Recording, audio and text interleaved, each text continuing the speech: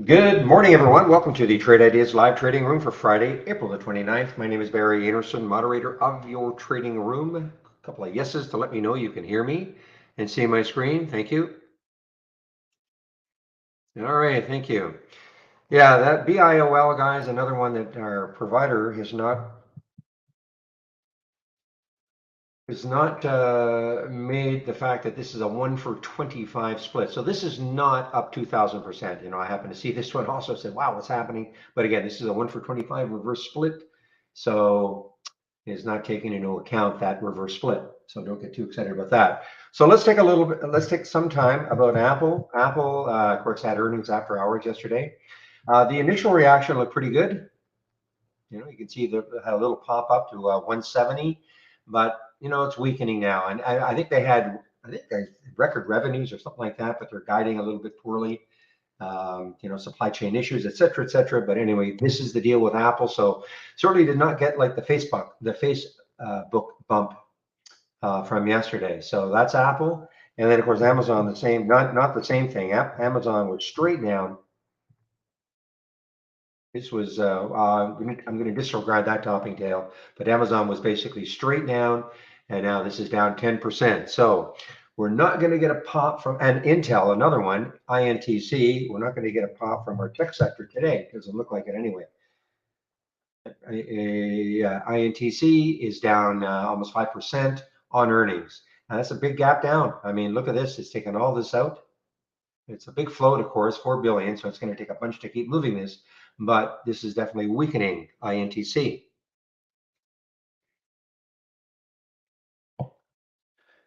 So get that out of the way. Now, GYTH is a buyout, in case you're wondering. You're seeing this flatlining across here.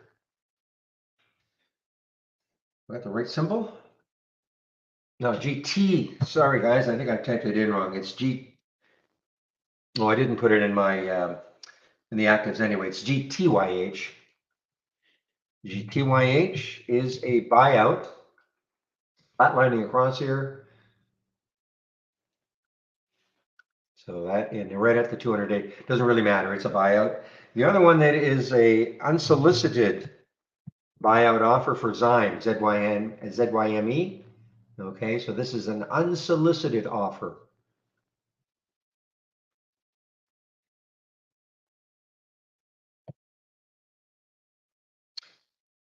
FNCH.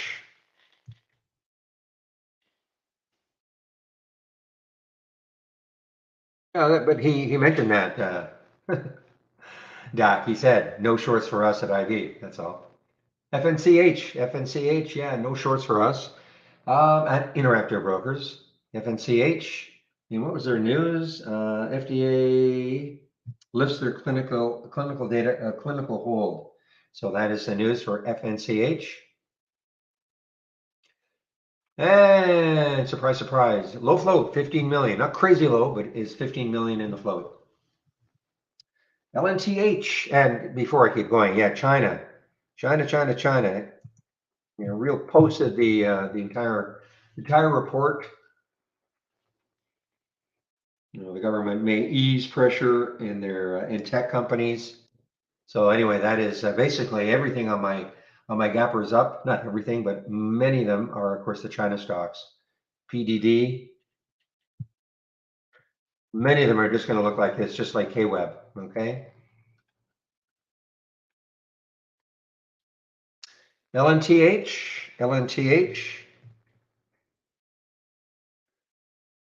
Big earnings play. Look at this one. This is an all-time high now. LNTH is an all-time high. LNTH earnings. Not very much volume yet, but boy, that's a big gap. And again, it's an all-time high, LNTH.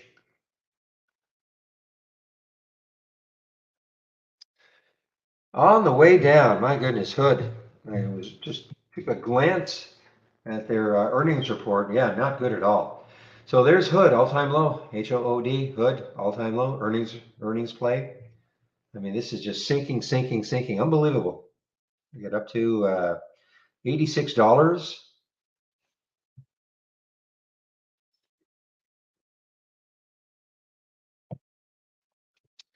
Yeah, TCAT. So I guess they're launching an NFT trading website. So that is the news for TCAT.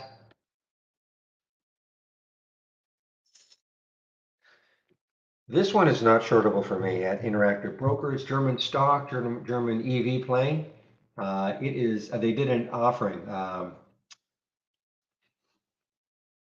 The pricing is scheduled. Well, I don't have an offering price, but anyway, they did a financing, raising $10 million, and this is an all-time low now. SEV. Yeah, and you guys were talking, of course, ACD.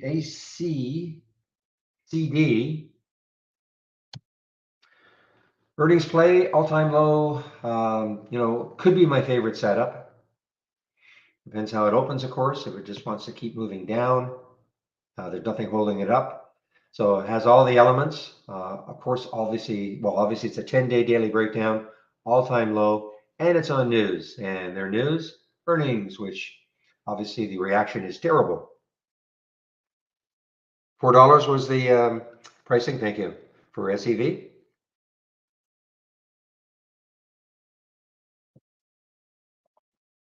Here's a big one, a BBV. A BBV, when I say a big one, a more expensive one.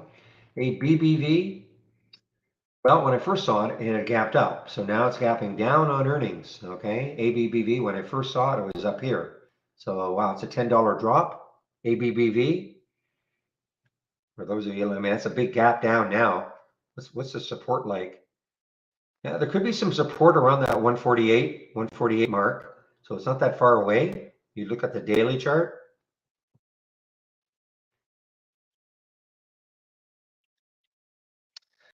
And Redbox continues to just be active every day. RDBX up to 12%. It's not quite at yesterday's high, $4. Well, what did it get to? Actually, at one point in the pre-market above yesterday's high. Then that next high is over here at 479.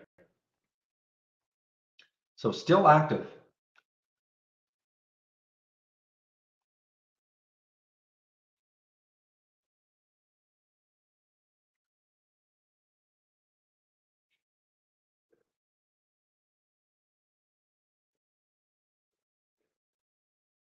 And let's see, just looking to see if anything else is sneaking in here.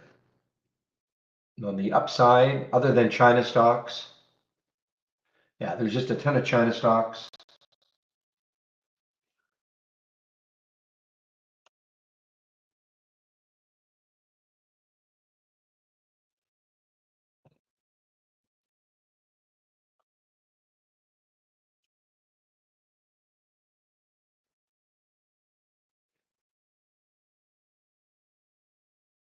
And just looking at, the one that from yesterday,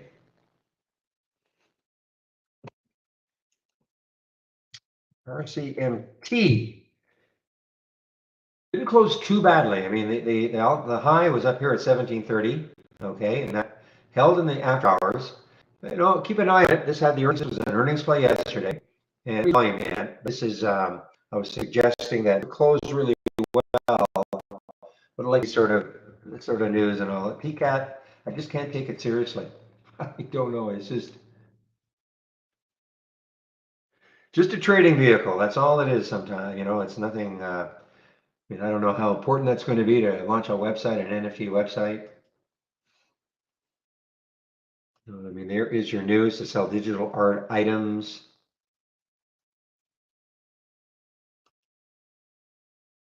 How's DLPN doing? I know they're not launching, they're not doing the same thing as TCAT, but they always seem to follow TCAT, or TCAT follows this one, but there's no volume.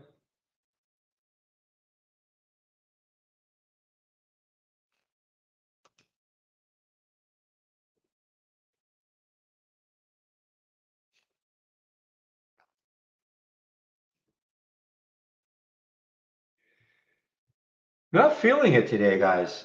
It's funny. I mean, yesterday was awesome with that Facebook pop, and that just really lifted the market.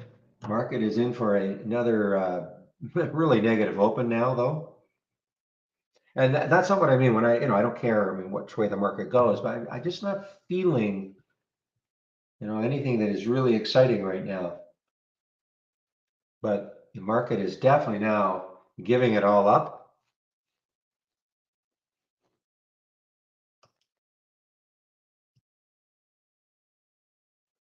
Okay. Okay, Bonita, just one moment. Okay.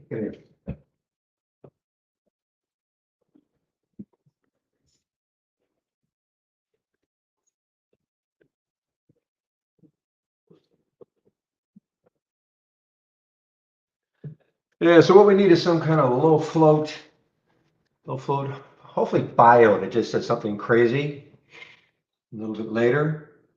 I just don't see that right now. That's kind of what my focus is on right now. I just don't see anything like that. I mean, we can say the FNCH maybe. I mean, it's 15 million. Problem for me is that looks like it's got a lot of resistance just, around that 4 level. It'd be nicer if all this wasn't here, and it was just maybe a straight shot up to 8. That'd be a lot better.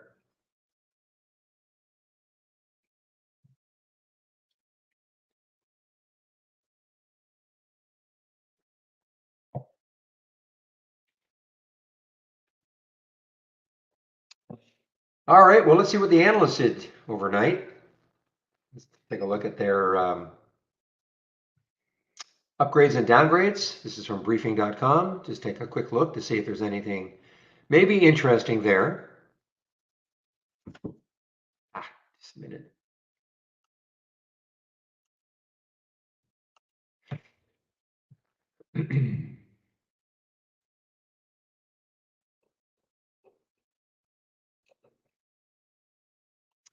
I guess I should mention Roku. Roku did have earnings. I probably surprised people. I mean, it had an earnings pop, and it's kind of holding. So there is Roku. It was an earnings play.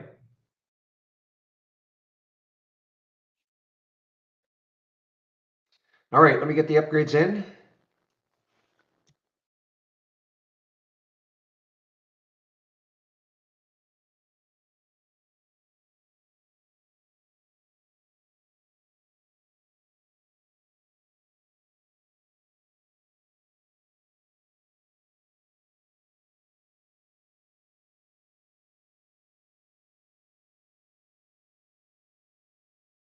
We have an upgrade for Roku also.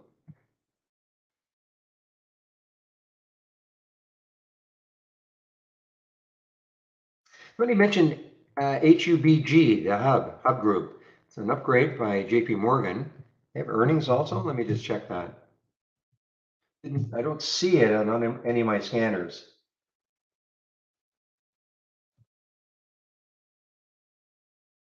A couple of upgrades for FBHS. Let's take a look at that one. Maybe there's something interesting there. So those are the upgrades. Let me take a look at FBHS. FBHS is moving at all. Okay, so it had earnings after hours. So a couple of upgrades for FBHS, a little more expensive one. Maybe has room to the 86 level. And how is that HUBG doing? HUBG, another expensive. So this is another earnings play. Low volume right now through the 200-day moving average.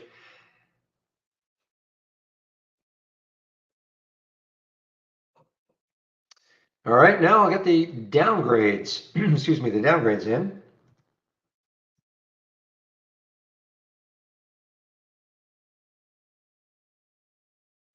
Yes, multiple downgrades for ACCD, guys. So there you go.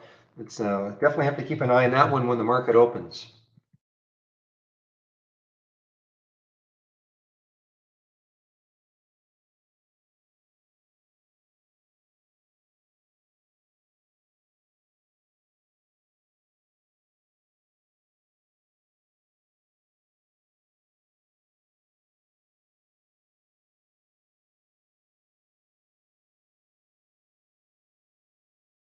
Okay, excuse me, there are the upgrades, there are the downgrades.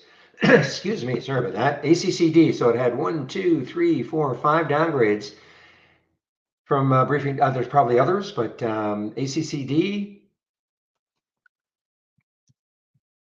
and that's from briefing.com. TOST, guys, is I'm hearing TOST moving down.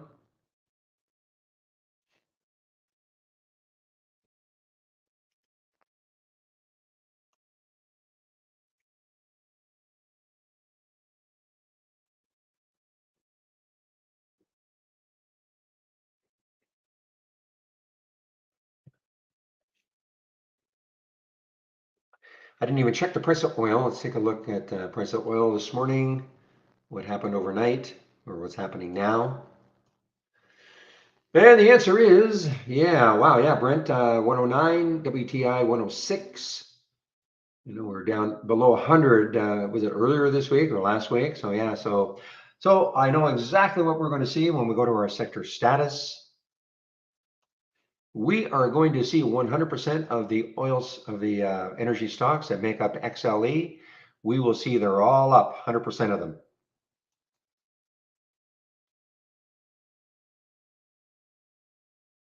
What? Well, that is interesting. That's really interesting. Don't normally see this, guys. I mean, okay, so what you're seeing here, these are the major sectors. This is XLE, the major ETF for energy. Now, these are the stocks that make it up. Normally, it's all or nothing. In other words, when I say that, usually 100% of them are up, and usually that means because the price of oil went up, or 100% of them are down. When I say, and again, we're talking about in relation to yesterday's close. I cannot remember seeing anything like this. Interesting. Usually, again, usually it's an all or nothing. So looking at the other sectors, you know, as the market, of course, is moving down, there's no positives. I mean, you can call energy somewhat positive, but yeah, there's no real positive sector today, right now. Of course, this can change half an hour from now, but that's a glimpse into what may be happening today. Interesting though, with that oil.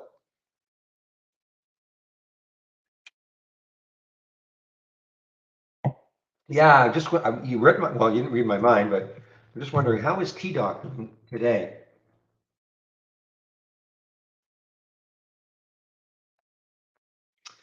That had the big rally. Excuse me. TOST is moving down here. TOST. I'm just looking to see if there's any specific reason.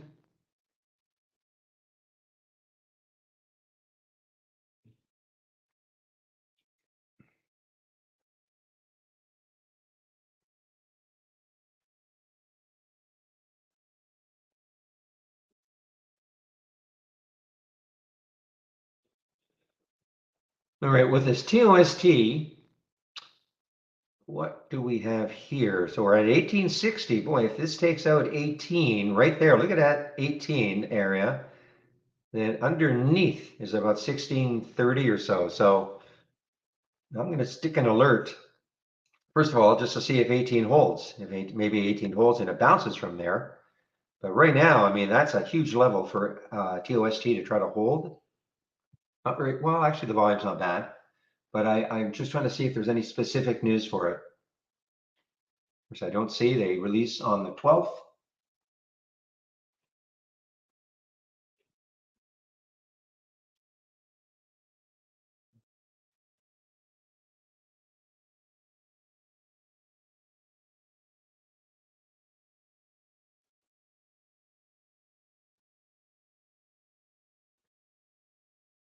Yeah, I guess that's what she came on. I guess that's what obviously would help that TDOC yesterday, but no, in long term, I don't know. Anyway, we'll just have to wait and see how this opens. TDOC.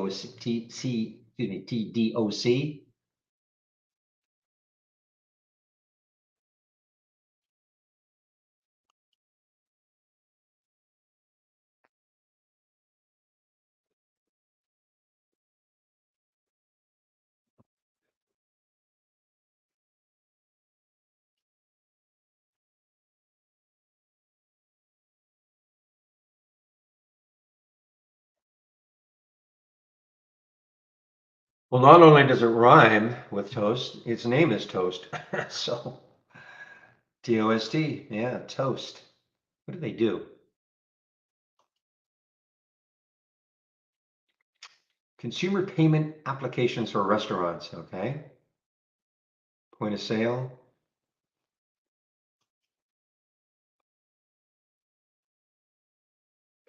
All right, red box over RDBX is over 4 again. Pull back down a little bit, just underneath 4. Big level right there for 404 was the high yesterday. Sorry, that's incorrect. That was the high on Wednesday. 404 was the high on Wednesday, so it's a little bit above that. And then the next high is 474.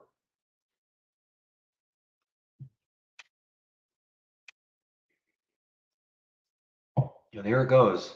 And it's a low float, 8.8 million in the float.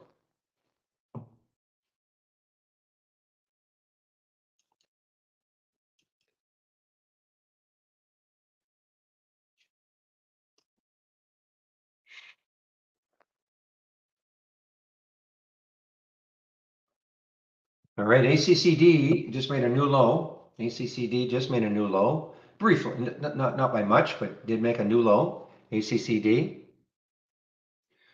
Now, the interesting thing, of course, how many shares? Yeah, 500,000 shares in Interactive Brokers. Man, oh man, it's down 42%. You know, the uptick rule could nail you if you don't get it now. I'm not saying to anybody to get it now. I'm not a, that's the only issue, you know, down 42%.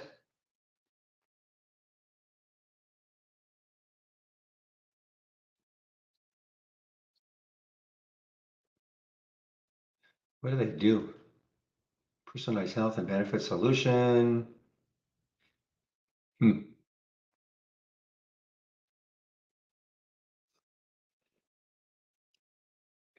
Yeah, I did see that. I did see that. It was kind of amusing, a little off color, but hey, it was pretty amusing.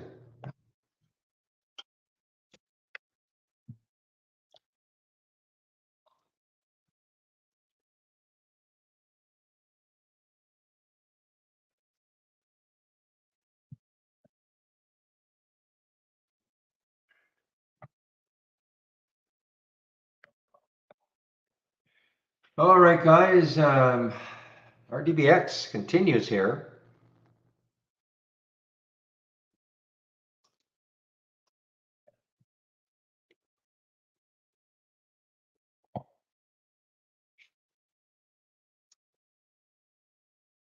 Also, Novavax just popped in my scanner here. NVAX. No any specific reason. FDA to meet in June to discuss EUA requests by COVID vaccine manufacturers. Okay, so I guess that was maybe most of them are popping too. I don't know, but there is NVAX.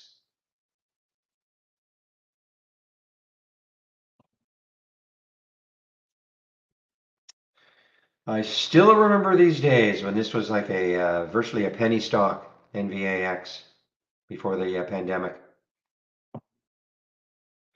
And then it got up to only 339.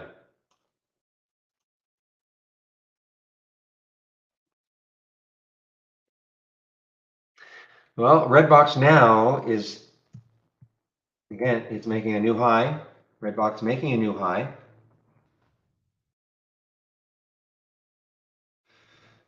And again, the next high looking left is 476.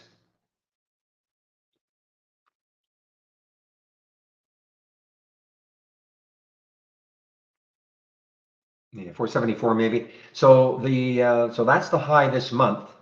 And so if it gets through that somehow, you know, continuing, who knows, over the next few weeks or so. I mean, the next one is 557. This one did get up to $27. I guess this was an IPO or a SPAC that turned into RDBX. Yeah, so what about the Zyme? I mean, the Zyme is, you know, an unsolicited buyout. So I wonder,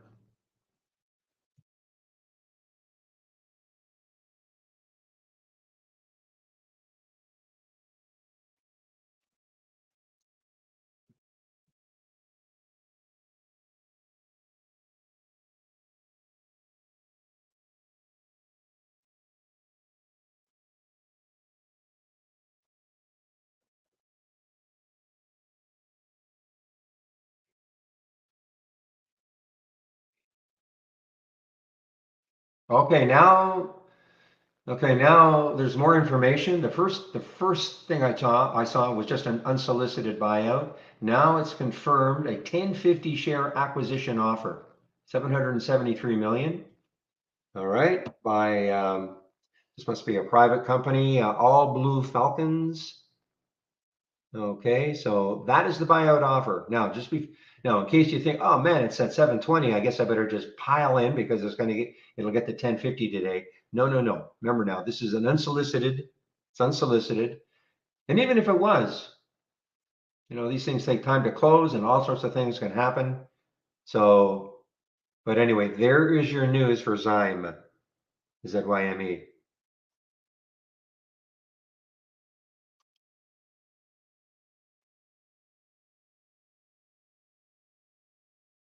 Well, nice to hear, Willow.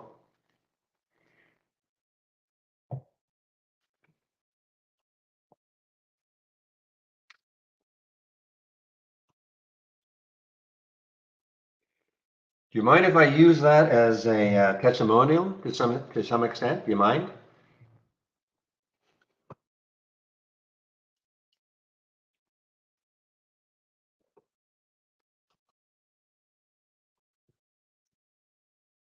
Okay, thank you.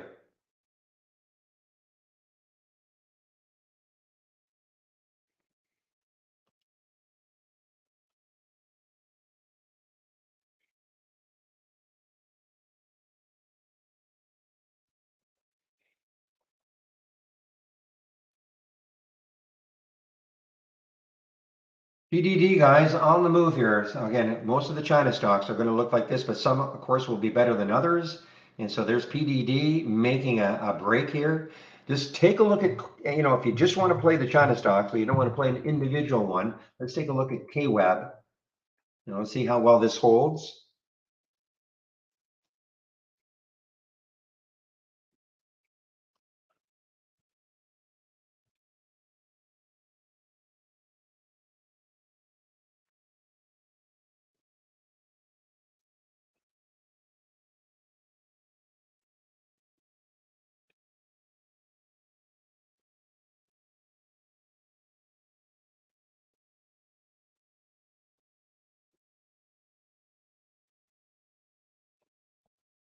All right, guys, give me one moment. Where's William? Market's going to open in less than 40 seconds. Let's have a great end to this trading week. And just give me one moment.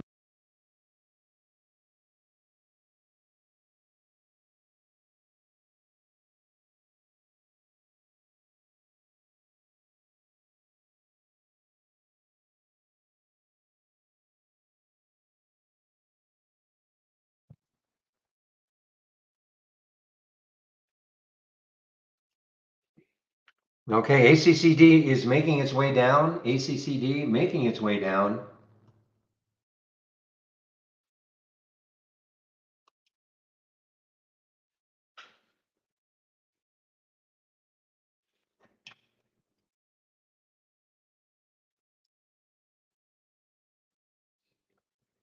All right, guys, ACCD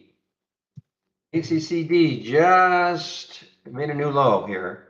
This will probably show up on my 10-day daily breakdown almost immediately. But maybe not, because one of my filters, it has to be 40 cents below the. No, there it is. There it is. There it is, guys. ACCD.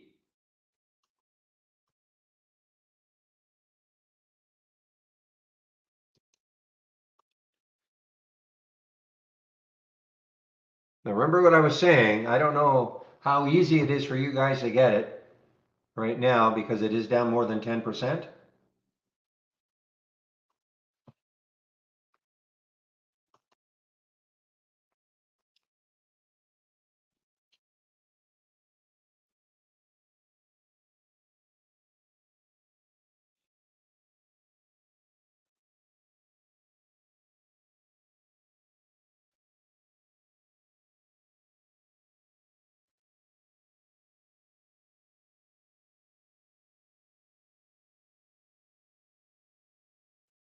Yeah, something's going on with the options. I don't know what is going on really.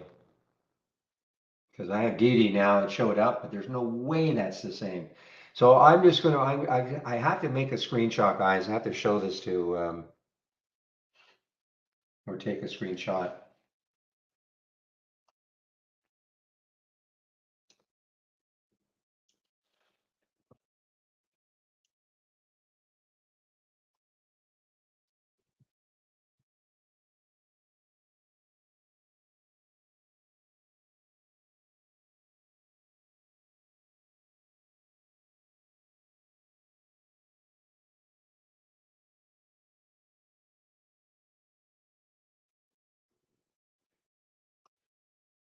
All right, guys. Well, the absolute key with the ACCD was not only was it an all-time low, not only did it have the bad news because of earnings, but how many times now, this is this is almost like a filter, guys. If I'm looking at the analyst upgrades and downgrades from briefing.com in the morning, and we see the same stock being either multiply either upgraded or downgraded by many different brokerage firms, you've got to pay attention to that. And that's exactly what happened with the ACCD. I mean, so even though it was already down about, what, 34%, I mean, look at this tumble now.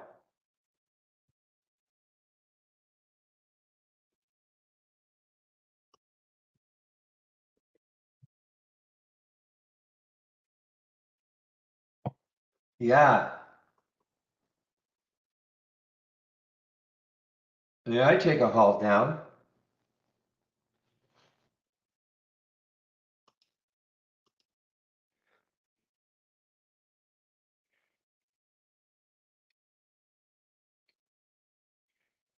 Oh man, oh man. Well, guys, as I say, it just takes one good trade. Remember, I was musing about this. I was, saying to you guys, it might be hard to get. It might be hard to get when the market opens. Anybody have a problem getting it when the market opened? Where you wanted it?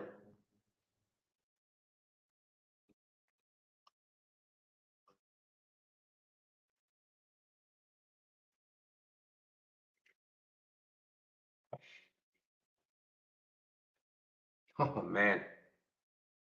I mean, this is just a tremendous percentage move. Well, I've covered some guys in case it can't get below 5, okay? I've covered some in case it can't get below 5. Yeah, and I really have to watch myself, Marco. I mean, all I can do is say, guys, it might be hard to get because it was down, I don't know what it was down, 40%, 38% pre-market because of the uptick rule. You know, I almost said it, you probably should take it before, but I can't say that. Take it before the market opens. But once I looked at that, all the downgrades piling in.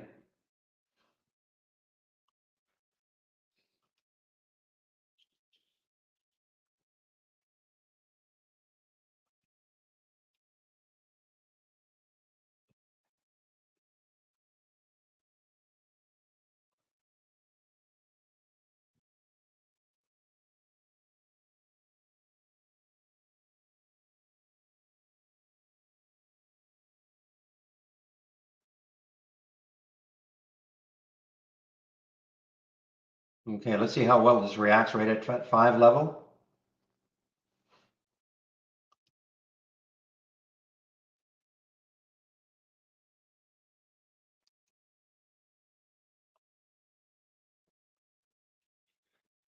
And guys, look at Facebook.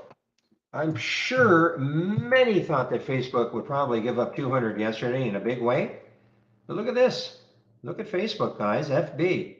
There's a big move for Facebook. And it's above the high of yesterday, yes? So the next high looking left is 214. But more importantly, I mean, it held. It got down to 192, closed at 202, over 200. I'm sure that a lot of people thought, okay, that's it, as it was moving down yesterday. But that's pretty impressive.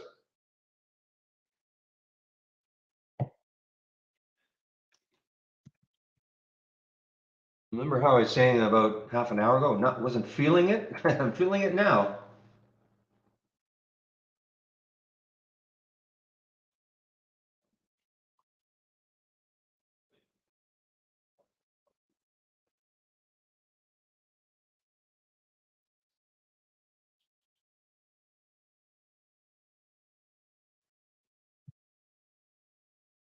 I'm hearing Ego, which is, of course, gold, a gold play, El Dorado. What a great name.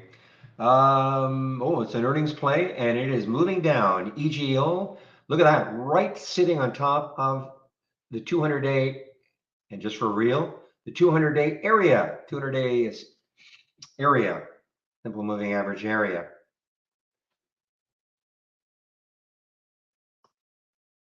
Now we have a halt, BIOL. Okay, so this is not up, just so you know, this is not up 2,300%, all right? This is actually, did a 1 for 25 reverse split. So this is actually not up 25%.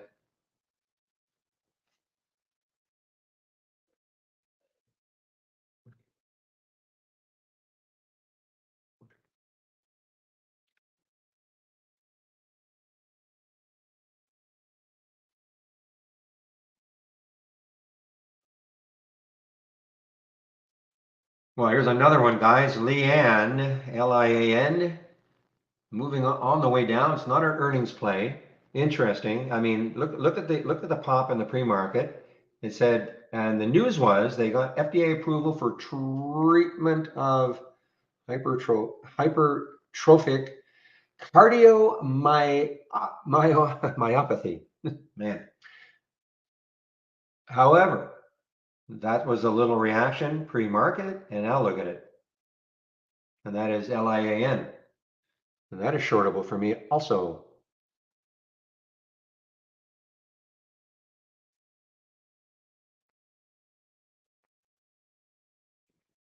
All right, guys, ACCD. I have to put an alert just underneath 5 to see if it did get down there, but see if it takes it out again.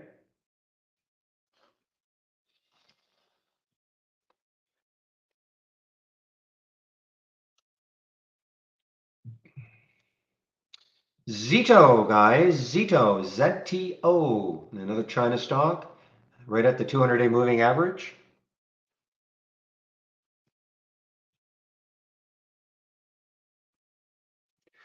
So again, only one in my 10-day daily breakdown. Now that's at 9:30, okay? But I was worried that you wouldn't be able to get it with that. So I actually, the question is, were people able to get this if they wanted to? Now look at Redbox, guys, RDBX surging here. So were you able to get it when the market opened, where you wanted to? Or did the uptick rule nail you?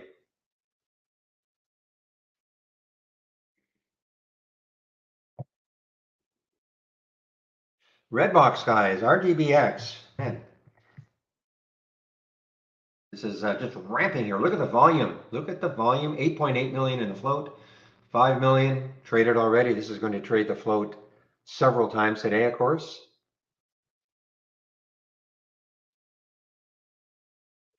All right, guys, I've covered most of my ACCD. I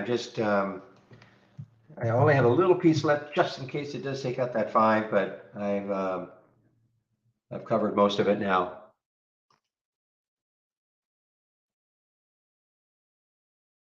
It was over $1 move for me.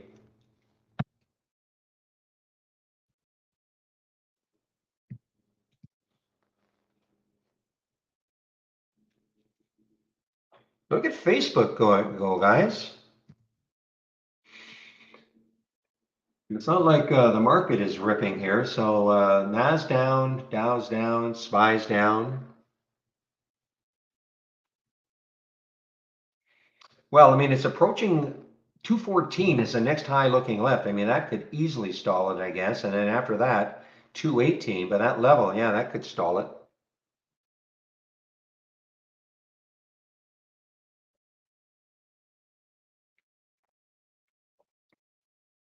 Yeah, YMM, that's some kind of a trucking China stock. to do with trucking, full truck alliance.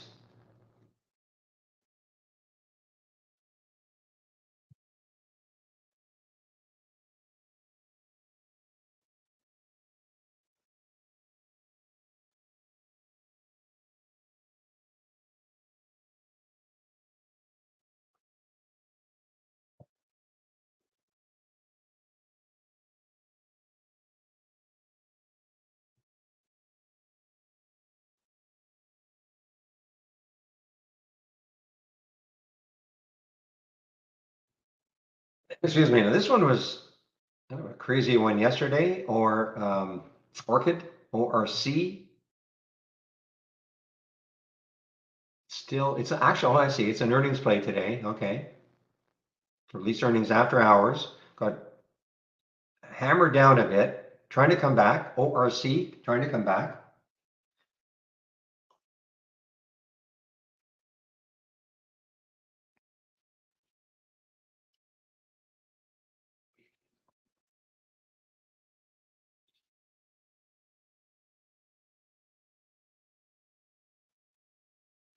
Okay, well, I might be wrong. ACCD, another challenge at 5.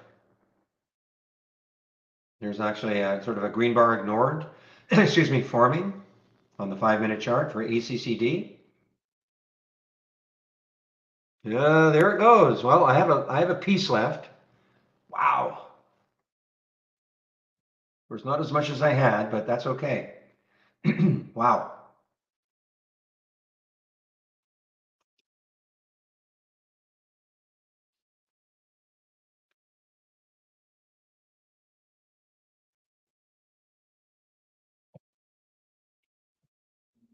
Did not read, its earnings release at all, but ha, I love it.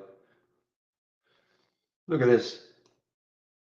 So at one point, Bank of America said, we think this is going to be a $45 stock. So they've cut it down to 9.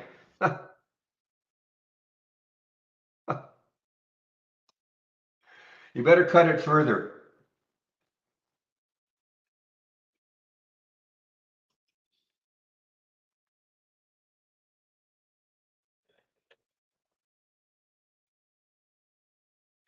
And on the long side, that red box, RDBX, getting closer and closer to this to that high of 3 days ago, 472, closer and closer.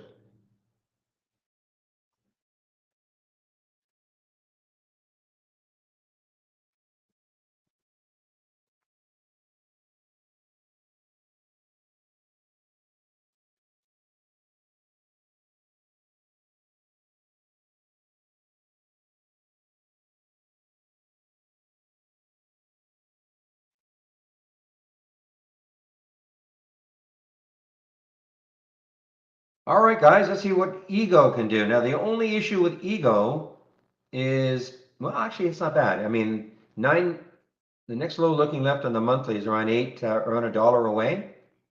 On the weekly, it is around 9. So it might be just sort of a more like a scalp opportunity. It is, and it showed up on my 10-day daily breakdown. Of course, it's not an all-time low, but it is an earnings play, and obviously the reaction is not great.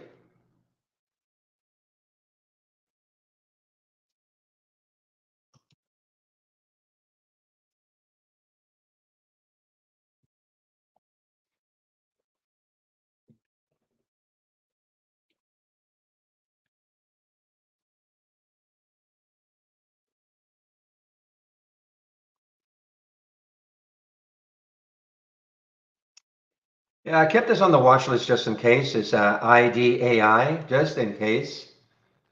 But it looks like it's drifting down. This one is not shortable for me. Maybe the 200-day holds it.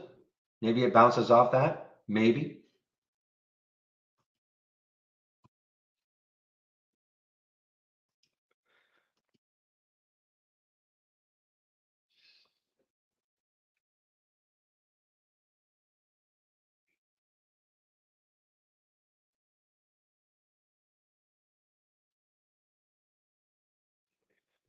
All right, well, Zyme just showed up in my option scanner. I want to make sure this, okay, this does correlate.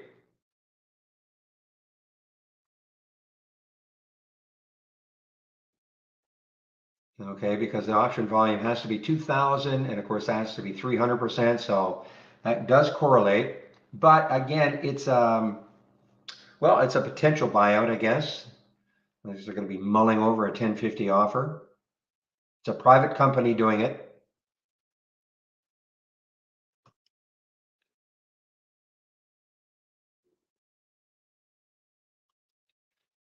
Okay, so here are some of the China names. These are my guess is that XPEV and NIO are maybe doing the same thing. The China EVs. Let's see what KWeb is doing.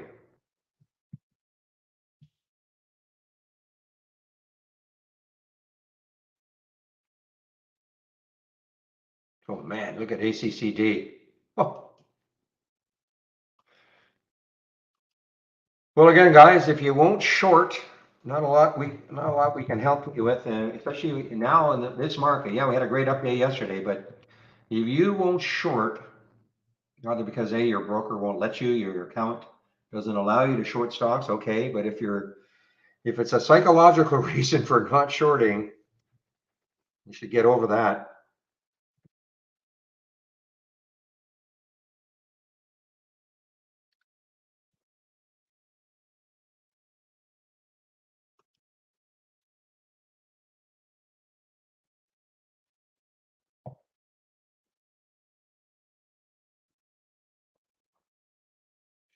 Netflix is even toying with or teasing at $200. Netflix, NFLX is even teasing right here at that $200 level.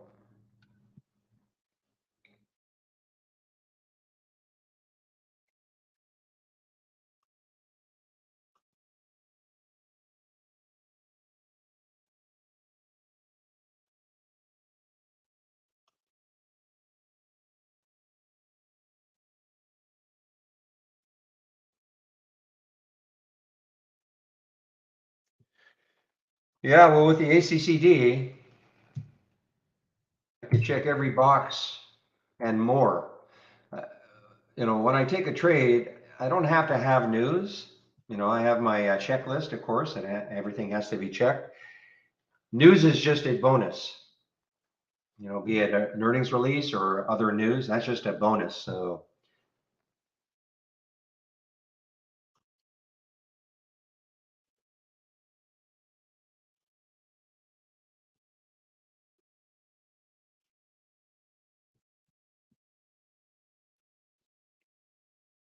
boy, Redbox, super strong. RDBX, almost at that high 3 days ago, 474. I don't really see any news on it. Any specific news? I don't think I've really seen any specific news.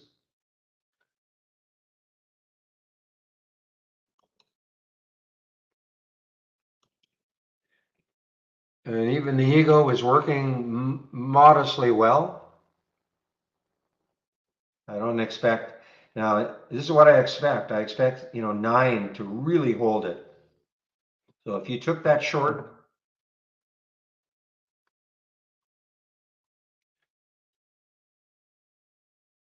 look at Redbox, Mike. I sound like a broken record, but this is pretty amazing stuff, guys. Look at the volume, 12 million, 8 million in the float.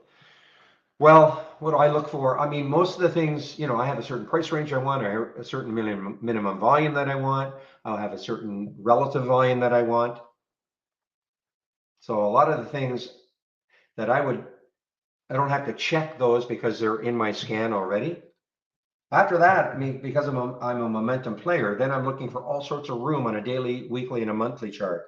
So if I get something that is, because most of the things I see are at today's high or today's low, then I'm just looking left to see how much room does it have.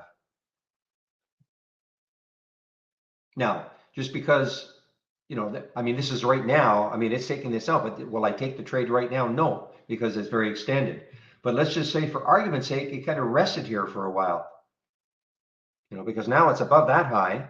The next high looking left, I'm not even sure where that is. On the weekly chart, it's 557. So when I get an alert, most of the things that I have to check are already checked because of I don't never have to worry it's outside of a price range that I'm comfortable trading, or volume that I'm comfortable trading. It's got to probably up or down a certain percentage and the relative volume. So I can check a lot of things just with my scans.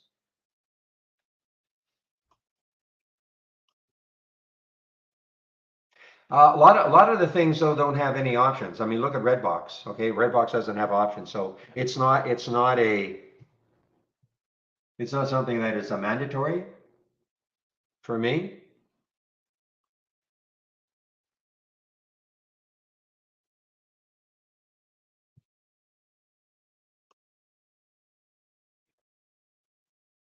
All right, guys, I got out of the ego basically flat. Actually, I should have been paying a little more attention. I could have taken a little bit of profit, but I got out of the ego basically flat.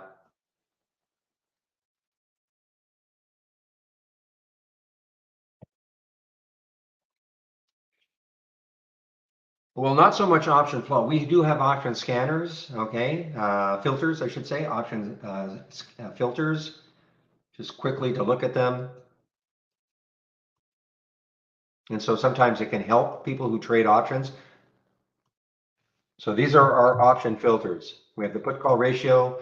Option volume today is the average over average contract total contracts over the last 10 days. This is the option volume today, put and call volume today. And this is kind of the cool one, the option volume today percent.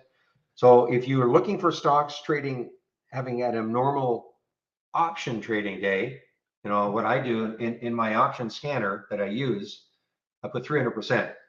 So for instance, if a stock has normally traded 2,000 contracts over the last 10 days, for me to see it today, it would have to be trading 6,000 as an example, 3 times normal.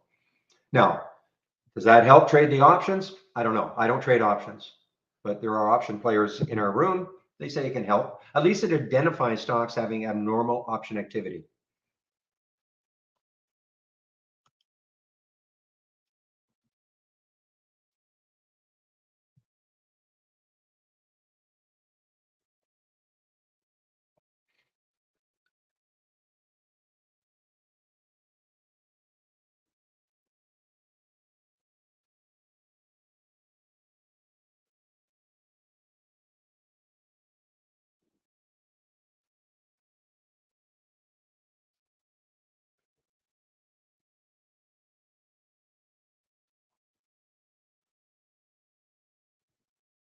Oh man, where's this going? I mean, we don't know. I mean, I know there's fibs and all that. There's no, obviously no chart support for ACCD. Why do we say that? It's an all-time low. So there's nothing that's going to hold it up on the chart anyway.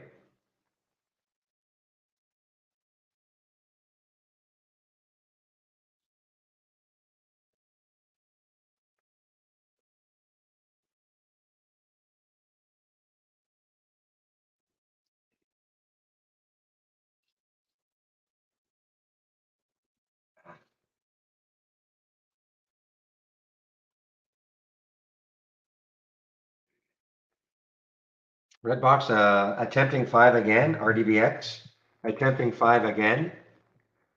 Let's take a look at my watch list. These are the alerts that have come into my watch list so far. So there's the red box at 465. Now actually Hood is obviously bouncing, guys. Hood, wow, it's actually gone positive. Gone positive in earnings play. Excuse me. So it's actually bounced quite a bit. I'll take that target. That's another dollar.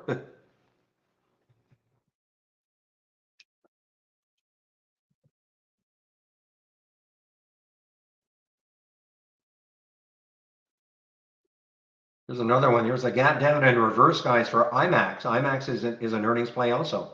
A little bit like the Hood in terms of a gap down and then a recovery. And what's the next high looking left is 1561. So it's a little bit above that, excuse me, that high there. And then 16. So to me, it just doesn't have enough room to move.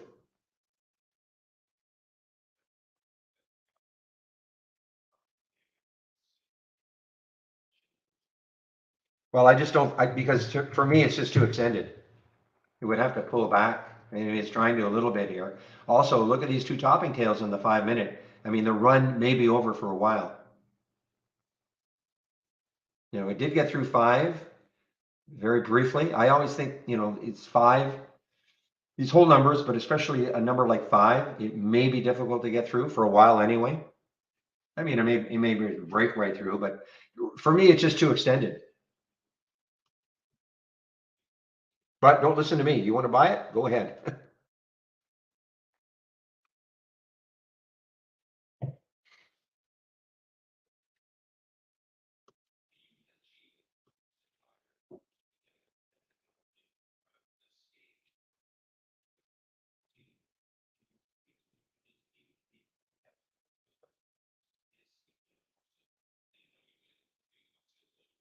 Netflix, guys, man, oh man, this is a great recovery for Netflix. Over that 200 mark fairly easily. ACCD is showing up in your bounce plays now, but I mean, it might bounce. It's going to bounce at some point. We all know that. There will be people stepping in at some point. Just looking to little bottom fishing, but look at the market, guys. Hey, nice big green bar. Second 15-minute candle. Nice big green bar here.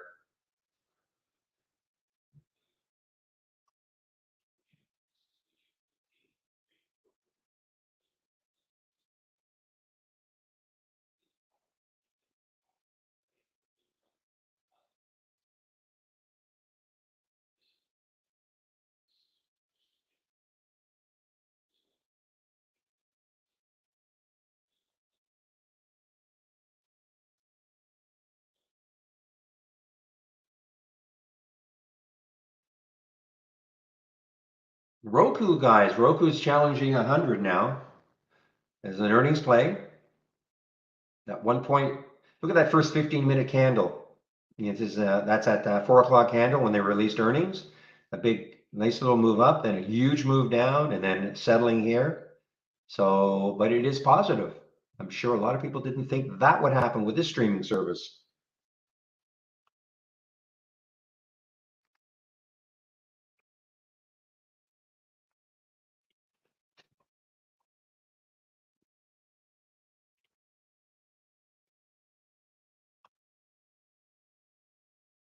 What a candle, guys. Look at this big green candle here on the SPY. We're almost all positive now. Almost.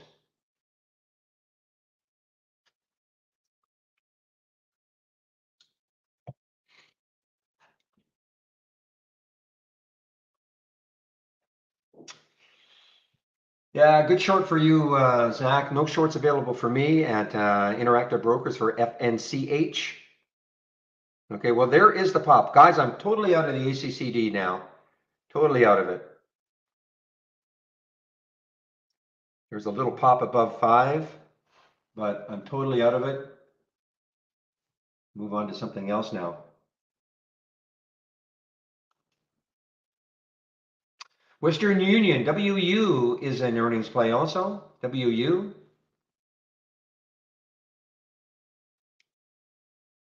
And moving down on earnings, it's a big float, 384 million in the float.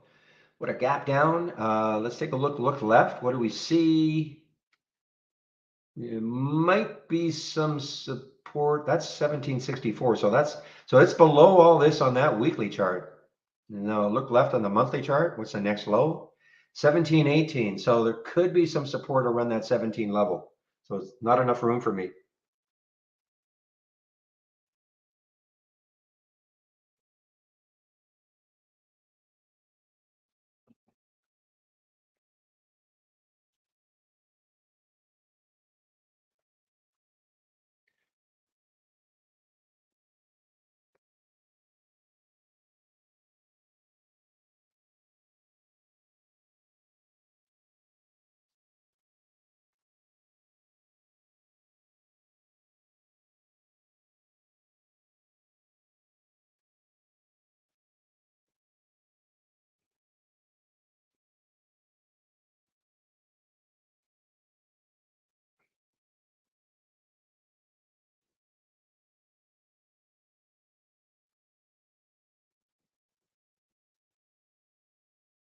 HCDI, I think somebody mentioned this one earlier. Also, HCDI, low float, new housing operative. Okay, where are they out of? Out of, okay, Georgia, or sorry, Washington.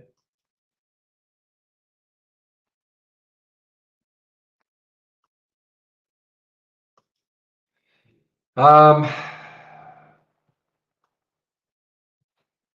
where's that HCDI? HCDI, so over three, what would happen if it really broke through three? The next high looking left on that daily is 298, so three obviously an important level. Yeah, there's 303 here. To me, again, just look like there's all sorts of stuff it's got to get through. You know, look at the weekly chart. I like to see something cleaner. And when I say that, for instance, on that weekly chart, imagine if all this weren't here, and if I looked left on the weekly chart and the next high was up, you know, a 4.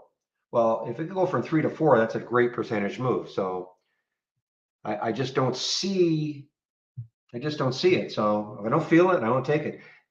One of my checklists. I don't see a lot of room for it to keep moving until it hits the next high.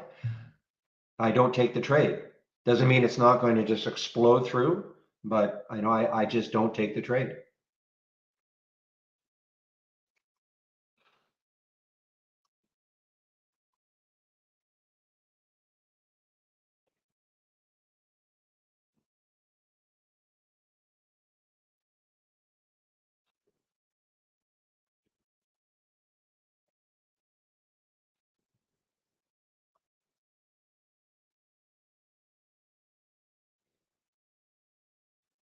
Okay, guys, as a little bit of a break in the action for me, I just want to pop this link in here about the test drive.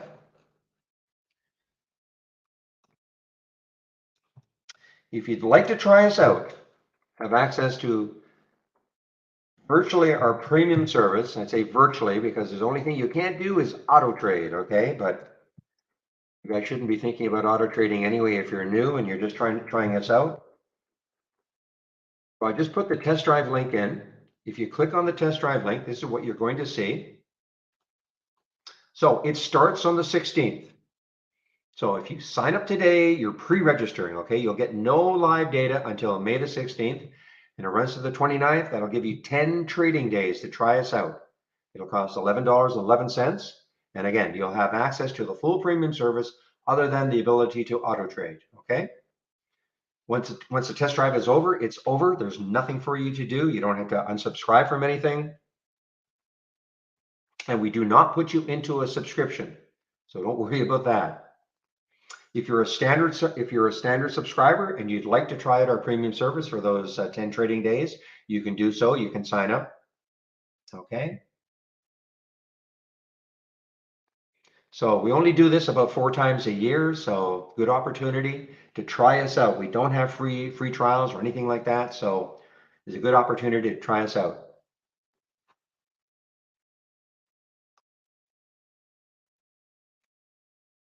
You'll actually have access to the program on Friday the 13th, okay? About an hour after the market closes, you'll have access to the program. So, and you know, well, you're going to say, well, there's no live data. It doesn't matter. You can at least get familiarized with trade ideas. I'm going to go over some of the things you can do. You know, you can take a look at our user guide. I share a lot of scans. You're going to see a lot of scans in our toolbar that you can take a look at.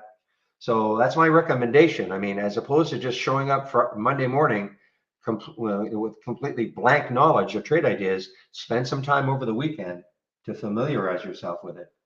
Okay.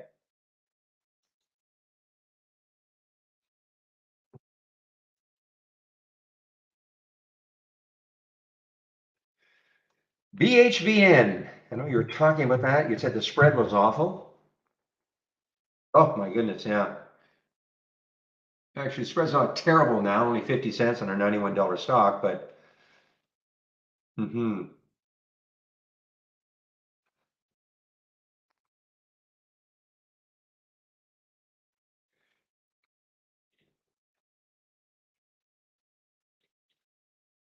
well, actually, Zach, from your bounce scanner, that was pretty good. The ACCD 464. You can make it on the upside. You can make it on the long side. Big gains on the short side, of course, but Now, if anybody who took this one, I'd be looking at this 530, 529, 530 level as potential resistance. Okay, so ALLG, boy, I haven't seen that one for a while. It used to be one of my favorite ones to, yeah, look at this. One of my favorite ones to trade. Lots of action usually. I just haven't seen it for a while.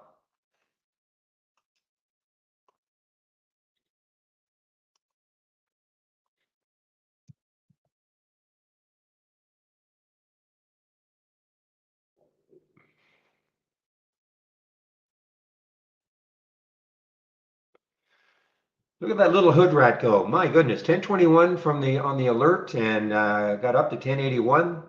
So the watch list actually has just pay attention to that. Just three stocks here. That's it. The red, they all work. Well, I don't know about the ACHR. We're alert at 477, so it hasn't really moved yet. And yeah, when I looked left, I didn't like it because look at all the resistance around 5.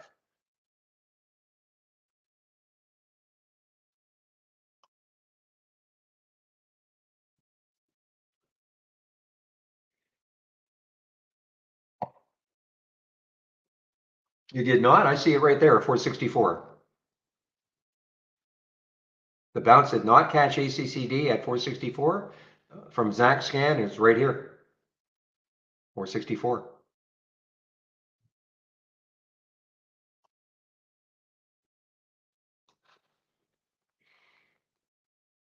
And again, it's one of the scans I'm sharing.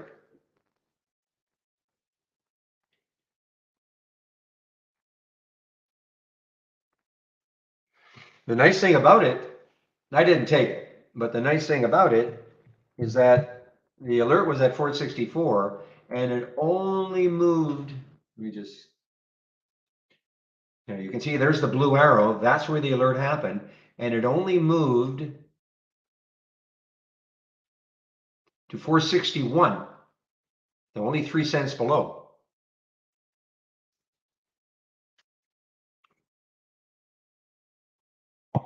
Eternal gratitude.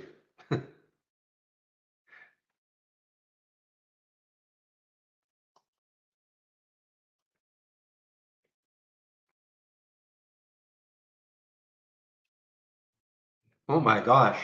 William and fibs. I never thought I'd say that in the same sentence. And we're not talking lies.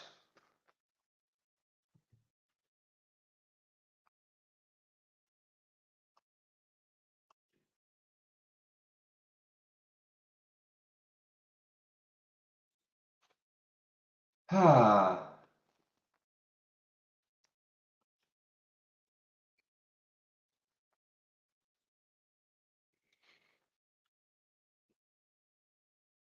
By the way, guys, I've sort of resurrected my gap continuation or reverse. Again, I'm following that again. I put it up yesterday. Especially in earnings season, we see a lot, probably a lot. Again, one of the scans I'm sharing.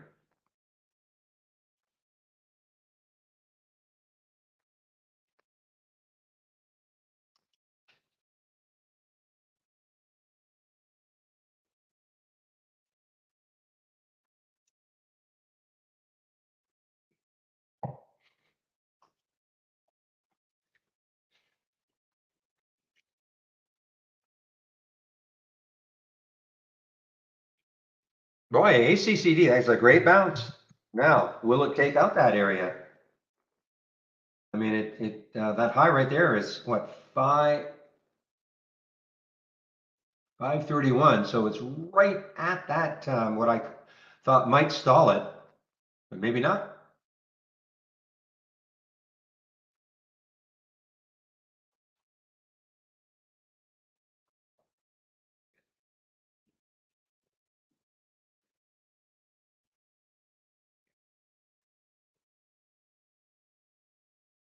See if there's any specific news. This is an EV play, right? Yeah, this is an EV play out of the Netherlands, or that's where they're headquartered. Let's see, Allego. So let me ask you this, William. Does that mean that you are going to pay attention to fibs and you'll actually hold on a little bit longer?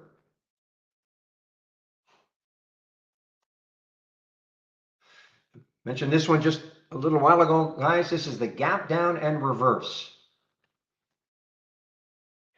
So for those of you who like to play stocks that, well, gap down and reverse, so they're not making new highs when we see them, I'm going to share this with you, my gap continuation or reverse.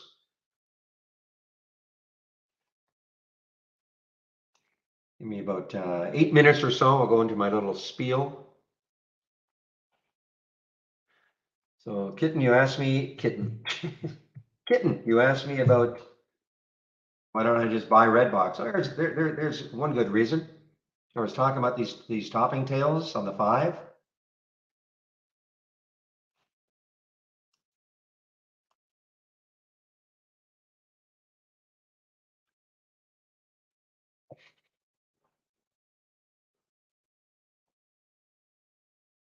Now the AI had a great day yesterday. I'm just kind of checking today to see what sort of day it's having. It's nondescript right now.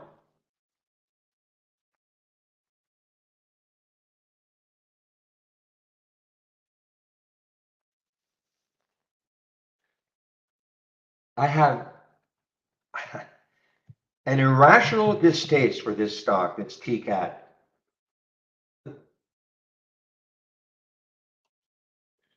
It's sort of like the JAGX for me.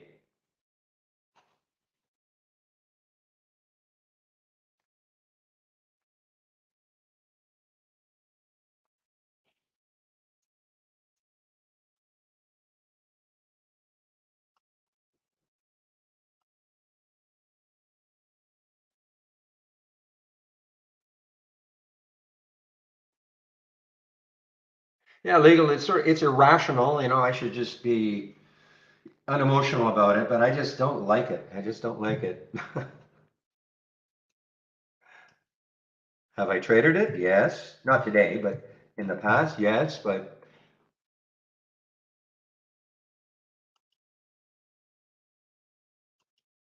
all right. So here's the ZYME. Is this shortable? It is shortable for me. Now, remember we're talking about this, and so yes, they came out and they said we have an unsolicited offer, and it is at 1050. So I was trying to say to people, well, if you're looking at this is in the pre-market, okay? Pre-market. So the stock's sitting at 750, and you might be thinking, well, man, they've got an unsolicited offer at 1050. Why don't I just take it now? Because it's going to 1050 from 750. And here's why. First of all, we have no idea whether it'll be accepted or whether it'll be pulled. Unsolicited offer is, it can be kind of scary.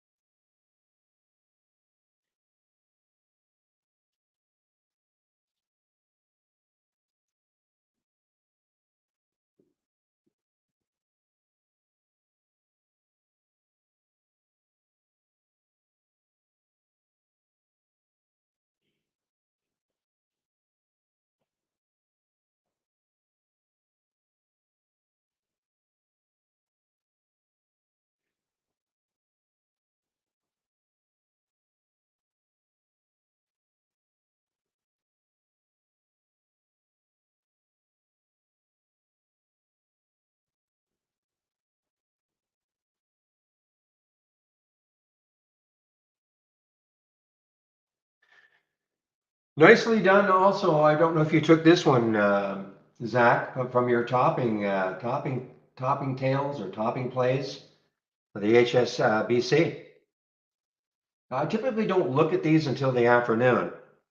Other things going on for me, but and this wasn't so bad because there was the first alert, 31.94. It got up to 32.25. That's not terrible. It's not a huge difference on a $32 stock. So, we were talking about this yesterday. So you get one of these, and these are difficult plays. I mean, topping plays, bottoming, bounces, they're not easy, especially if you're new. But I was suggesting just put an alert at that first, or price alert at the first one. that you get, as long as it's not there's not such a huge difference between the second one and the first one.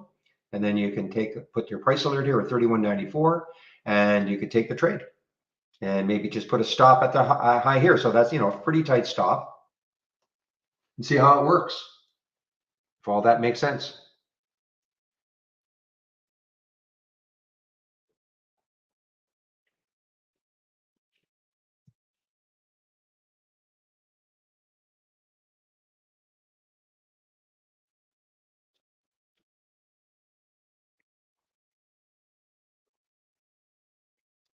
Yeah, well, I mean, T-Doc obviously has still a huge gap to fill if it wants to. It had the earnings yesterday, horrible.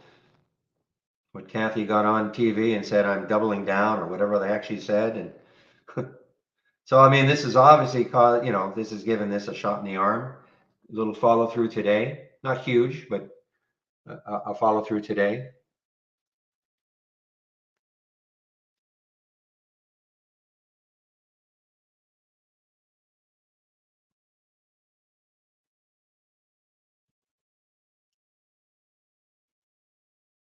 Yeah, after that nice little pop here, that second 15-minute candle, it's been wiped out by these two. So that's too bad if you're looking to go. So bounce plays, right now bounce plays are suspect.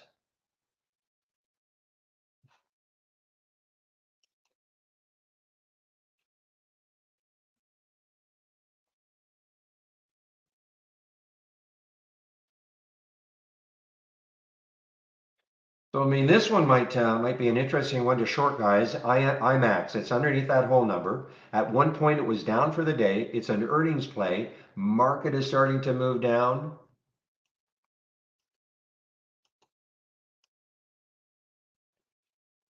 And I cannot tell you to take a trade. Just pointing something out that might be interesting, okay?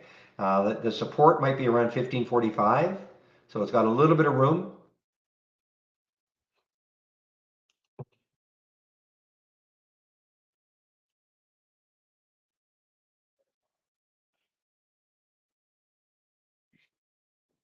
Are you talking about up in Trade Ideas poll? Yeah, it's not customizable. So if that's what you're talking about.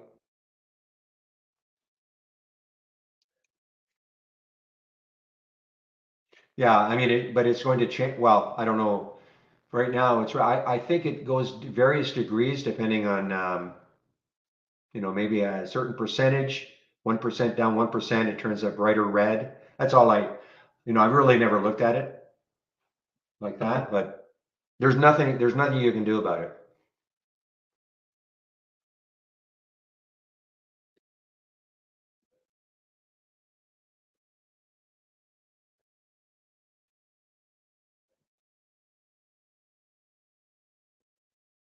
Now look at Netflix and probably Facebook. Yeah, Netflix and Facebook moving down with the market.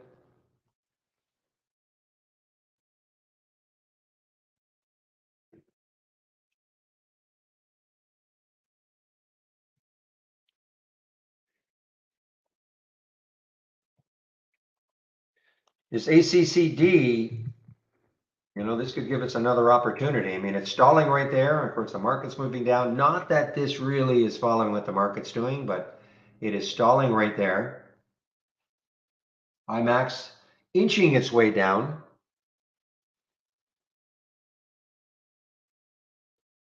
No, you cannot auto trade anything in the Market Explorer.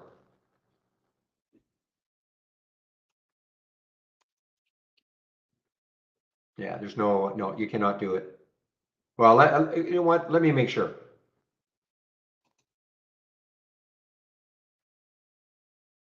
Yeah, no, you can't. You can trade it, but you cannot auto trade it.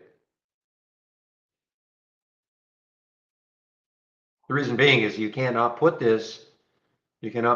these strategies into Brokerage Plus. All right, guys, this just opened. Whoa, look at this one. 6 million, 5 to 650.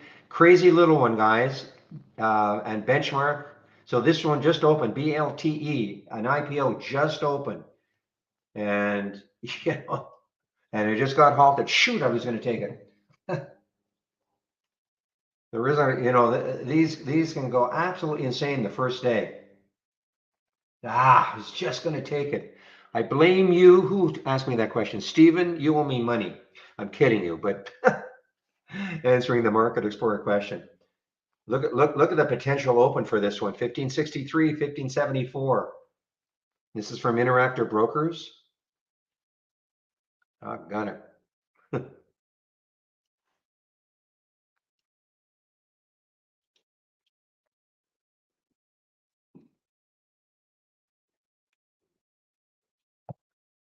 Pam, did you get that one? Did you see that one? BLTE. Now, you see what happened here? And also, so people ask about IPOs a lot. Do we have a scanner for IPOs? We don't have a scanner for IPOs.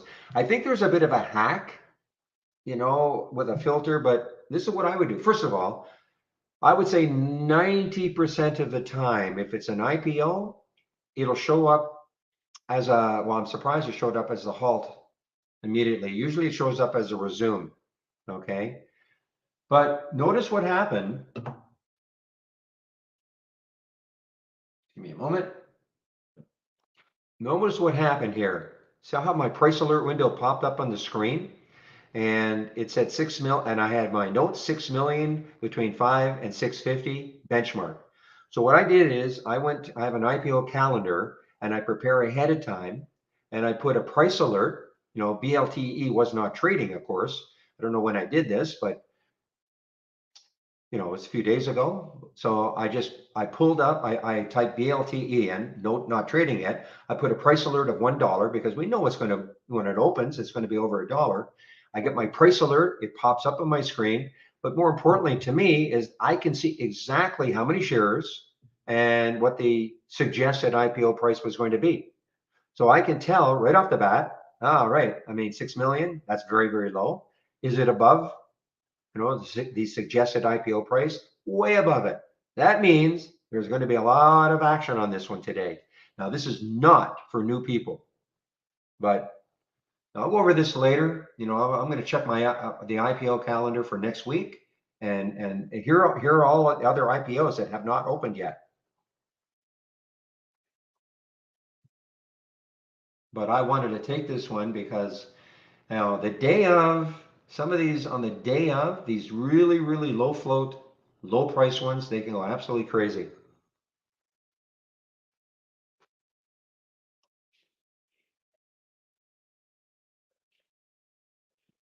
So Netflix now is underneath 200 again.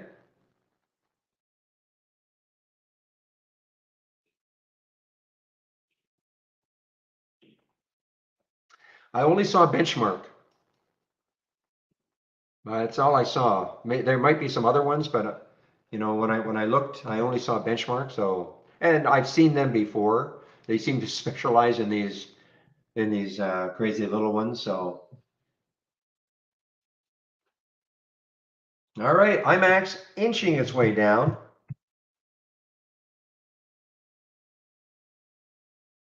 This is if you took it, then I'd be very aware of that 1550 mark. But it's moving with the market.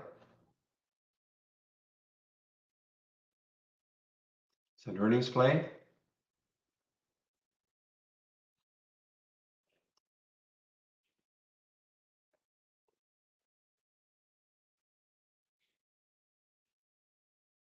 Yeah, ECCD is still in bounce mode. Even it's still in bounce mode. It took out that what I thought might stall it for a bit, 530 area, but it's still in mini bounce mode.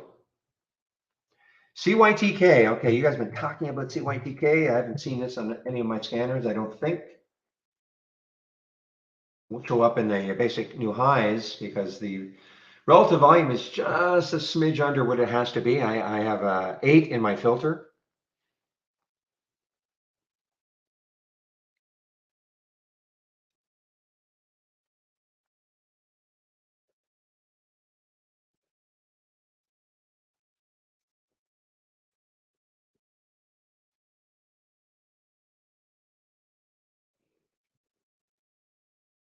No, that's pretty good. Offering price at 3 and now it's trading up here. Yeah, wow, look at the volume that came in too. Look at the volume, guys. I mean, it's a low float. This will easily trade the float.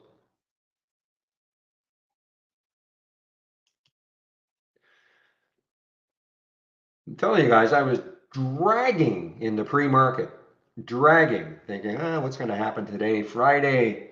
Not that Fridays are bad. You know, typically people ask all the time, are Fridays slow? No, I wouldn't say Fridays are slow. But I just didn't, as I said, I just didn't feel it. But boy, I'm feeling it now.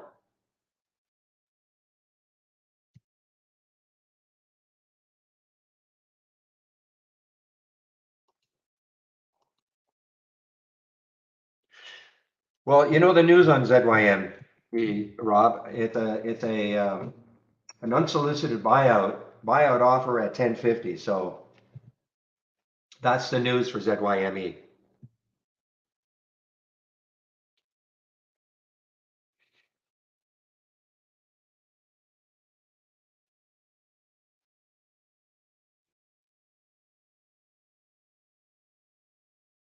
Yeah, so that gap down and go for Woo. I was thinking maybe that 17 would hold it, but not at all. Not yet, anyway. Yeah, warming up again to my gap continuation or reverse. Let me just explain this one before I get into the overall spiel. So what you're seeing here, this is called a multi-strategy window. And so what you can do with a multi-strategy window, you can take as many alert windows as you want and put them into what we call the multi-strategy window. Typically that's done if if screen space is a premium to you. You don't have a lot of monitors, got one monitor. And so, you don't want to have a lot of alert windows dotting all over the place. So you can put them all into a multi-strategy window. Now that's not why I did this, because screen space is not an issue for me. But I wanted to put all these in because they're kind of similar strategies. Now, what do I mean by that? So take a look. Here are the strategies. So it's like they're all gappers. Okay. So gap up and go. Gap up and go means the stock gapped up and it kept going up. Now, does it mean it's going to keep going up forever? No. But when I got the alert, it had gapped up and it had moved higher. Gap down and reverse. It means a gap down and now it's starting to reverse. Now, does that mean again it's going to keep reversing? No, but it gives you at least you have the opportunity to look at it. Gap up and reverse. Now that's where I saw the IMAX. Gap up, reverse. And then the gap down and go, and that's WU. The gap down and it kept moving down. Okay, again, we don't know for how long it's going to keep doing this, but that is the multi-strategy window with the gappers in there. And again, it's one of the ones that I am sharing.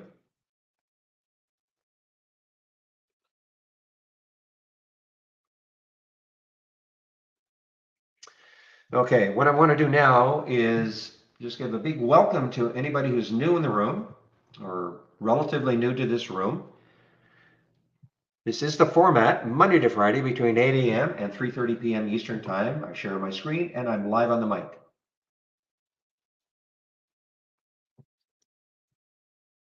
One more time about our test drive that starts on the 16th of May.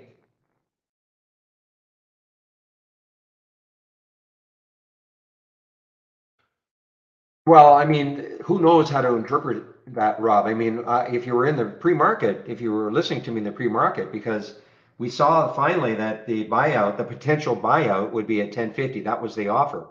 And, the stock is sitting at 750. So you're in, an immediate reaction, and I'm talking about the ZYME, your immediate reaction or a person's immediate reaction would be, well, why don't I take it right now at 750? Because it's going to be bought out at 1050. So many things can happen, it may not happen at all. It's unsolicited, number one. So many things can happen. So it's not like a slam dunk. Look at Twitter. Twitter's a great example. TWTR. The buyout is what, 54.20? It's at 49.80. You could say, well, why don't I just take Twitter right now? Because it's going to be bought out at 54.20. Well, it might be, but a lot of things can happen in the interim. This is not going to close, like Twitter is a big one, obviously. It's not going to close for weeks or months. So, and a lot could happen. I mean, who knows? Maybe somebody pulls out of the deal, or so that's why these are not slam dunks, even when you see a buyout price.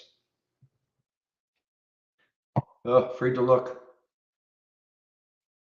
All right. Well, that was short-lived. I mean, it did pop.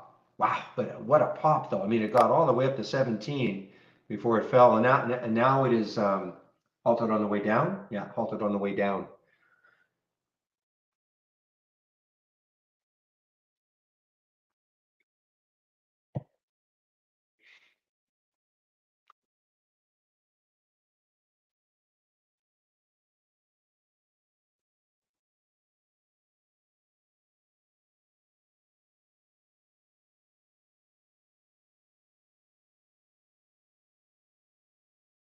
Okay, again, just one more time talking about our test drive. So if you click on the test drive link, you want to try us out. We don't have free trials. This is the closest you're going to get to one for $11.11. You have access to the full, well, yeah, almost the full premium service. You will not be able to auto trade. That's the only thing you won't be able to do. Starts on the May the 16th, but actually 2 weeks from today, which is May the 13th, you'll actually have access to the program about an hour after the market closes. So you can play around with it over the weekend or the balance of Friday and over the weekend. It will cost $11.11 to do this. And if you're a standard subscriber, you want to try and want to take a look at our premium service, that the offer is open to you also. Now, if you sign up today, all you're doing is pre-registering, okay? You're not getting any free data. People don't read, I guess, because we get so many emails. Hey, I just signed up. Where's my data? Starts on the 16th. I mean, I don't know how much more bold we can make it, but anyway, I'm just trying to help our poor support people. When the test drive is over, it's over. Nothing to do. You don't have to unsubscribe from anything. We don't put you into a subscription. When it's over, there will be a nice promo code that if you do want to take out a subscription, but we do not put you into a subscription. So there's nothing for you to do.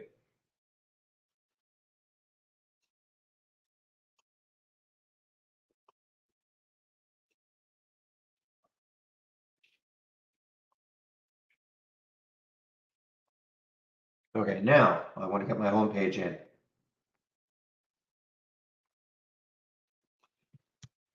So a lot of information on my home page.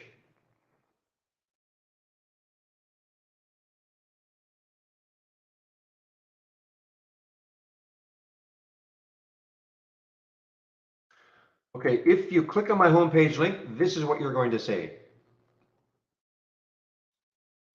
Okay, so here's a promo code. If you do want to take out a subscription right now, there's a promo code you can use, Barry 4 Alpha, all in caps, for numeric 4, of course, 15% off the first month only or the entire year. You would click on Get Trade Ideas. I'm going to show you how much it costs. So we have 4 plans, an annual, monthly for premium and standard. So the premium is $2,000 less the 15 on an annual basis. Standard is $1,000 less the 15 on an annual basis. The big difference is the AI. Nothing really to show today. But do not take out an annual subscription unless you're 100% sure you want this program. Okay. Start off with a monthly. Our standard service is great. You can start off $118. You'll get a 15% discount off that first month. You can try the premium, $228, less the 15% for the first month. If you maintain a monthly subscription going forward, which is fine, just know this is what you'd pay going forward. At any point, though, if you want to upgrade, say from a monthly to an annual, we'll honor that 15%. Okay?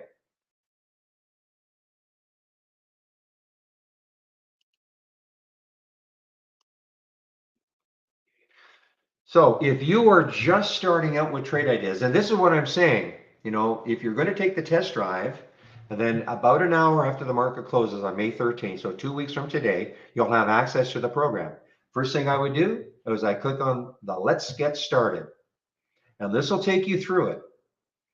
Here we are, our guys, our staff at Trade Ideas. But episode 1 of 10, download and installation. It's a little video. So there are 10 little videos. It'll take you about 30 minutes to go through that. Do yourself a favor and do that. Okay.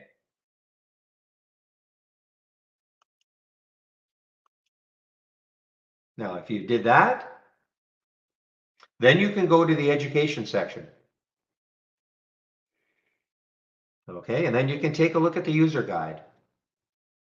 The user guide, very extensive. You do not have to learn everything that's in it, but you probably want to at least understand what an alert window is, what the channel bar is all about, what an alert window is, what a top list window is. Okay, these are all, there's some videos and text, how to create a price alert on a chart, things like that. All right, so you can go to the user guide after you did that. Let's get started. But you don't have to learn everything, and here's the full table of contents. Everything is searchable.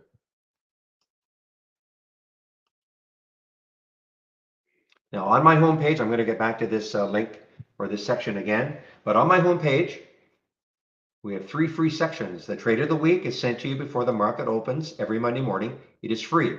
I do a stock of the day video at noon Eastern, free. And then of course, I just went over this or looked at this education section. So there's a user guide. There's that getting started again. I'm getting rid of this, the 20 introductory lessons. Daily support sessions. So you'll hear me refer to a YouTube room from time to time. So I also moderate a YouTube room at the same time. It's virtually the same. They hear me, they see my screen. If you're in, this is what I call the main trading room. Okay, this is the main room. But there are people in our YouTube room. So at noon, between 12 and 1, I do take a break. And so and this is Eastern time, of course. So one of the other traders takes over. And today is Friday, so it should be Andy. And I'll put the YouTube link in before I take my break at noon. So if you want, you can head over there. Andy, most of the other traders who take over in the YouTube room are more like swing traders, okay? And Chris, who's been away from Wednesday on, he'll be back next week. He hosts it from 3:30 to 4:30, Monday to Friday. Daily webinars, you can sign up for them all here. And back to basics, if you're new to trading, great series. Michael Noss put this together and Trade Ideas. Some of you know Michael. And it starts off with what is a stock? So all free. Everything is free.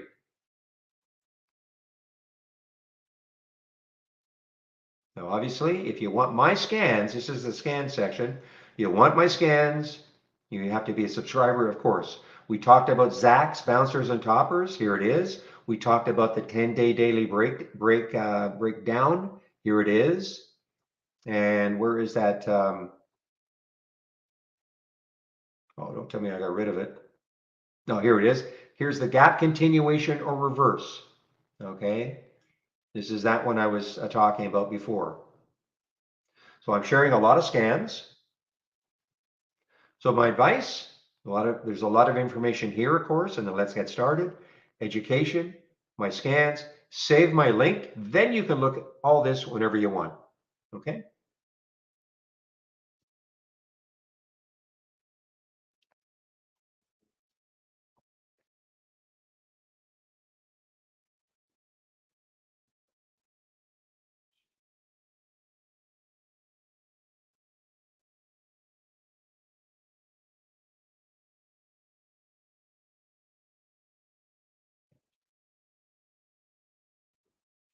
All right. So what is Trade Ideas? We are a scanner. That's what we do. We scan the US stock market. It doesn't matter who your broker is, doesn't matter where you live in the world. You can, wow, look at that. I'm sorry, guys. This is a super impressive bounce for ACCD. That's a super impressive bounce. Brought to you by Zach Scan at 464. That's a great bounce.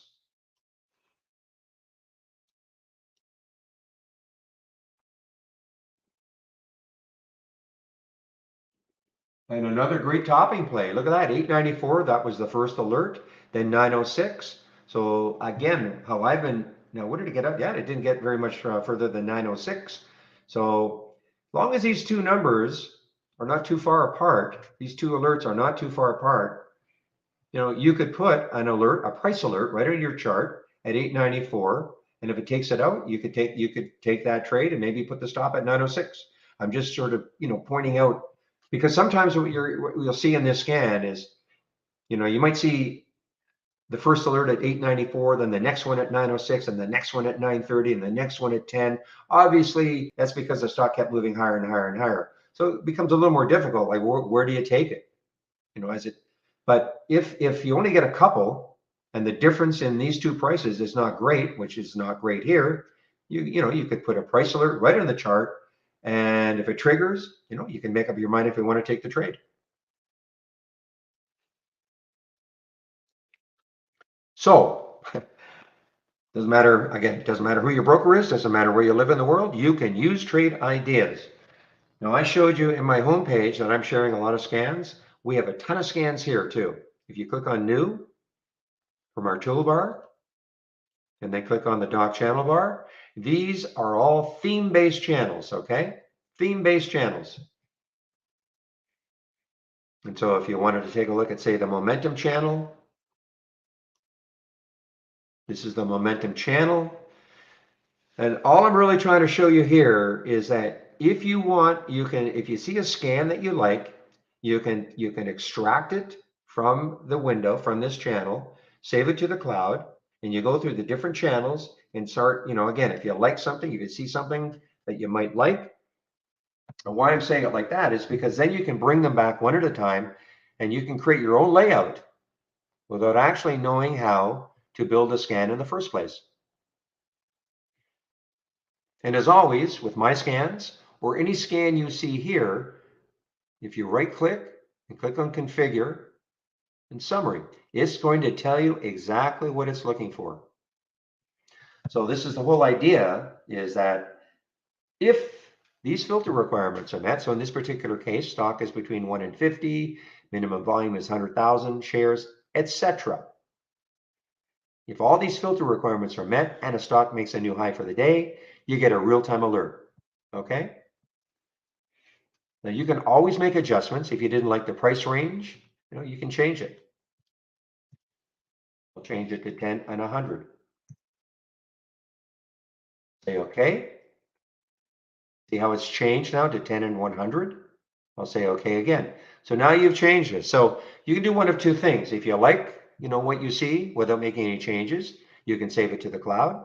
If you want to make some changes to maybe more your style of trading, maybe a price range is different, things like that, you can make those changes, then save it to the cloud. Okay. Now, a word about what I've just done there. If I go to another channel and then I come back, the change is not saved. And the reason being is that these channels are for everybody. The fact you want to make a change to something doesn't mean that's what everybody else wants, okay? So if you're starting out, you can go through the different channels and start taking scans out and then bring them back one at a time, and you can create your own layout.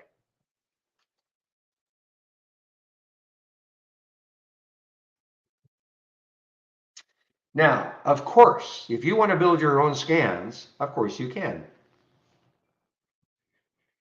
So when the company started in 2003, they decided that, or felt that most people did not want to be saddled with trying to learn a programming language to create scans, okay?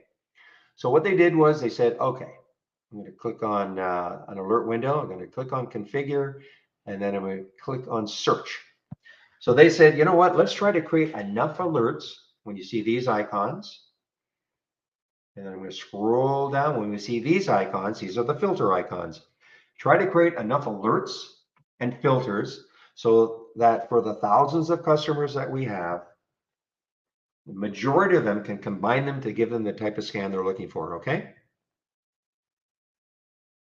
Now, do not get hung up on how many we've got. You don't have to learn them all. It's just that, but if you do want to find out, a little bit about each one, and you want to spend the time doing it, that's fine, but you don't have to learn every one. So if I click on this new high one right at the top, that's the top one, and then I click on help, Here is a description of all of the alerts and fill. You don't have to learn them all, but we have, all sorts of different trading styles out there. So that's why we try to create enough of them so that, again, the majority of our customers can combine them if they want to make their own scans. Okay.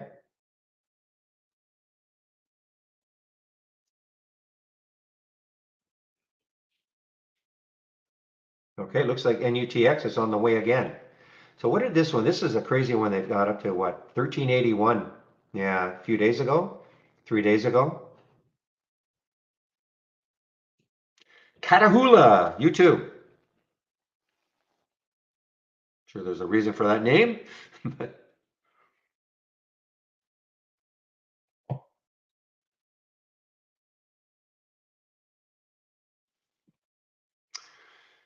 All right, last, I just want to talk a little bit about this window that we call Brokerage Plus. Okay, that's this big blue window here. We call it Brokerage Plus.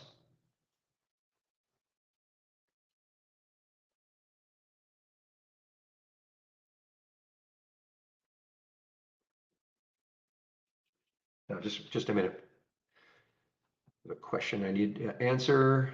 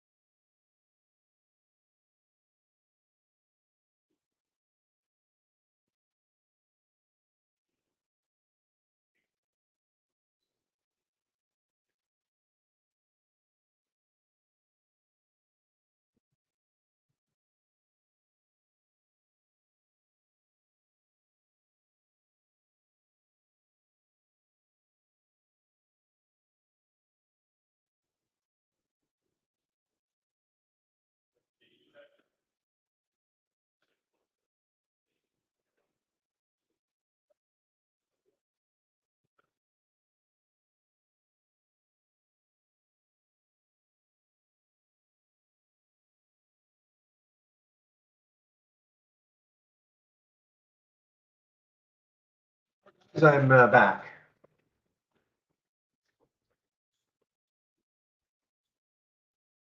So let me just, again, talk a little bit about Brokerage Plus. I just had to pass some information on to the developers. No, Catahoula, I don't know that breed. We have a poodle. Most people know a little poodle.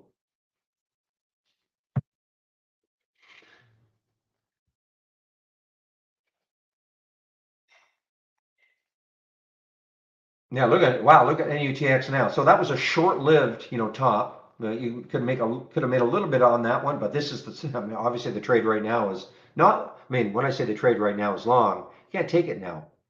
I mean, it's way too extended. So if you could have got in, around here maybe and held on through that little pullback.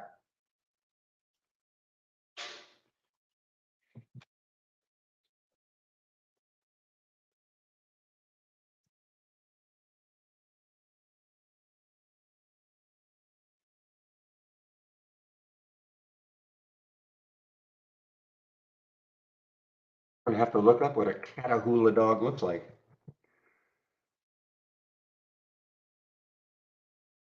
Oh, I'm sorry, wrong link. I'm sorry.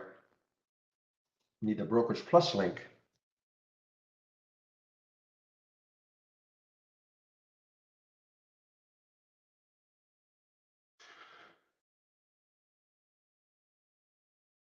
Okay, I put the Brokerage Plus link in here. Okay, this is the Brokerage Plus window. First of all, it's only available if you're using our downloadable application. If you're using our web-based version, this is not available.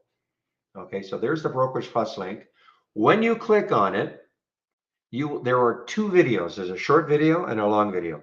The short video shows you that if you have an interactive broker's account or an E-Trade account, how you can use this window to trade from within Trade Ideas, okay?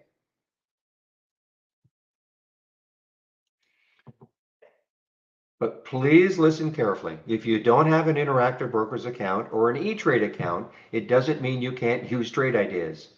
It just means you don't have access to this feature. That's all it means. We're a scanner. Doesn't matter who your broker is. You can use Trade Ideas. You just won't have access to this little feature from within trade ideas. That's all it means.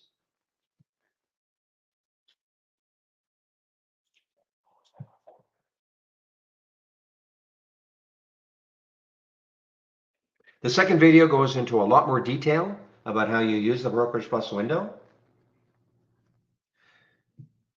And you'll notice underneath Brokerage Plus, there are two options. One says live and one says sim. So again, you would be clicking on live.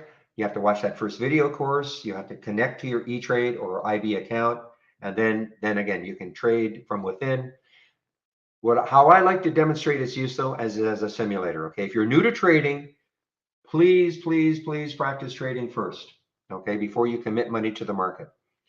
You can use our simulator. Our simulator is available in our standard package.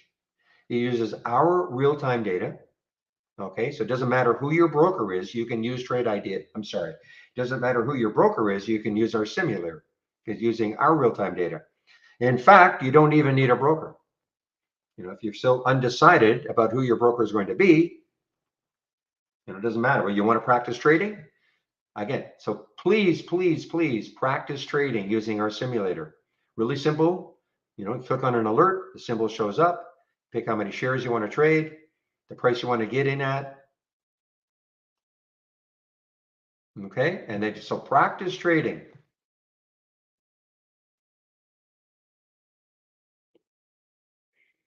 So remember the China stocks at the beginning? We're all ripping higher. Look what's probably happening now. There's KWEB. So this is big China ETF, kind of a bit of a proxy for a lot. Let's take a look at PDD as an example. See if PDD is, so you can just sort of see what happened. So if you don't want to trade a specific China stock, you could always short this one, KWEB. Assuming you wanted to short a China stock.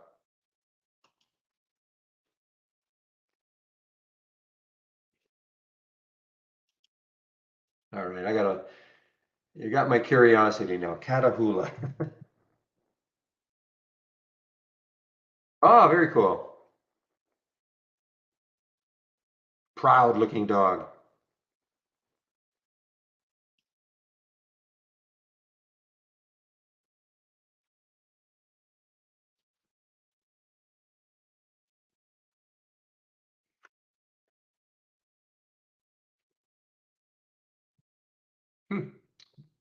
Never heard of that breed before.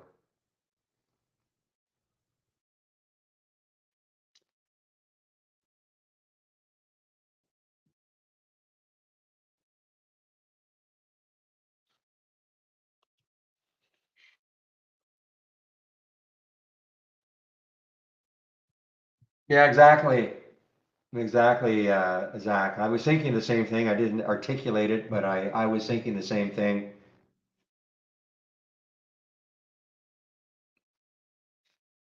Especially when they use kind of weasel words like they may do this or they might do that.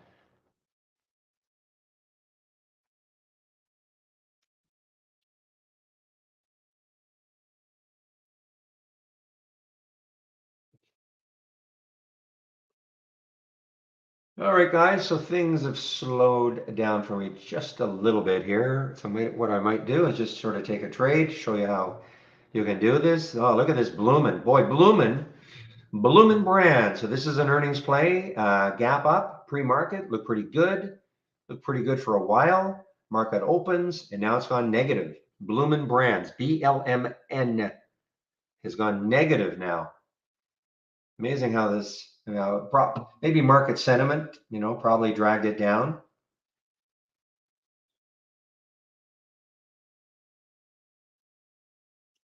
Well, let's take a look at what it's doing. Seemed decent, but let's see. Yeah, but market's not reacting that way, is it, JK? Again, what we think, so I'll glance at the earnings headlines. For instance, if I saw a stock that really, if I glance at a headline for earnings and it said, it beat, earnings were up, revenues were up, and then I see the stock is moving down, not specifically this one. The next thing I'd be looking at, I wonder how they guide it. What are they suggesting might happen next quarter. Because you're right. I mean, again, I'm not talking this specific stock, but at the beginning of the day, I mean, it looked okay, but obviously the market does not like it. It's that simple.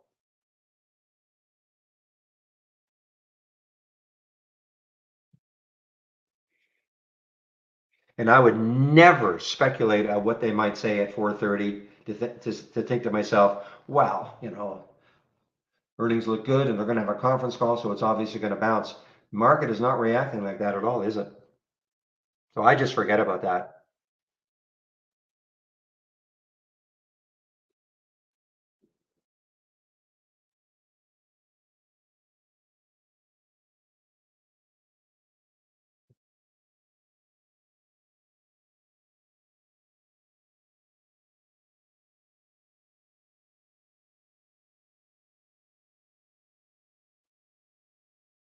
Okay, guys, time is at 10:57. Yeah, and it just keeps moving down.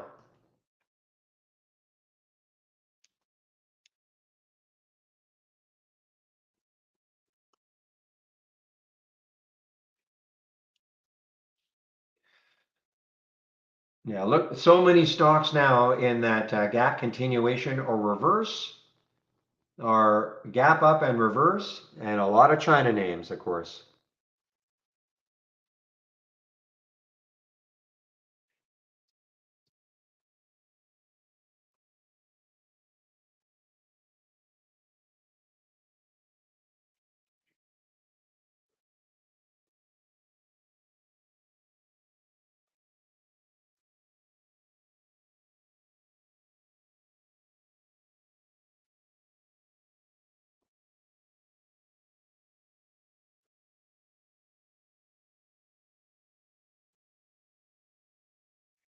Yeah, the classic headline from Benzinga. This is yesterday. I guess it was trading yesterday, fairly good volume. No company specific news, recent IPO.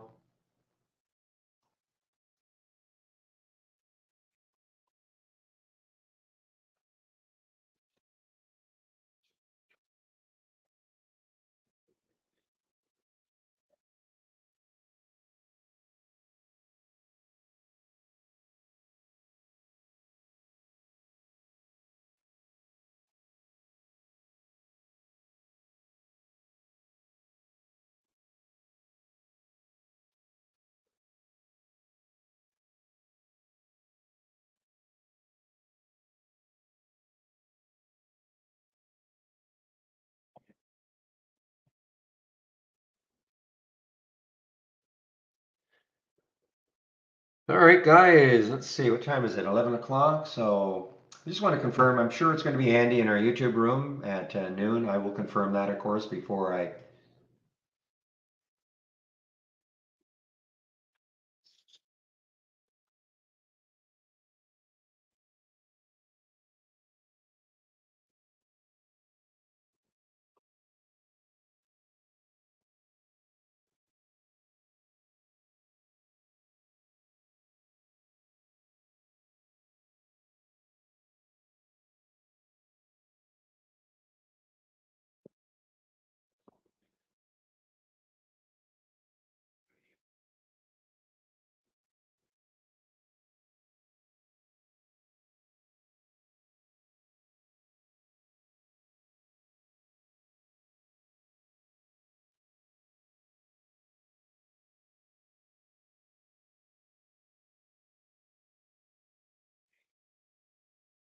This was not shortable. The red box RDBX was not shortable for me at Interactive Brokers.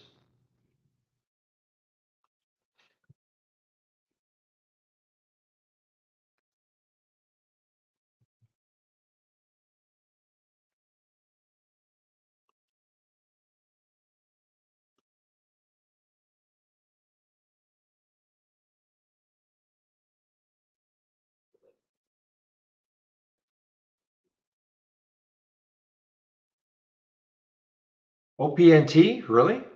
Isn't that OptiNose? That must have got halted. I don't see it on the halt resume, so this has been halted for, I don't know why it's not on our, oh, it is on, I'm sorry, 1039, 21. Yeah, it's been halted for a while. So it's a news halt, yes. You can just see right here. Got one of the scans I'm sharing. The scans I'm sharing right there. OptiNose. Most of the time they are volatility halts. And when it's a volatility halt, usually it's about a 5-minute halt. Usually.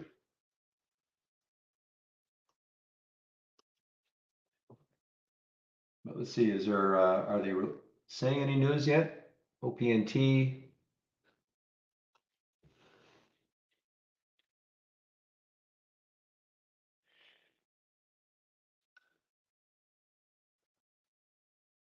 Well, it says this is the news. It hasn't opened yet, but this is the news. I'm just looking at Benzinga, sorry, at Interactive Brokers, 1043, that news. So it got halted at 1039. Then I'm seeing this headline at 1043 in Interactive Brokers. So this looks like that's the news, I guess.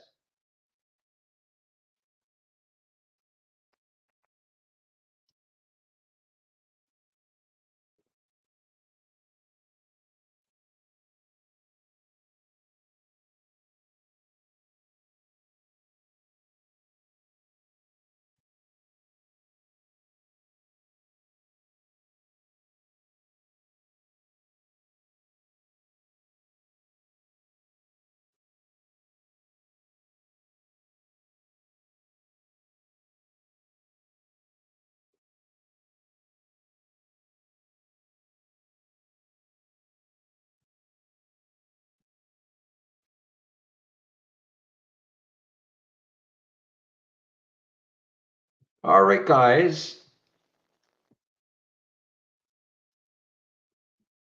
Not too much happening right now for me. No new alerts.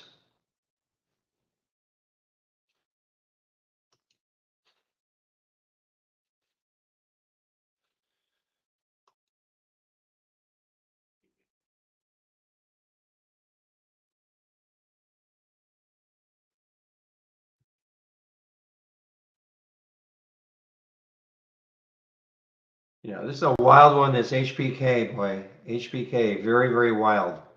So it is now below yesterday's low and the low 2 days ago. What's the low over here? 29.15. So it's below that. Yeah, but it's a wild one. Yeah, usually there are no shorts available. Interactive Brokers, there are 4,000 right now.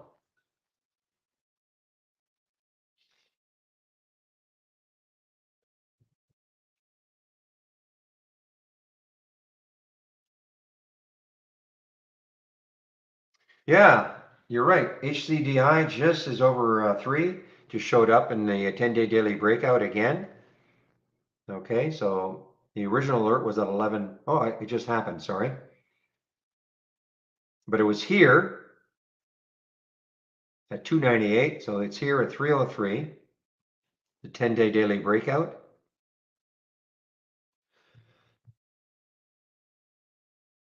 But let's take a look left. What sort of room does it have? 318 is the next high looking left. See, that's why I didn't like it.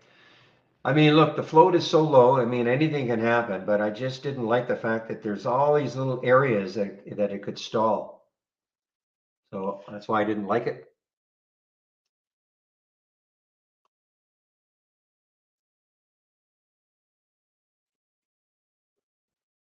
You know, don't talk to me, Aja.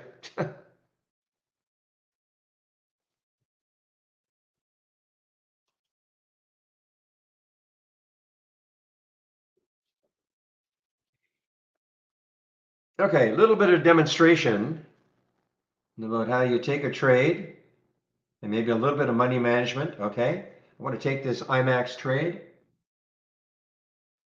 Again, this is in the simulator. Okay, 500 shares. I'm gonna buy it at the market. Spreads only, it's okay. It's only 3 cents. Sending it. That's in the simulator.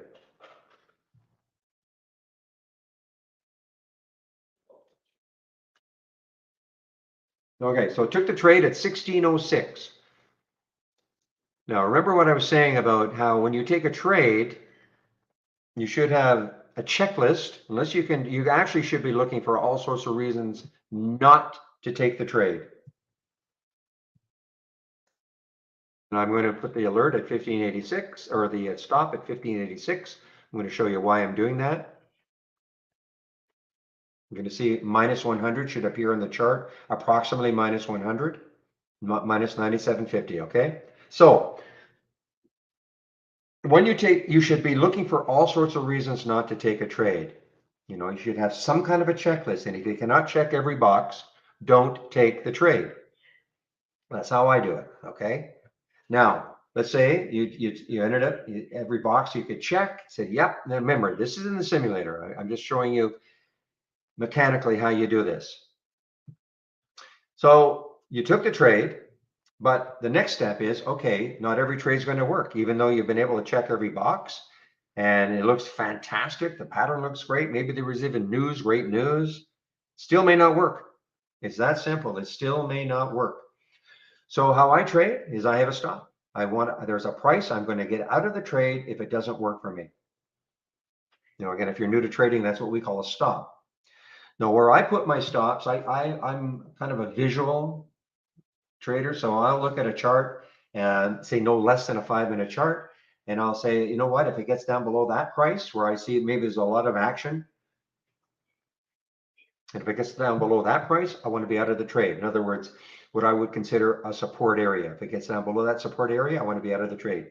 If you're new to trading, to make it super simple, you might want to take the low of the previous 5-minute candle, because that's obviously a defined number. You don't have to kind of size up a chart. You don't have to kind of guess where you might think support is. You can take the low of the previous 5-minute candle. So once you've done that, if you agree with that, now the next step is, okay, if the trade doesn't work, how much am I actually willing to lose on the trade dollar-wise? Now, if you've got a $5,000 account, you probably shouldn't be risking $1,000 a trade. So in the simulator, I like to demonstrate risking $100 a trade. And when I trade, I am risking about the same amount every trade. In other words, I don't risk 500 one trade, 1,000 the next trade, $50 the next trade. I try to keep my risk amount about the same every single trade.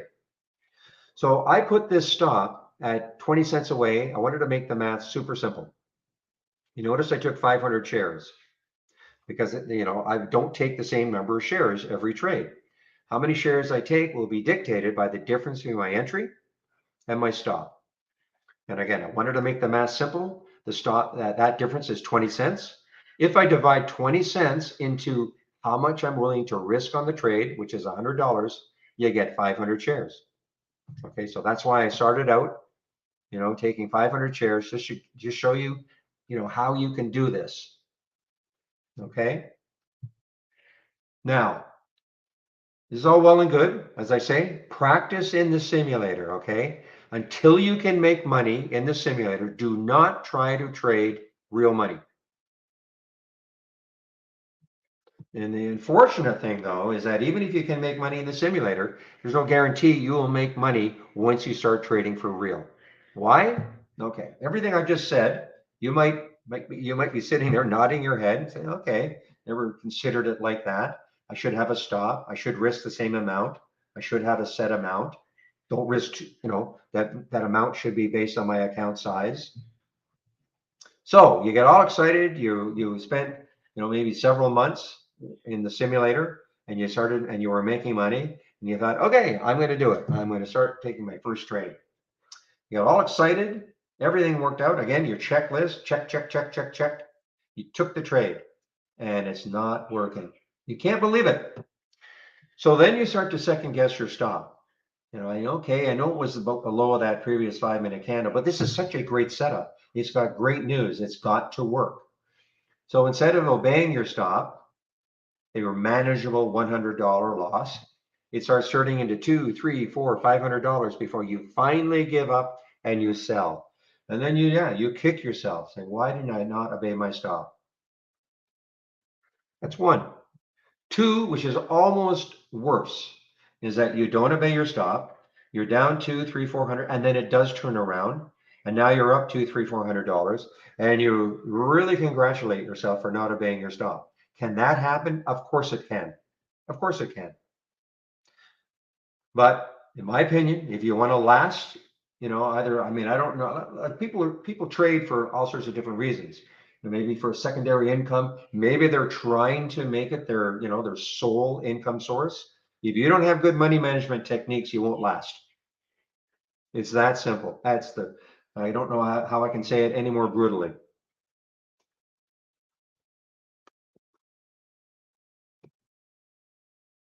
So practice trading, how you want to place your stops. I would start off with the low of the previous 5-minute candle because it's a defined number. We know what that number is. Okay. And see how it works. You may start to think, you know what, I understand that, but maybe you want to attempt a moving average, where that's where the stop is, or you size up on the chart, where you think a resistance area is or a support area is, but that's why you've got to practice. Okay.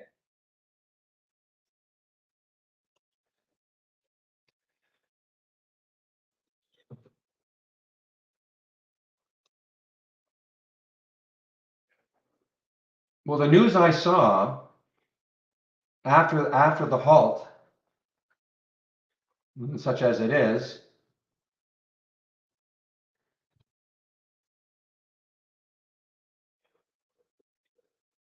actually even before the halt. So before the halt, this was the news. I'm just looking now because it got halted at 10:39. I'm looking at Interactive Brokers and I'm seeing this at 9:44. So this news came out at 9:44.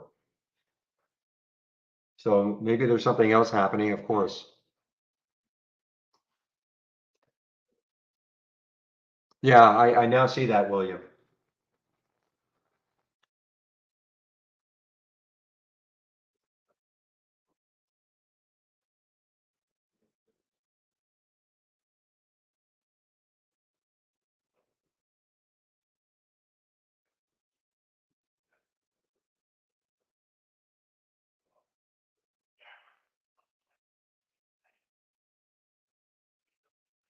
I've been asked the question for a while, but how is this noise canceling working? Still solid?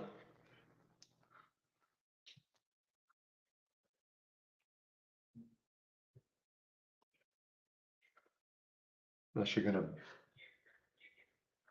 gonna vote. They asked me they're up for some kind of an award.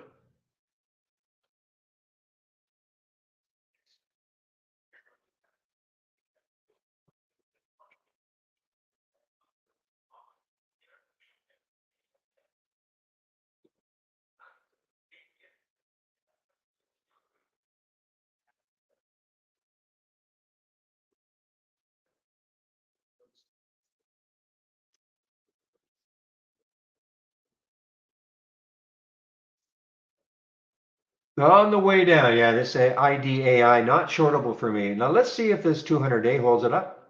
Okay, I mean that 200-day moving average. Now I don't know what. Okay, I don't understand. We don't have it here, but it typically is that line. But I don't think it hasn't been around for 200 days, or has it? Anyway, somebody asked yesterday also why it didn't show up. In fact, William, you asked that question. I also had somebody else email us. Why did not IDAI show up in the pre-market in your gap ups? And it was as I thought. The ETF filter blocked it. I'm sorry, the earnings per share filter blocked it. If you took the EPS out, you would have seen it. And that happens, every now and then.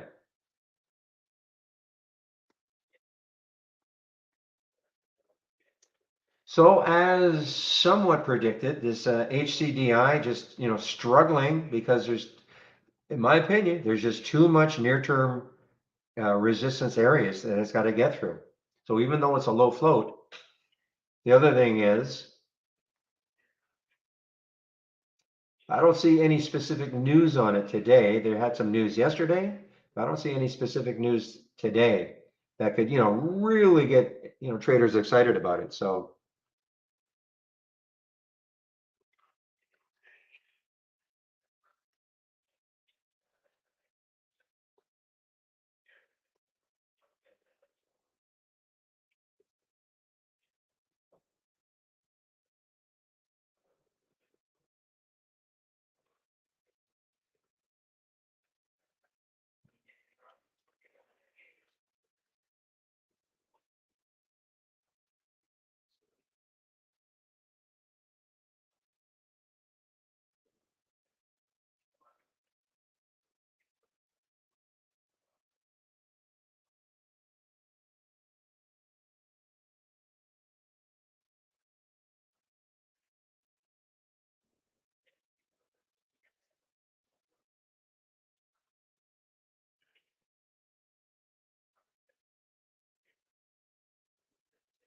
Guys, I'm just wandering around here.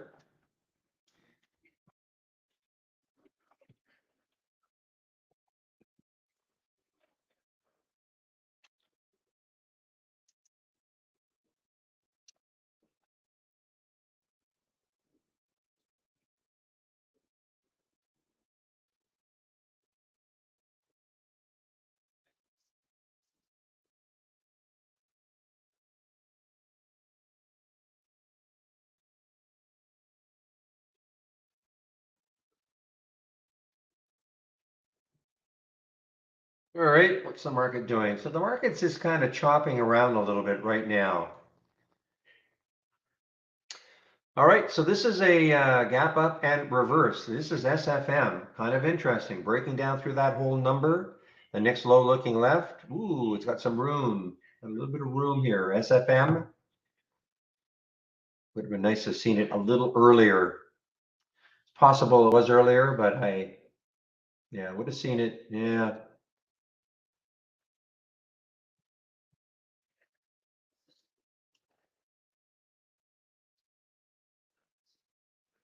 Oh, Paul, I hope, I hope it works out for you, of course. The HCDI.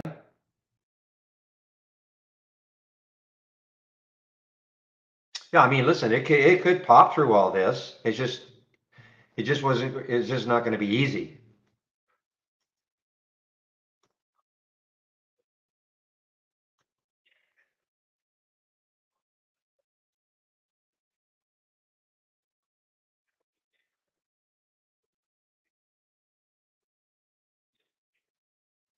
And again, another China stock, guys, another China stock just drifting down after all that hoopla with all the with all the China stocks this morning.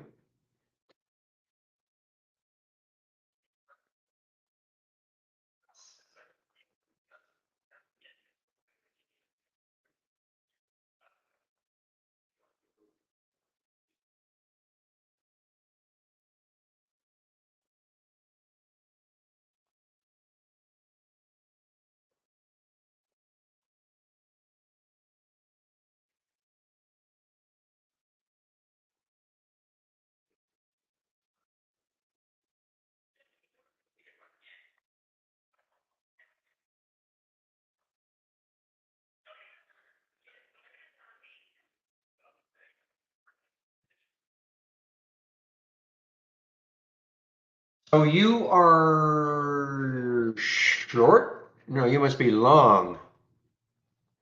You must be long, WU. I'm assuming, William, obviously, because that previous candle is red, and if you were short, you'd love that. So,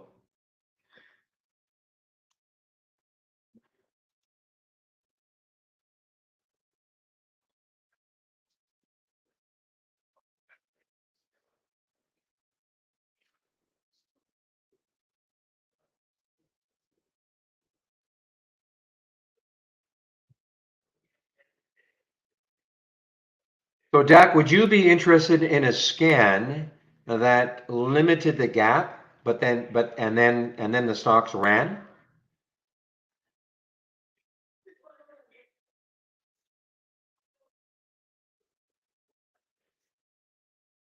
Or do you have something like that already? So you can limit the gap to whatever you want, a percentage or a dollar amount, but then they ran afterwards.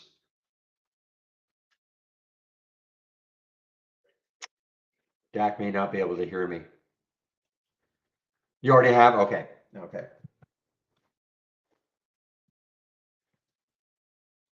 Because I have something like that.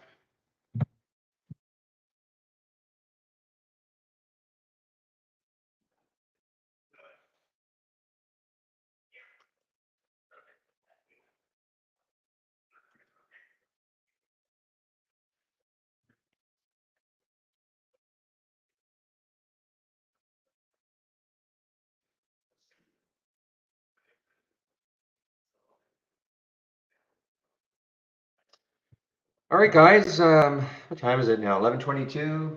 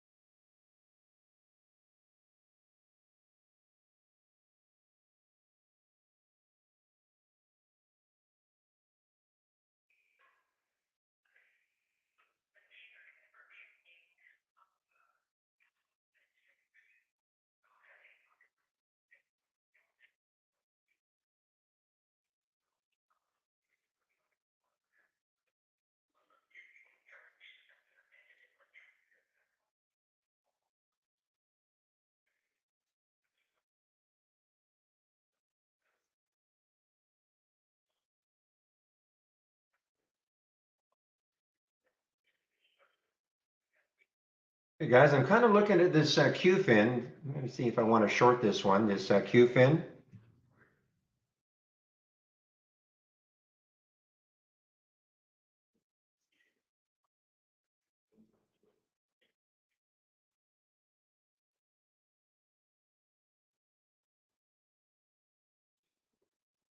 Let's see if this gets rejected, this 485, 486 area, and it just continues down afterwards.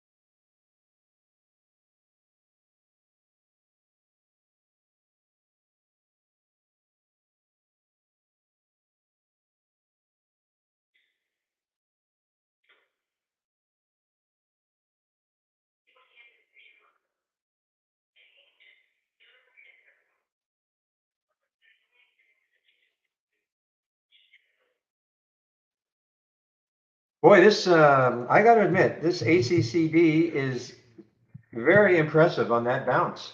I mean, I know there's the VWAP. It got tore through that, it pulled back a little bit from it and then it kept going. Wow.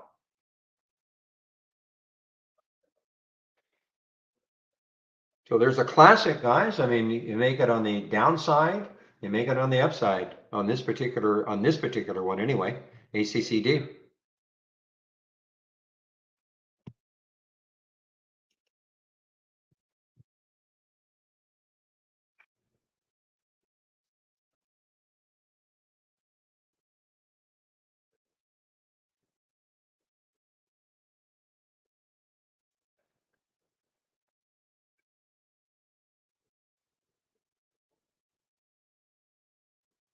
How did that ALLG do after this morning? Yeah, look at that.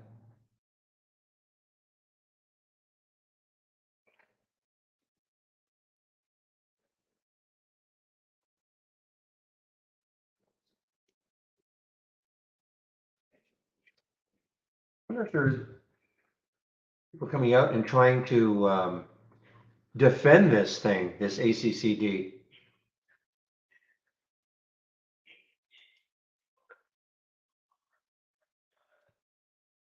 Yeah, okay, so Canaccord is trying to maintaining coverage with a buy and a target of 17. That is Canaccord.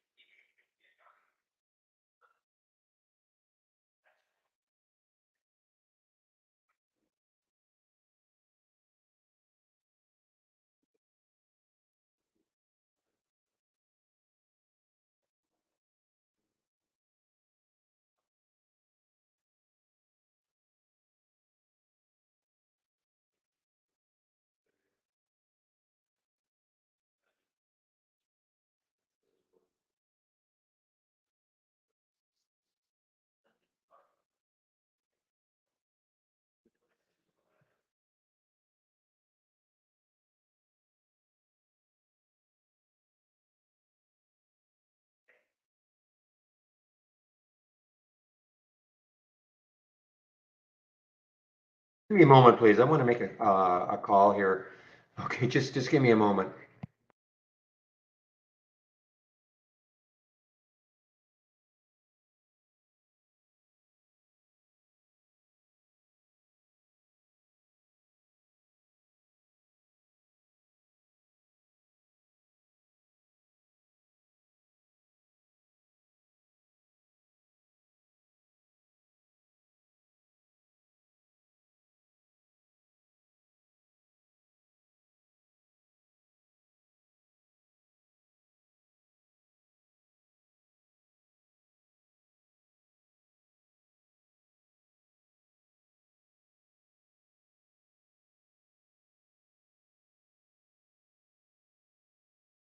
Rudy, just one moment, please. Okay, just one moment. I gotta mute my other sites. Just give me a moment.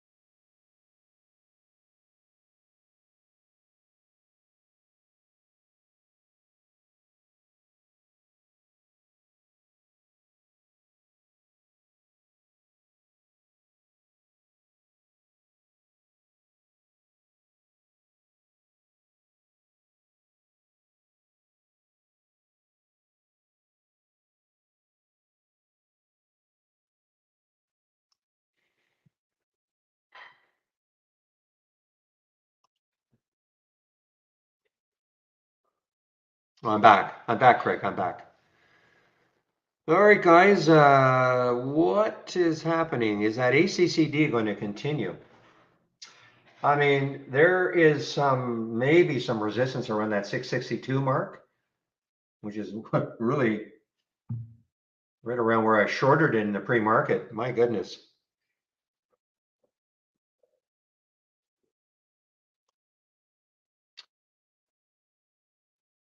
Whoa, guys, this BLTE is not over. Again, not for newbies by any stretch, okay? And this just got halted. BLTE just got halted. And 1629, 1630. I'm going to stick an alert up here, way up here at 17, and see if it takes that out later on.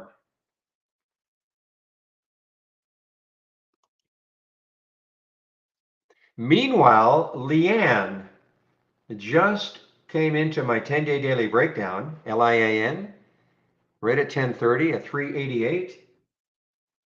And what sort of room does it have underneath? Yeah, so it doesn't have a ton. I mean, I'm looking at the daily chart and I see 360. So that is, that's a reason I won't do it. I mean, I'm looking left, I see 360. I mean, we're at 382 right now. Now, listen, if it can power through all of this, I mean, then, 274 is the next area, but I don't know if it's going to do that. So I just won't take it, a checklist, if you will. So I just won't take it. Doesn't mean it won't happen, but I try to put all the odds in my favor.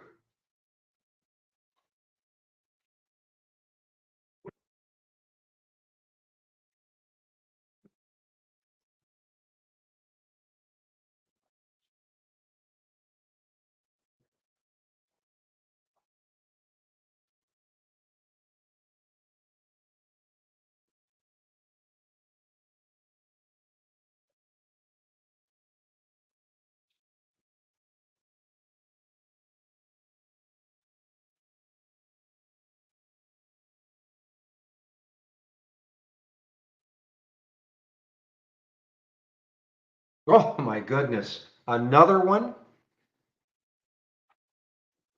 Who pumped that one out then for the Optinos? Oh man. What's going on?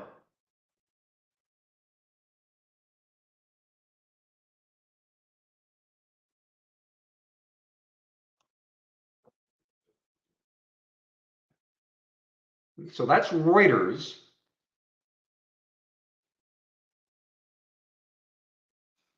Well, how could it be such a detailed press release?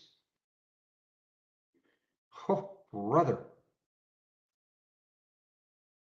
That is, it's getting crazy out here, guys. I mean, that's really, I mean, the Facebook one was the worst. There's no question. The Facebook quote unquote news was the absolute worst because that caused so many people to dump Facebook. And then, of course, a couple hours later, it just absolutely roared higher on earnings after hours. This is crazy, though.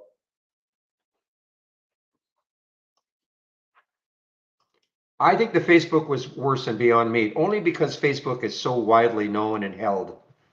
So the Beyond Meat was bad too, no question. But I personally, I think the Facebook was worse.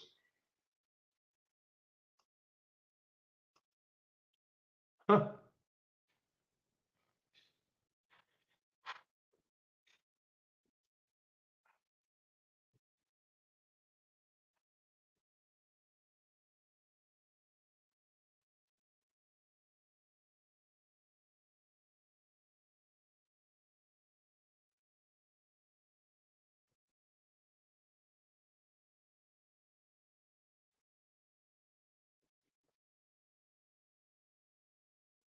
All right, guys. So I'm seeing that KWEB is actually popping here a little bit. So I'm going to this QFIN that I was kind of interested in, but look at KWEB.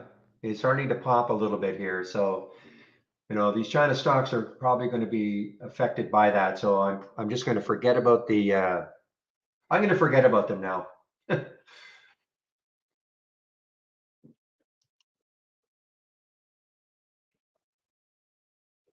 Remember a few weeks ago when we had I think we had a couple of consecutive days where KWEB was straight up one day and then one day it was straight down. And it was such a fabulous, fabulous trade. There was no chopping around. It was just straight up or straight down.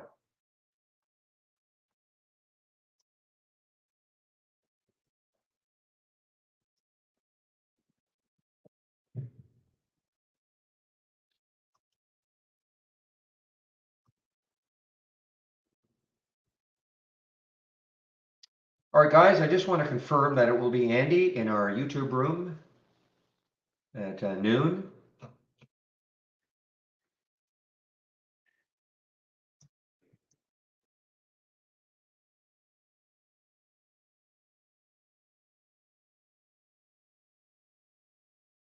And we have a resumed, oops, wait a minute now. We have our, oh, so this VAX. Okay, I see why you guys were talking about VAX.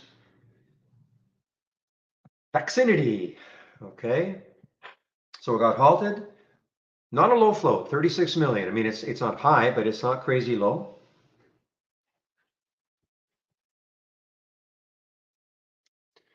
Well, I can tell you what happened is that they said that McDonald's had basically given the okay for the Impossible Burger or whatever,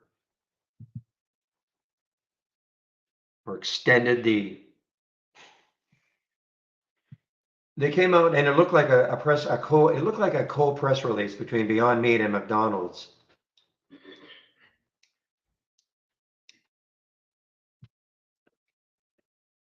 And then McDonald's came out and said, "Hey, that's pretty misleading."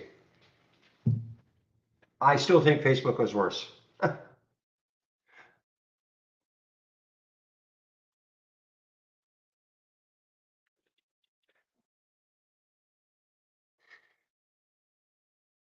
Yeah, well, they said misleading as opposed to just flat out false.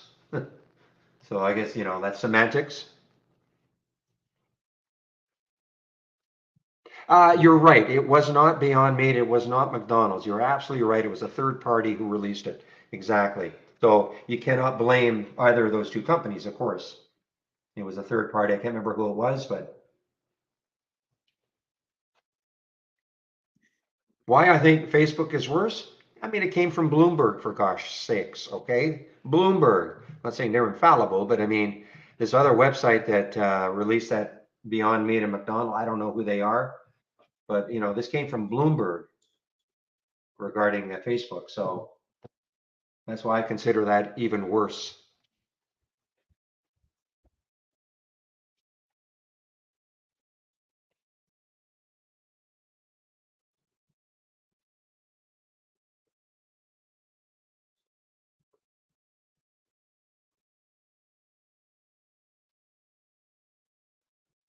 Well, NCR had earnings on the 26th, but it got hammered down.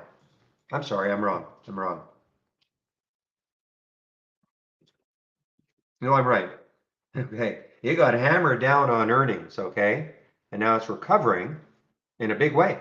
But you're right, a lot of volume coming in for, you know, no specific reason that we can see. So maybe, yeah, the conjecture, take over interest, hit the wire, okay?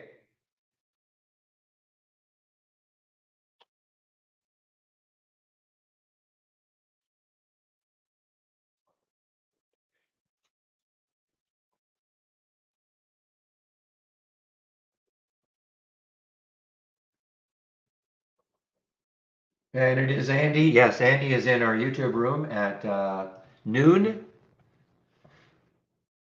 So that's in about 20 minutes from now.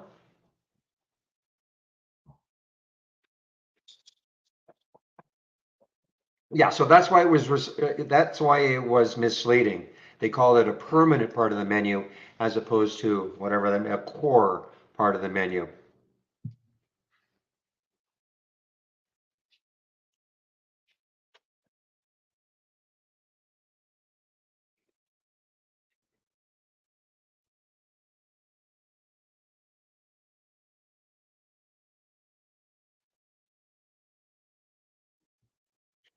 Well, we can agree to disagree, Shady. I still think that Facebook was worse because Facebook, everybody knows Facebook, and if you had been sitting here right there and had that news hit and sold in panic, or actually it was here, I guess. Well, I can't. That's my opinion. I mean, we all have our opinions, of course. And then literally hours later, they release their earnings and it's fantastic. And so you got out of your position because of that blip, as you call it. Wow, there's the BLTE. Whew, if this takes out this high again, guys, I mean, this can do the crazy, crazy thing, not for new traders.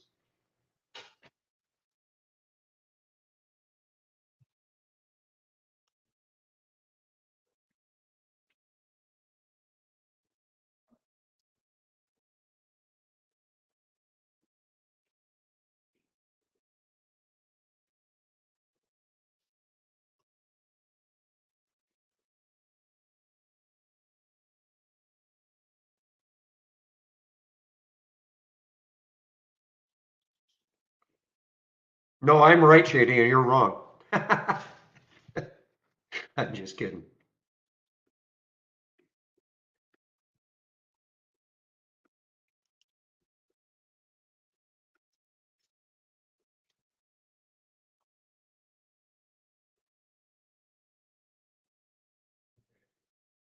Whoa, you're right. This Vax is nuts, and it's not a low float. 36 million in the float.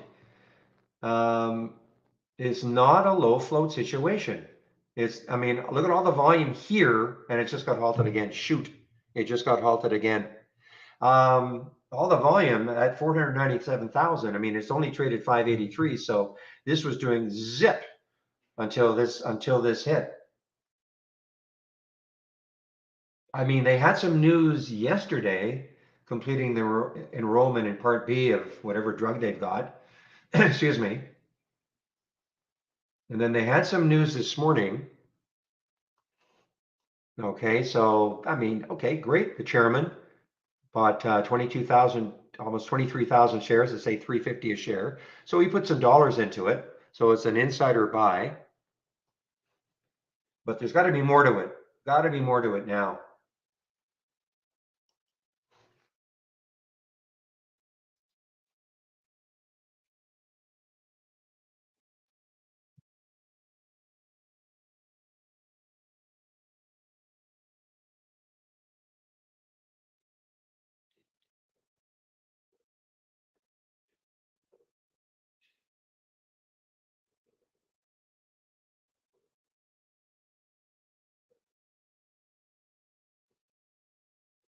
What I'm looking for is, I'm looking for any other specific news on it. I just don't see it, not yet anyway.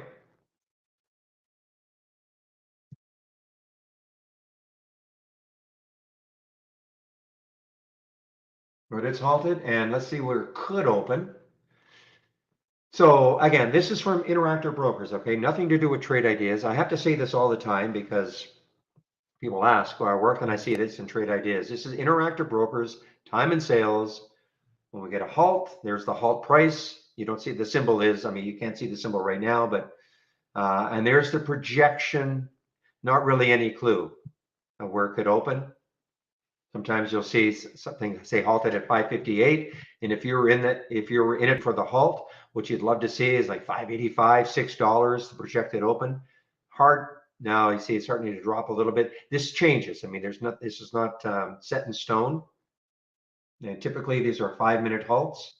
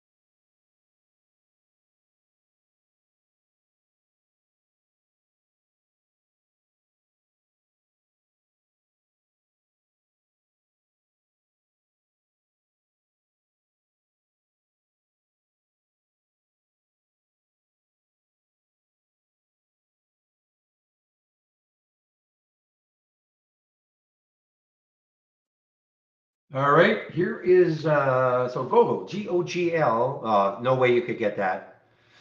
I'm assuming no way you could get that, William. Yeah, fast drop, Zach. I don't think you could have got it. I mean, the alert came at 12:20 and it just immediately zipped up. So no, why we're looking at this is because of this, the bounce play 12:20, but I mean, it just bounced immediately. No way to get it.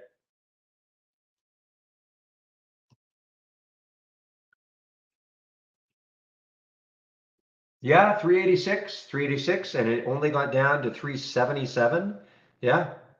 Now let's see how much it can go further. I mean, it looks like 4 is pretty good resistance. Now okay, so this is a classic one, okay? This is what I'm talking about.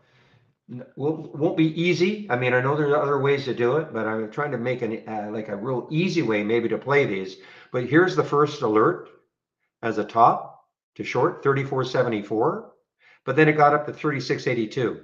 So I mean, the difference between these two, way too much. So I mean, if you put your price alert at 34.74, I mean, you're obviously giving up way too much. And I know there are other ways to play it. Don't get me wrong. Here is another one, guys. It just opened. Wow. Okay, now this one I'm not as interested in. Look, 10 million between 16 to 18. JP Morgan and Leerink are behind it. And it's not really, 16 to 18. So it's a little bit above the potential IPO price.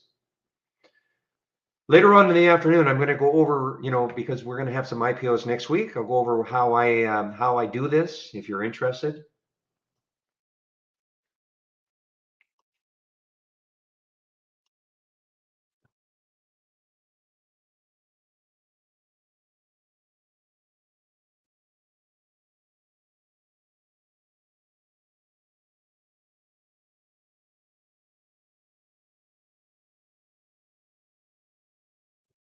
Give me a moment, please. I'll be right back.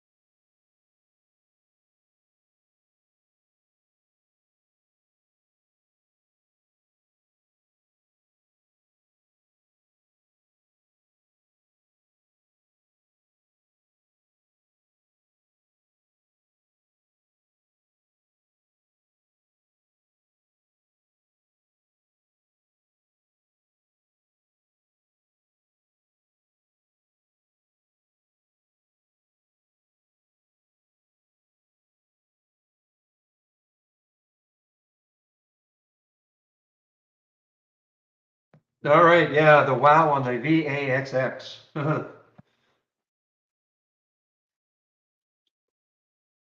Funny how this happened. I mean, nothing shaking in the pre-market, nothing. And all of a sudden, kaboom. And now look at the volume. I mean, my goodness, look at the volume. This had not really traded until it got halted. And about 500,000 shares, and that was now another million. And not shortable for me at Interactive Brokers.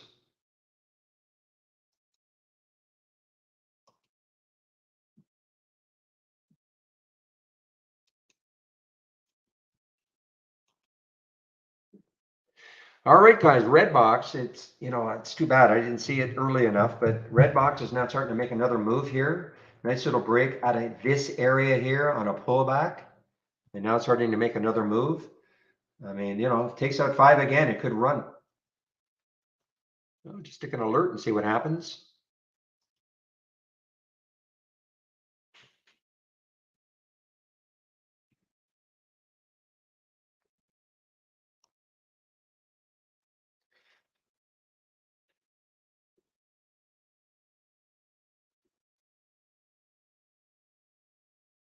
Guys, I mean, if you're just looking for something to focus on all day long, I mean, you can look at my watch list and just the basic new highs and lows. I mean, very few symbols come through. It can get overwhelming, of course, with trade ideas. One of my big advice is don't have too many alert windows open. Don't have too many top list windows open. I know I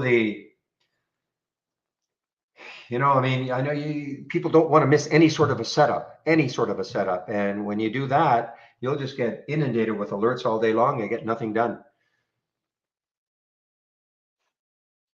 Meanwhile, VA,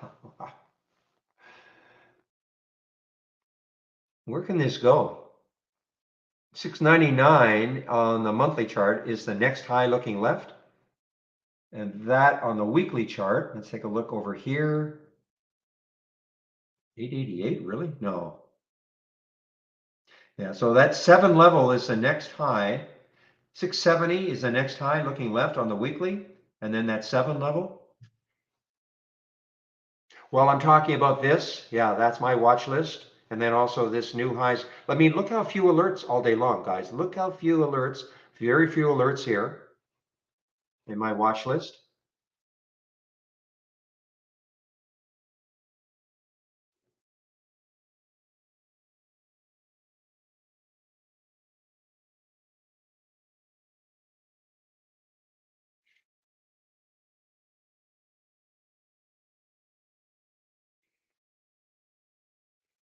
So you could go into my channel and you could extract these two windows, if you wanted, and just make them part of your layout. Then you could have others, a few other scans, put some charts in, things like that, if that's what you wanted to do.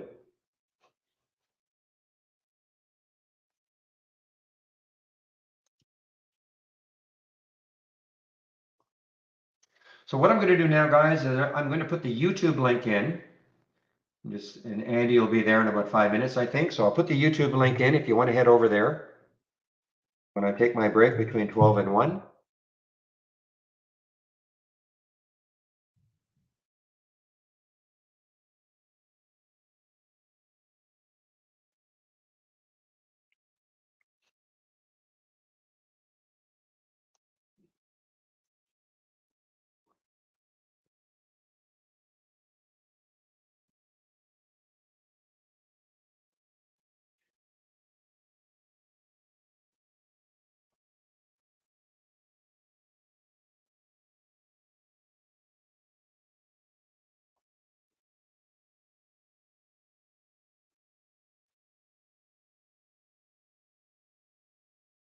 All right, guys, this just went positive. BVS, what's the volume like? Yeah, not great. I mean, the relative volume is okay, but the overall volume is not too good.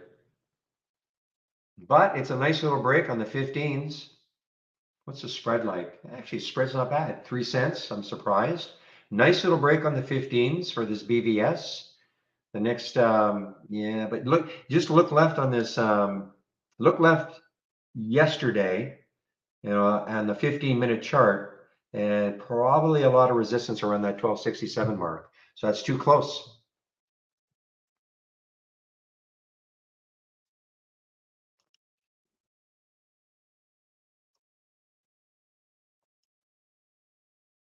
The Anderson model, I like it.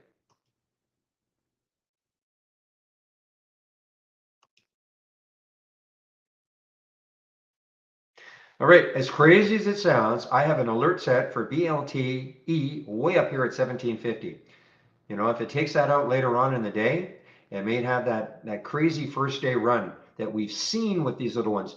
This is not a recommendation to do what I do, but for those of you who know what I'm talking about, with these crazy low float, low priced IPOs that do absolutely insane things the first and sometimes the second day. Now this may be it. It may just drop from here, but remember the IPO price was what was it, 4 to 550.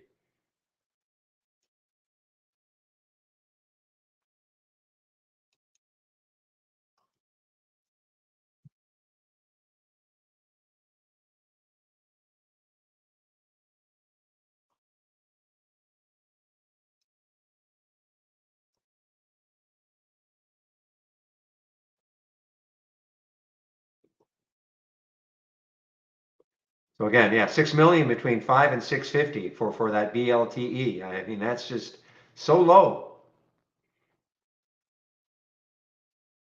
priced, and a low number of shares.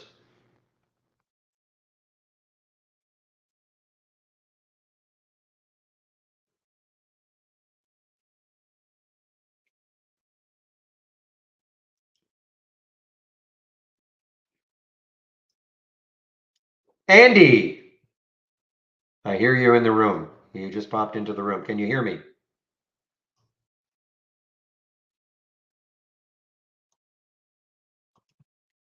Can you hear me, Andy?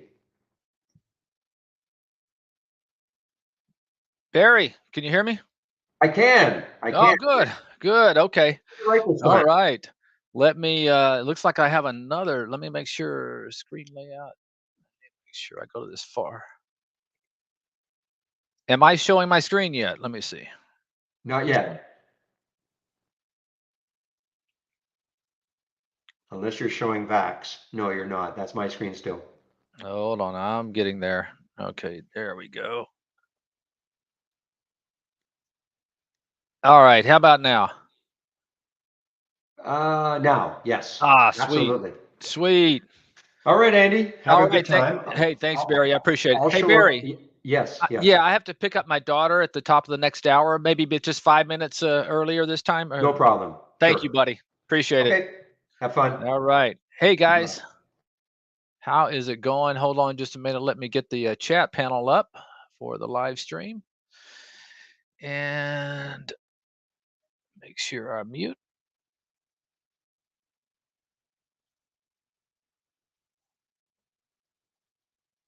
All right. I think we're in business now. All right, guys. Welcome to oh shoot, now phones are ringing. Hold on a second.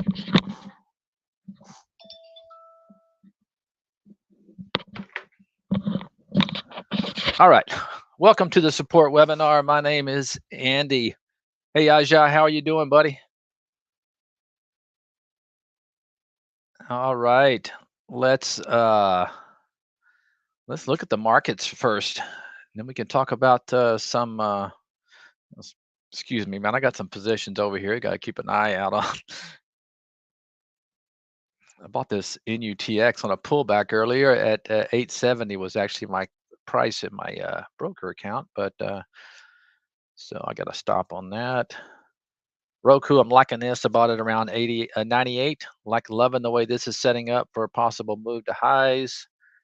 That was actually added to the eye this morning. I don't know if you guys been paying any attention to the eye. Okay, that's a channel in our new doc channel bars. There's been some great calls in that for you guys who really like to. I know you, most of you in here are day traders, but for those that like to kind of slow things down and swing, uh, it's been there's been some great calls in there. So if you want to find that window, just go to the doc channel bar. Okay, and find the trader's eye. Okay, pull it up, and probably the easiest thing to do if you don't want to look at this whole doc channel is just save this window right here. This is when all the calls are going to come through in real time. Takes about 20 to 30 seconds, and you guys, from the moment I put them in, and then you guys get them, and they are considered position trades. Of course, sometimes a position trade doesn't last very long in this market that we're having lately. Hey, Jen, how are you? Let's see. What do you think is a good view preset channel to use for beginning option traders? Well, I think we have, let's see, let's go to new channel bar here. And we had an option channel. I know I built one. I just don't know if Brad put it in the, there you go. Unusual options. That's going to be your best bet there. Just go to the new tab and go to the doc channel bar. Okay, once you pull up the doc channel bar, it's going to look like this. And then all you want to do is find this unusual. Oh wait, that was unusual volume. Hold on here. I thought I saw option. Did I miss it? There you go. Unusual options. There we go. So just go right there. It's going to show you the ones that are doing some major options today. This is probably your best bet right here. And this is also going to call you calls, ones where calls are coming in. I'm not sure when this, like this NCR, when it started popping on here, but you see it had a nice move with an unusual amount of calls coming in.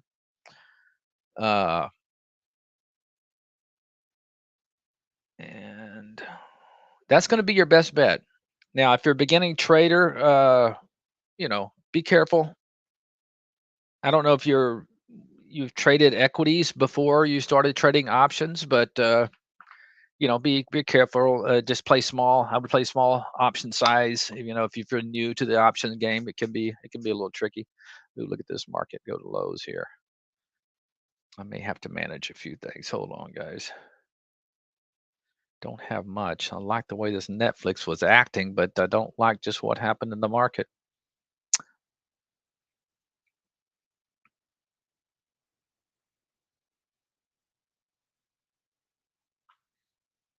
I'm gonna have to let this one go. Probably. It's ugly, getting ugly. I am hedged. I am with some TZA that I bought some at 38, then I bought some this morning down here, so I got a pretty decent price on the TZA for a for a hedge, but not liking what I'm seeing here. Kind of an ugly move. All right, Jen. Let's see. I have, but not familiar with what I'm supposed to do when I see alerts. Well, think about it this way. Okay, when you see an alert, there's really no difference between, the chart's going to look the same whether it's you're thinking about trading equities, or in other words, trading the common versus trading options. So then you just have to figure out how much, what size options, what month, what strike price you want to buy. So there's a lot of ideas that go into option trading. But as far as when to buy and what to buy, that just kind of comes with experience, and understanding market conditions and setups. Uh, a good example, like for Roku. Let's just use the Roku for example. This morning, had earnings and it's trading, right on this moving average. The 10-period moving average looks like it's good. Well, a person can go out and buy the common like I did. I bought it earlier at 98. Or some people would go out and maybe they're going to say, I'm going to buy the 105 strike price 2 months out or something like that. So that's something that's very subjective. So I can't really tell you, but just keep in mind that the charts are going to look the same. You just have to decide, you know, if you are going to trade options, what strike price, what month, how you want to go out 1 month, 2 months, etc. So I used to dabble in some options. I mostly just trade the common now, but that's some things you have to figure out. All right, y'all bear with me just 1 second. Get my Charles Schwab account pulled over here just in case I need to cut some things. I don't have too much, but still. And the market gets crazy sometimes. They can hurt.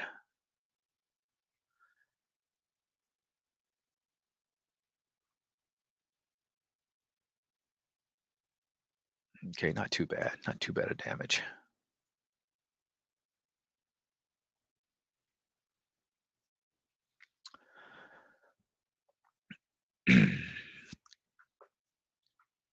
All right, guys. Once again, be careful out there. It's getting pretty nasty. Take a look at the Qs. Uh, rolling over. Very ugly day, especially after the nice bounce we had yesterday. A lot of nice internet stocks had a good move yesterday. Well, we're kind of reversing course, mostly due to Amazon. Very ugly day in Amazon and Apple. Let's see how it's holding up, and it's not. Apple went to lows, thus you're seeing the Qs. Uh, if you're you really got to keep an eye on Apple and Microsoft because they do comprise, and there goes Microsoft to lows, a huge percentage of both the SPY and the QQQs. So be careful when you see those two kind of throwing in the towel. All hell can really break loose because the other ones have already done it. Google uh, bounced back a little bit. Of course, we've seen what happened to Netflix, and uh, but take a look at the SPY, and that's it's getting ugly. Still kind of in the middle of a range. I'm not looking to panic right now. All right. I was hoping the consolidation was a good sign. Yeah. It's tough. You got to keep in mind, guys, even those it's sometimes easy to get kind of euphoric when you have a day like yesterday. And but keep in mind we're still below all these moving averages in the SPYs. We're below all the moving averages in the Qs, and also way below in the IWM. So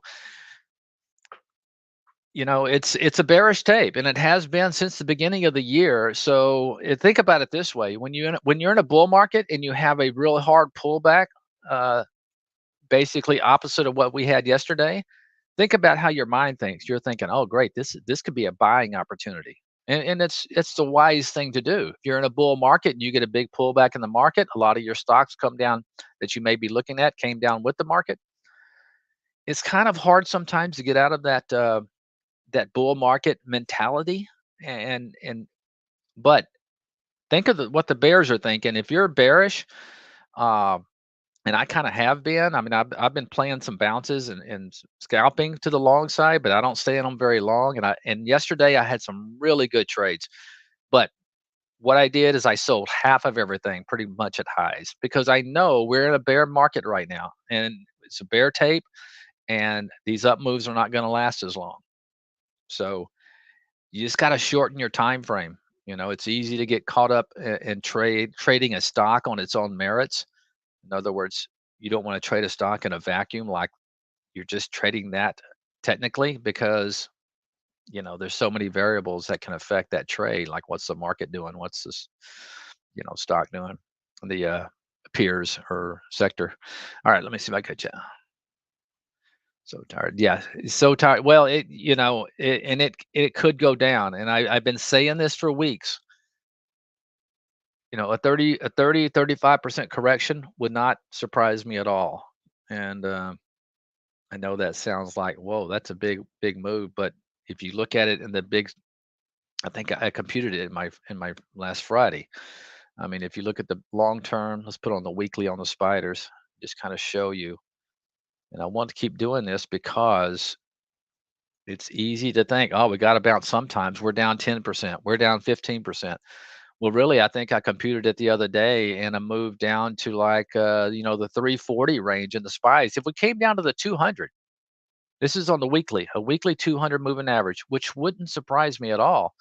Um, if you look at it during the big picture, that's it's not that big of a move, even though it's going to be 35%.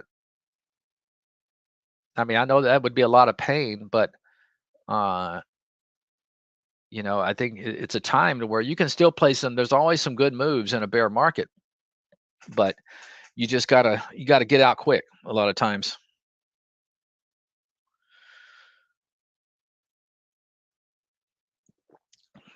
And if if you can play the take off some of these docks, got too many open.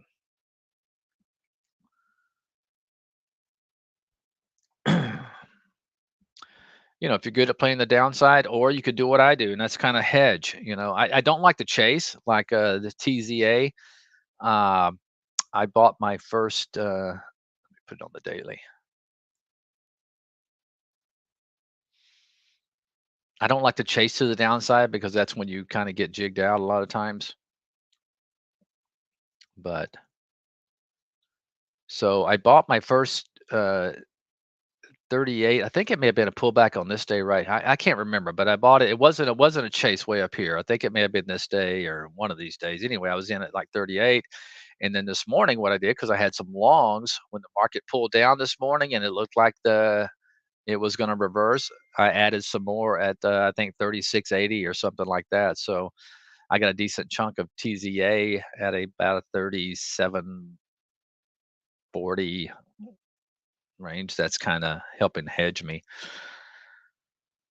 So sometimes, whether it's SQQQ, which might be a good one right now with a lot of the big tech stocks, especially if Apple starts giving it up.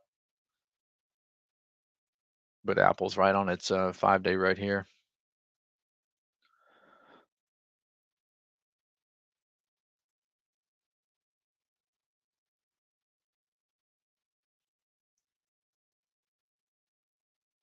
Let's see this Qualcomm. I really kind of want it to hold this level. I'm okay because it's right at this kind of highs right here. But I bought this one yesterday. Qualcomm, I think right around 144.69. So not big size, but well, when I'm wrong and I like to get out quick. I'm not one that likes to sit in something and let it just kill you.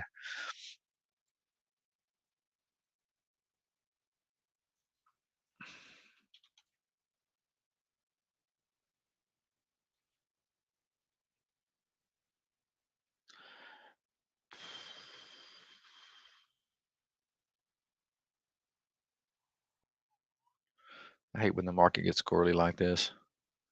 Netflix is one I bought at 90 the other day, and then I added to it this morning. Yeah, because it looked like it was really it taking out this 2-day high right here. So now I gotta be careful.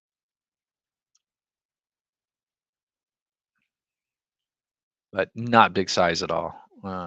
Anytime I'm playing a possible reversal, I don't do it with very big size.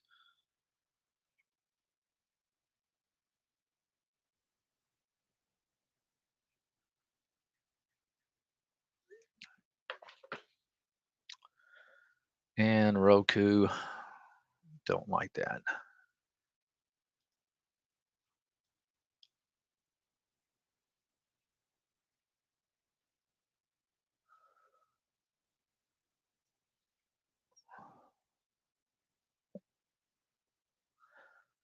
All right. Let me see. That's true. That's true. Yeah, the market doesn't have to do anything. You're right. The key is to, you know, don't get caught up in anticipating on what you think the market can do. Just you react to what the market's doing. Like I may have to react and get out of some longs, even though I probably not, right now 30% invested, but I gotta respect this market action.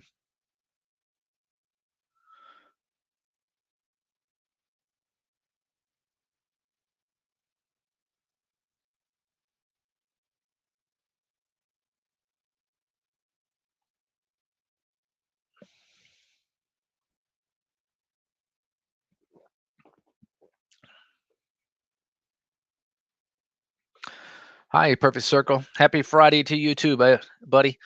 Question for you about stocks with dividends. Do you have long holds on stocks with dividend, or do you trade them?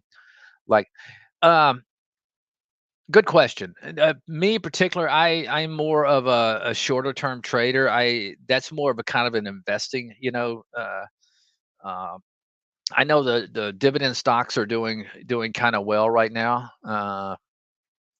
Looking for stocks with a dividend. It pays like this. I was looking at this to maybe add this one to our the eye this morning. This is the kind of thing that you will see people buying. You see the market's getting hit right now, and this stock right here is holding up pretty well. And you'll find that a lot when the market gets in turmoil like this. So people will start searching for stocks they can invest in and pay a dividend. Now, here's the problem: they can go down. Here's another one. It's a great example. This was on the radar as well. A stock that pays basically is paying with the price of the stock right now. It's calculated at a over a 4% dividend. A lot of people will do that. A lot of investors, smart investors, when the market gets like this and gets kind of crazy, they'll just park some money in dividend paying stocks and will just go ahead and accept the ebb and flow of the stocks as long as they're getting paid, a decent dividend. A lot of your oil stocks are that way. Exxon, you know, pays a 4%. ConocoPhillips. This is one we called from the eye the other day, right around 92, holding up well. Another one that pays a dividend. So, but me personally, Circle, I am more of uh, looking for movement, price movement. I don't have the patience. There's nothing wrong with it, especially if you have like a trading account and an investment account. There's nothing wrong with during volatile markets like this just to park your money or a portion of it, and nothing wrong with being in cash too. I mean, there's not you know. Uh, I mean, is the dividend that you're making off the stock, are you going to, lose that in the valuation of the stock if the market gets really hit? So in other words, let's say you buy ConocoPhillips here because you like that it pays a 2% dividend. But, if things get really volatile and maybe oil, we start looking at recession, oil starts collapsing, this thing could trade back to 85 or something like that. Well, you're getting paid that nice dividend, but at what cost? at what cost to capital depreciation on the stock getting hit.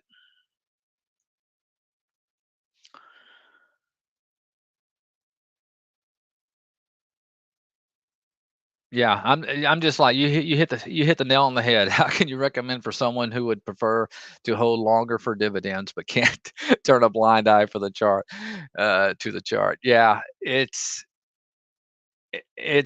can't do it. I can't do it. I'm so trained to if I'm wrong to get out early. I'm not one that will, like I said, sit in a trade and just because I'm either making a dividend or because I think it's going to be higher later. I can't sit through that pain. I just, if I'm wrong, I'll get out. You know, so speaking of getting out, let's see what that NUTX is probably giving me. Had a stop on it at no, it's still hanging on there. Uh,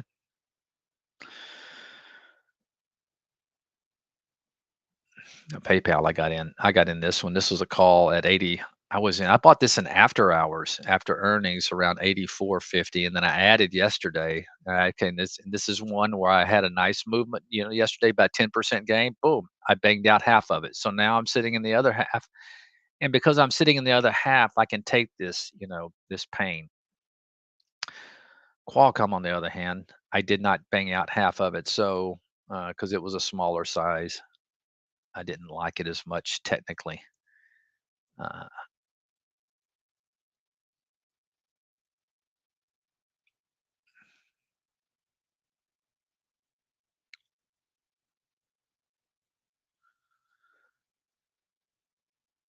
This is one I just bought, and I basically put it after I had to move. I just put a stop in at my price. I'm not looking to bang this out quick. I'm hoping I can get at least up here to this high going over here at 1051.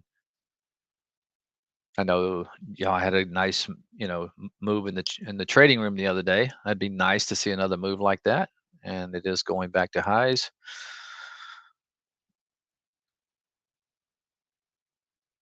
Still like Roku, even though it dipped below its 15 period moving average.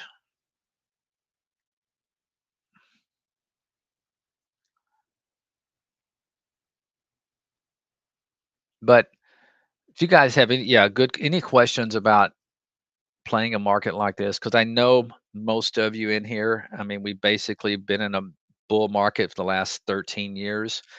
Haven't seen, trading like this. We've had big pull downs, but they've been kind of quick. They've been seems like 2 weeks maybe, and like the pandemic and a few others, they haven't lasted long. They dropped 10%, 15%, and they bounce back really quick. Well, it's different this time, guys.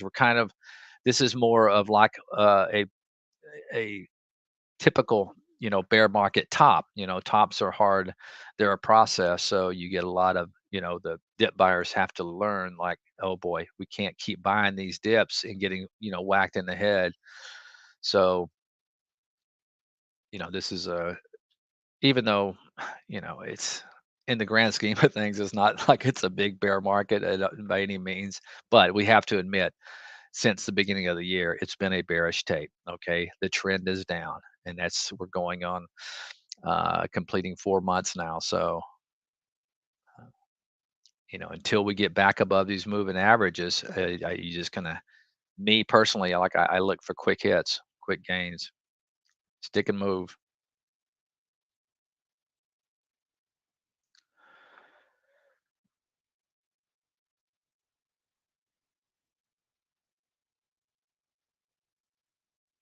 Yes, yes, Wolf. Yeah, yesterday, yeah, a lot of I bought a lot of stuff and I bought pins in after hours at a good price, and then uh, had a really really good move yesterday. I did sell all of this one. Snapchat I sold. I had and look at this thing. It's holding up well. I sold this morning, right? I sold this morning right at the right pretty much right. I think I sold at 30.15. But I like the way this is holding up, man. I may have to jump back in this, put alert a little bit. So I did sell all that. Sometimes you sell them all and you wish you hadn't days later, but just watching a lot of these stocks, reverse their moves. It's a nice little cup and handle on the intraday. Perfect. Let's see. Or circle. Is it easier to hold reverse leverage ETFs? It is for me, and one of the reasons I like to do a reverse because I am terrified holding a stock because a short. Now, if it's a big boy, it's probably okay. But think about it. Think if you were holding Twitter short, everything looked like, and then what happened? You wake up one morning and there's a buyout. So that's what I fear. Anytime I get short, and usually the stuff that I really want to short are junk stocks, but you just never know what they're going to come out the next day. You get some analyst upgrade. That has happened to me in the past. You know, you'll be a tier one company will come out and upgrade a stock that looks like crap, and you're short the stock, and it gaps up on you 7-8%. That can be painful. So, and plus, you never know the buyout news or anything like that. So I prefer if I'm gonna short, just short the market and uh, play it that way. Because I know, yeah, it's just going to have to be the market. The market's not. No one's going to come buy out the market or the IWM. Yeah, that's why. And another thing too, a lot of these big companies like Apple and Microsoft, uh, a lot of times they'll hold up some of these major averages. They account for like 10, 11%. Just those two stocks account for, I think, like 11 or 10% of the SPY and Qs. And you could have everything just kind of falling a bit, but if those two are really moving higher, you're not gonna get the overall market to fall. That's kind of like why I kind of focus on the uh, shorting the IWM. Okay, you're not gonna have any of those major big cap stocks that comprise, and typically it looks in most cases will be weaker than the major averages. Like this is really weak. It's got this level right here that we had a head fake yesterday. Now, if it breaks down, I'll probably add to it. Can you guys still hear me? I heard a little beep.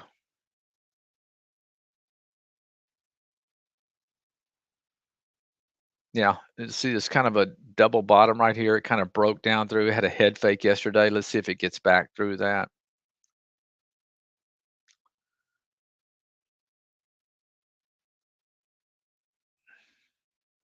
PayPal, I'm not worried about that one. Okay, good, good. Thanks, Dave.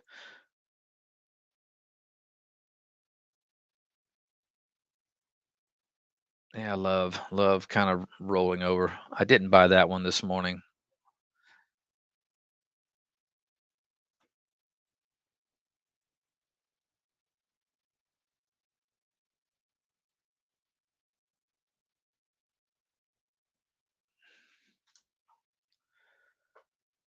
All right, that was one of my coworkers taking that logo off the beep. Okay, so he was okay taking the logo off. I know what he was doing.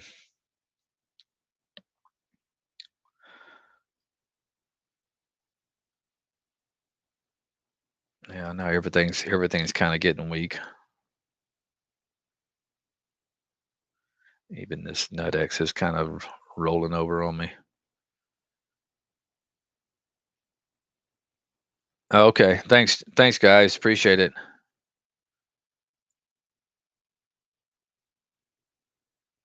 Yeah, you'll have to tell me, Steve, how to turn that off when I come in.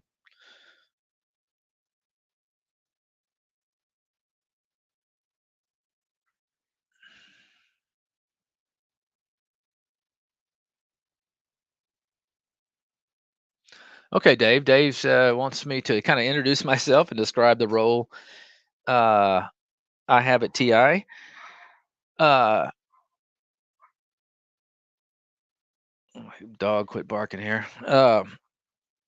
Yeah, I've been a trader for over 25 years. I was an active day trader for 17 years. Now I'm mostly a uh, swing trader. I will do a little bit of intraday stuff every now and then, like this NUTX that I bought, but I'm not looking to hold that. But uh, Yeah, that's where me and Steve both were one of the very first traders or users of trade ideas. We actually started trading together with the CEO of the company on a trading floor. This is going back to like 1997, 98. Uh, and Yeah, got a. I actually, Steve and I started a business together called Today Trader, in which we would do the same thing that Barry was doing. I would show my screen, people could come on and see me trade live. Very similar to what we were a little more uh, active as far as I'd actually show my P&L and show my positions and everything like that, so people knew exactly what I was doing. Um, then also, I was also hired out of this company in China.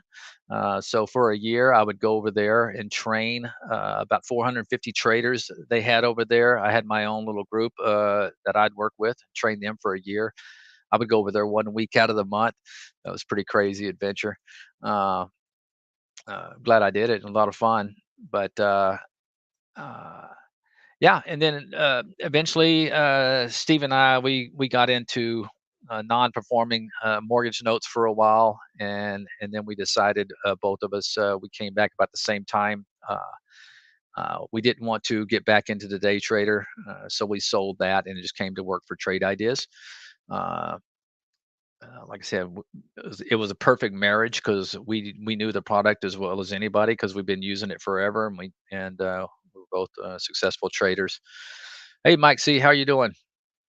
So there you go, Dave. Yeah, a lot of experience with the software, a lot of experience with trading. We like for people to ask questions about the software, but we also think it's important for people, especially new traders or intermediate. Maybe if you only been doing it 2 or 3 years and you have some questions about trading, we can help you there as well.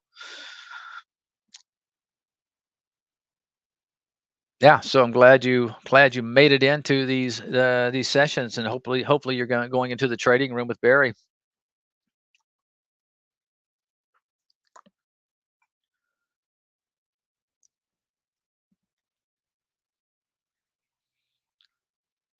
You're welcome, Dave. You're welcome. Thank you.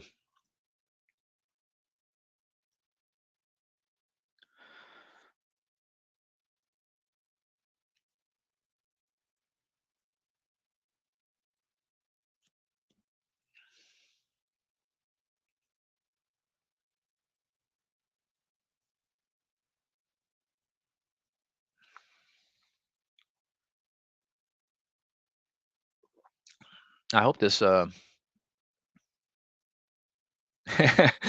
Wolf's a fresh 6 month veteran. Oh yeah, yeah. Let me tell you an interesting story. I think I may have told it before in here, or in maybe in one of my classes, but I know some of you guys. If I did, it was a long time ago.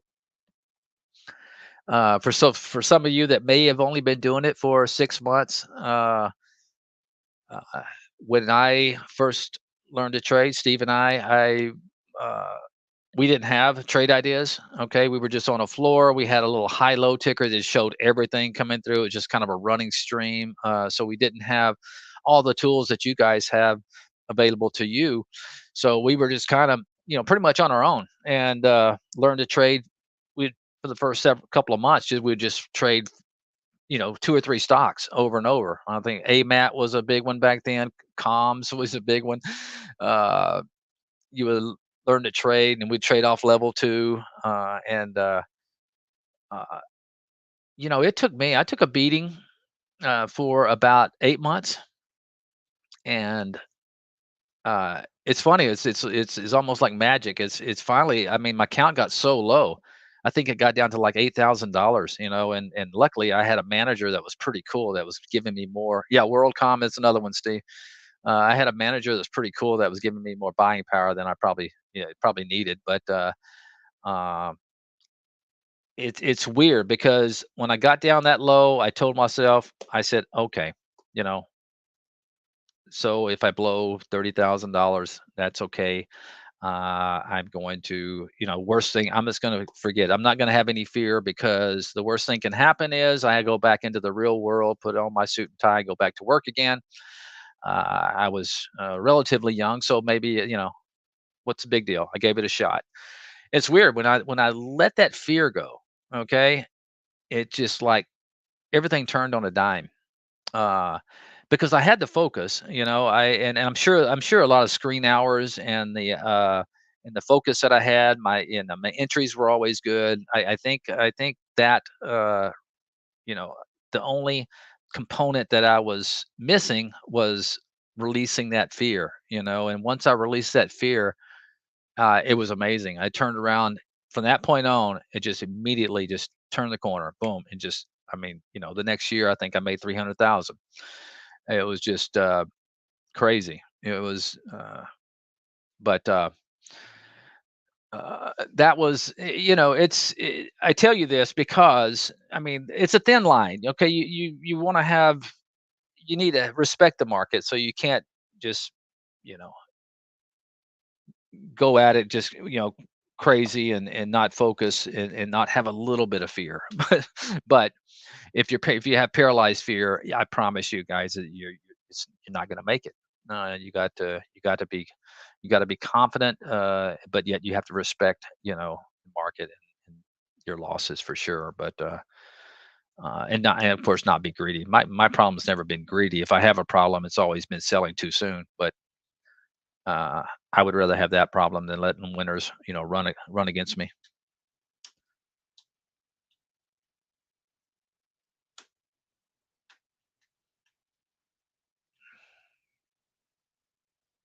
Let's see, make sure I didn't miss anything. Plaza says, Andy, has TI thought about creating a rating system for some scans? I understand people make their own scans, but would be interesting to see what scans are rated well. That's a good idea. You might send that to info, our trade ideas. We have talked about having a page, uh, maybe on our user guide or our uh, website of, you know, some of our best thing. We do have a section on our regular toolbar called uh, Traders Vault. If you go to the Traders Vault, you're going to see some of the best scans here from the Trade Ideas team.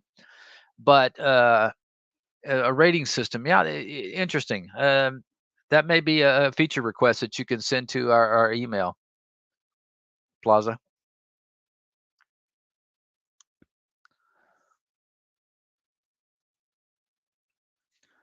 Let's see. That's yeah, that maybe something. Yeah, score is more of a rating system. This composite rating, the score. I kind of developed this, and these are Strong's. It's basically a rating system for stocks based upon about 13 technical metrics and about four, four or five, I can't remember, fundamental metrics. But we do have it for stocks. But I think he's thinking about scans. So yeah, put it on paper in an email form, of kind of what you're looking for. Maybe that's something we can put together. But here's the thing, that could be subjective too. I mean, what scan works for one person, may not work for another. It's a lot depends on what you're looking for. You're looking for pullbacks, you're looking for breakouts, you're looking for um, setups.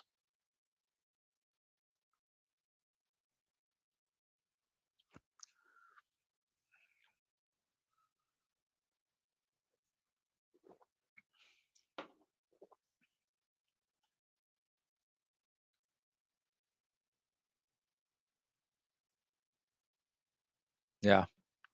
Yeah, Barry just hit me up. You're right, Barry. He said it's hard to do a rating system because most scans are not back tested. So, uh, well, yeah, you can't back test the top list. The only thing you can back test is an A window. So that's uh, you could do some back testing, for A windows, and build some sort of rating system. But that's a good idea. Uh, Maybe an idea for a contest in our next test drive. Who could build the best back test today window. That may be a good one.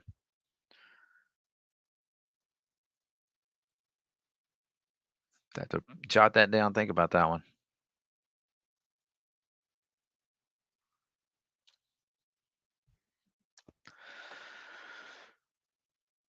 All right. Let me see. Roku's starting to bleed me a little bit.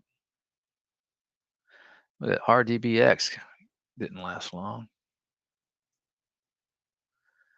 It's NUTX. You're going to have to hold this fast line, or I may just go ahead and cut you.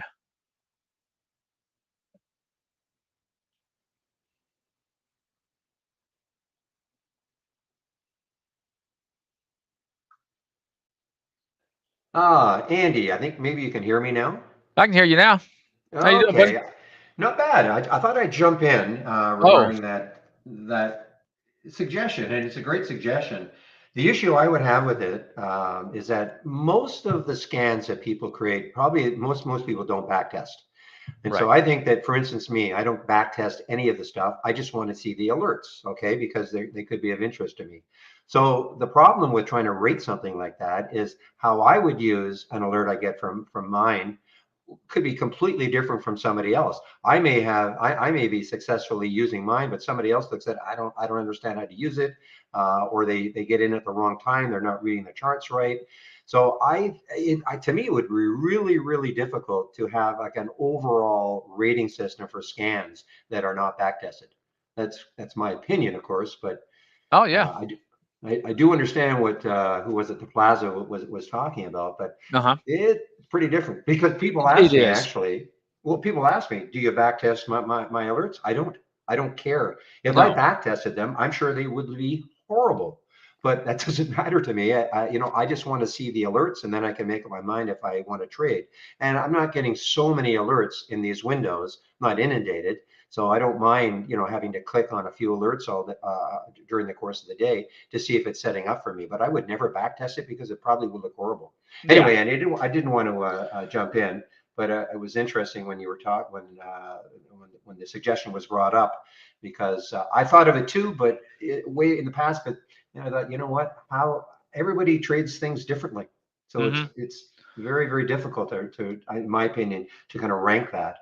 Right. Right. And you know what? I've tried over and over again to back test momentum alerts. It's impossible. It's There's impossible. it really is. It really is because you have get so many head fakes. I've tried, and it's really now swing trades. I'm a lot more successful with that, but yeah, intraday trades. It's very difficult. Yeah. Yep.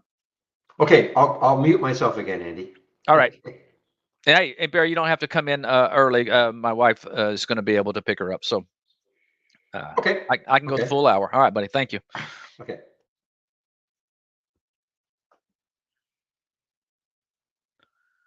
Yes, Eric. Back testing is useless for day trades, and it takes an eye. There's so many things involved when it comes to back tests, and I think more people would be successful if they looked at the daily charts when they're playing these momentum alerts. And I know Barry's really good at that. He's always saying look left, and there's a reason for that.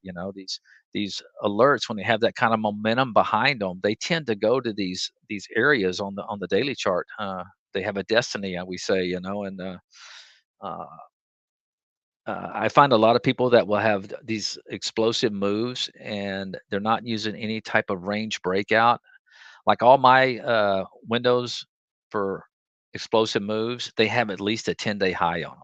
Okay, I don't want to see charts that are a spurt of volumes coming in. Now, I looked over there on the daily chart there, and it's right in the middle of a 5-day range or something. It's just that does nothing for me. You're going to find the ones that break out. Uh, ooh, this market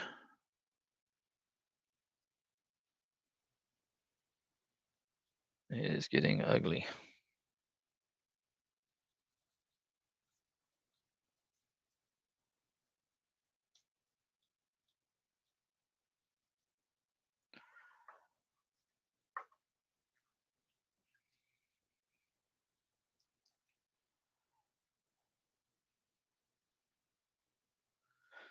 Okay, this is going to be key right here. You have a stock. Okay, this is what we call an intraday flag. Okay, you have a nice little push off highs. I wish the volume was better.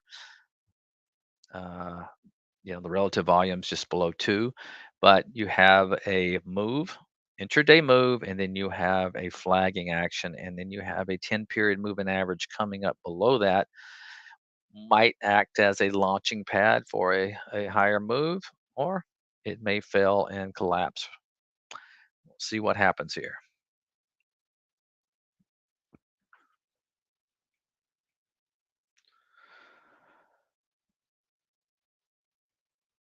By the way, I do have a stop in here for a flat though if it does come back.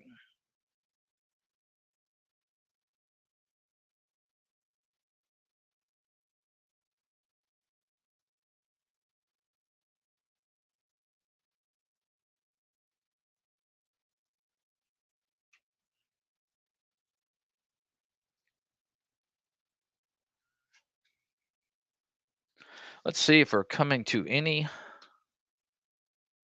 support levels. Okay, we are close to yesterday's low in the spies. See if that acts as kind of a support level and get a bounce.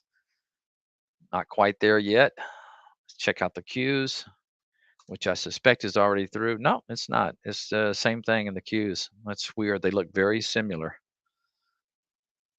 as far as the last 4 days go. Let's check out the IWM, and nowhere near its lows from yesterday, but that was a nasty move early in the morning.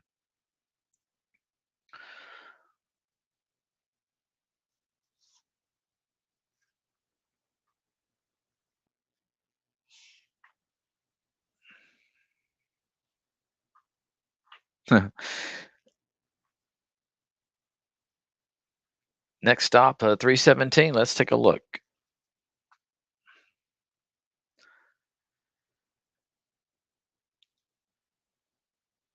Yep, if you're looking at the low of yesterday, which was 317.52, it wouldn't be surprised. I wouldn't be surprised if it goes and tickles it, goes to lows and gets a bounce. Or being a Friday and not a lot of good news out there, and earnings are pretty much all the big boys have kind of had their earnings. Man, excuse me, get some water.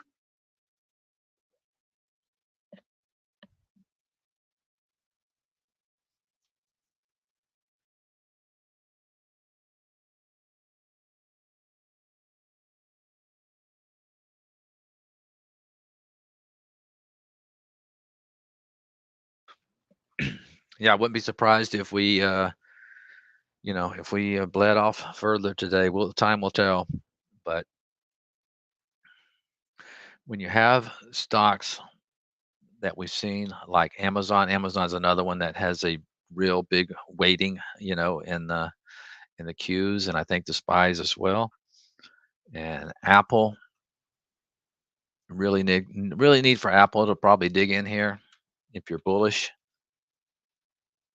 Microsoft, yeah, just let's see what happens. But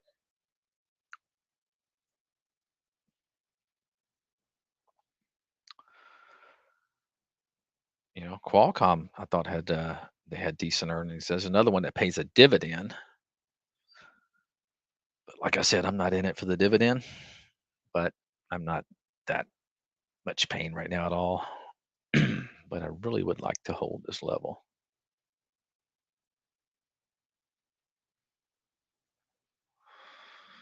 It's where it kind of backed up a few times yesterday. I'd like to see it hold that because if it breaks that, it could gug me.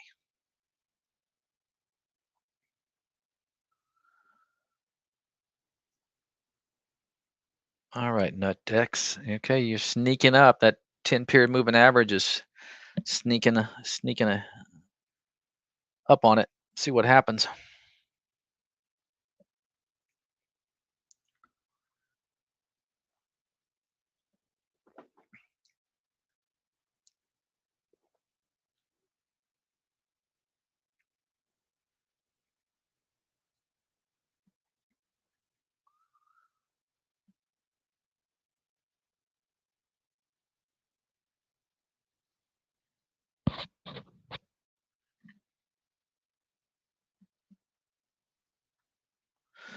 What was that snap? What's it still? Yeah, it's trying to bleed now, but still up over 3.5% on the day and a very ugly tape. That's what I call relative strength.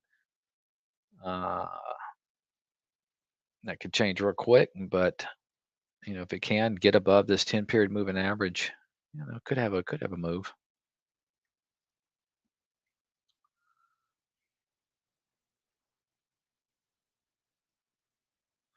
I'm sorry, Blue. Did I miss your question? Let's see. Is there an indicator you can put on a 1-minute chart or 5-minute chart to help with that type of scalping? Uh, let's see. I'm not sure what type of scalping are you talking about. Uh, First of all, I don't like the 1-minute time frame. There's a lot of high frequency trading in the 1-minute time frame. Uh, hey, Ajay, what's up, buddy? Uh,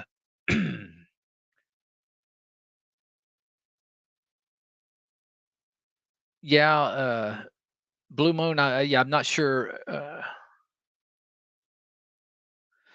That question that I missed earlier, you're talking about, is there an indicator that you could put on a 1-minute chart or a 5-minute chart to help you with that type of scalping?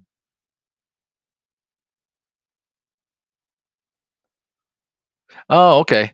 Uh, probably the best thing to do a lot of times, I see it all the time. Let me give you a prime example. Snap yesterday. I was in it and it almost got me out, but I know these algos will play this game. If you look at yesterday, look what happened. The market wasn't it was holding up okay, but Snap started selling off on me yesterday, and I'm going like, well, I know the algos are playing this game. Look what happens. It went about 3 pennies below yesterday's low, and then it just bounced and had a beautiful move after that. Now I stayed in it because I'm used to these algos doing that. And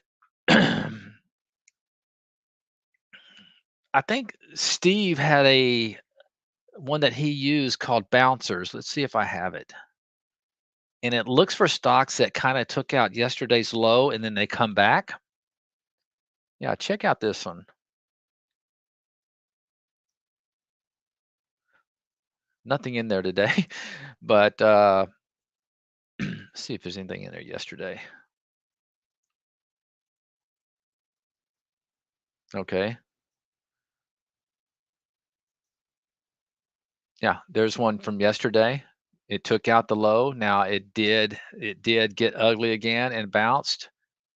So it's gonna find you one. There's another one yesterday. There's another one, although not looking good today. But you can see all of these take out the prior day's low. And then there's one that took it out by a few pennies, just like the one I was saying. There's your bounce. AGR didn't work that well.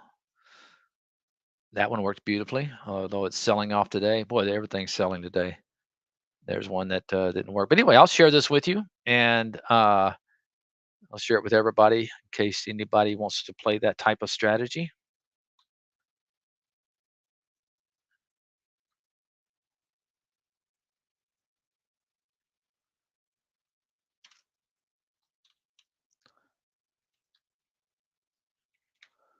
There you go, Blue Moon.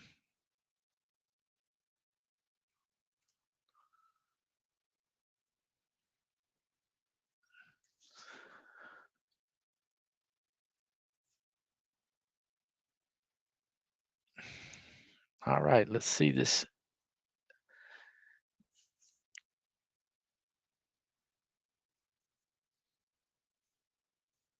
This is where I'll probably just raise my stop up at these. Just go ahead and put it in there now, right at these lows, because if it fails that, it's going to fail the 10-period moving average.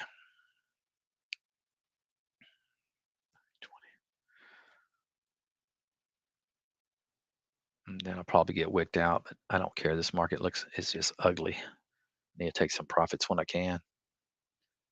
Let's see.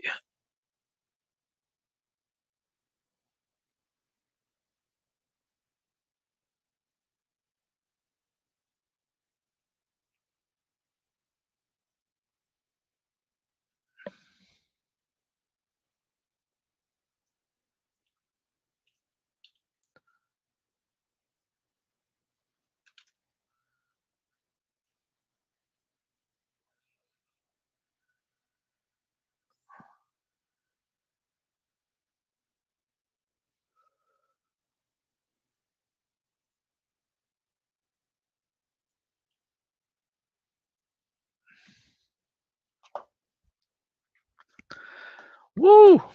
Now my TZA is doing good. There's no safe haven anywhere, guys.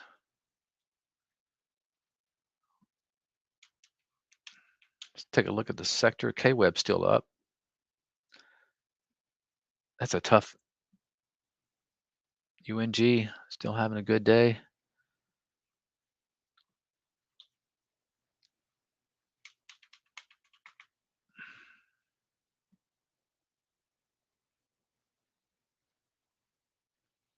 We're getting close to that yesterday low. So you get the Kansas City shuffle here. Yeah, we got it. So there's the spies. Q's not quite there.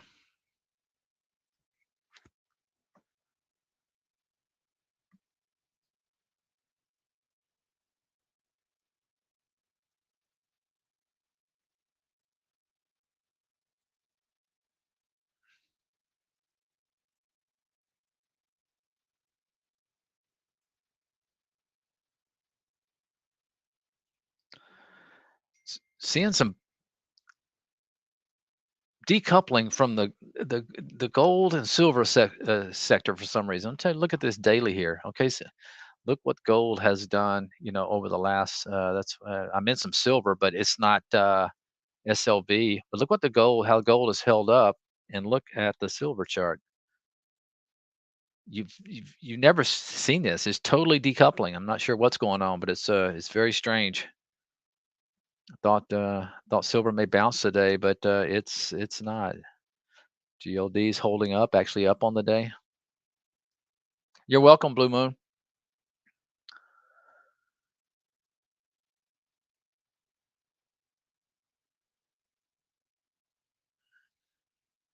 Amazon going to lows.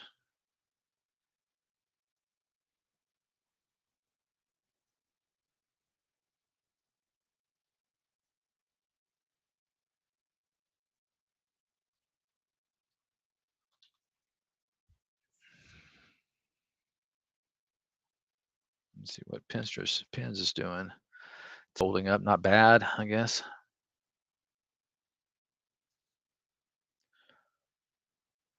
Yeah, NUTX.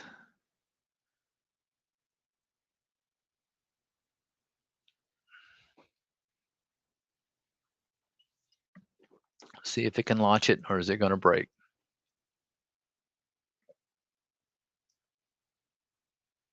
And it broke.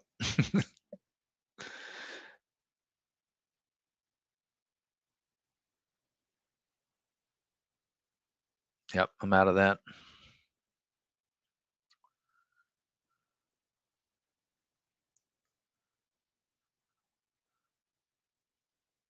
It may have been too tight, but I don't care.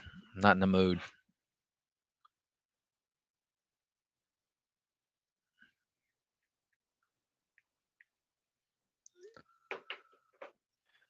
All right, Andrew, I am back All right, in. If buddy. you if you want to take off now and have a nice All right. weekend, or you want to stick around for another 2 minutes. Well, I got to make a video with Brad Ingen here in a while, so Vamoose. Head out. What's that? I said head out then. Okay, buddy. All right. Have a good one, Barry. You too, Andy. All Okay. right. Bye, Talk to you everybody. later. Have a great weekend. Okay, guys, I'm now back in both rooms. Let me get my music going.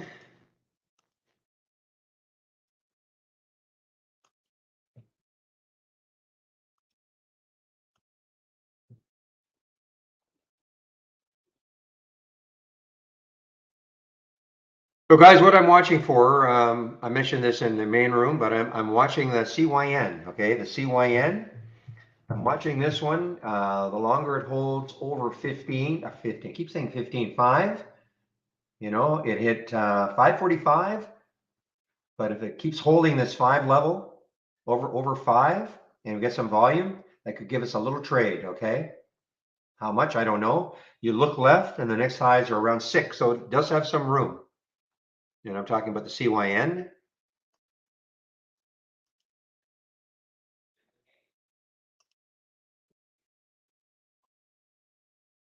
But it's just sort of basing right now, not doing too much.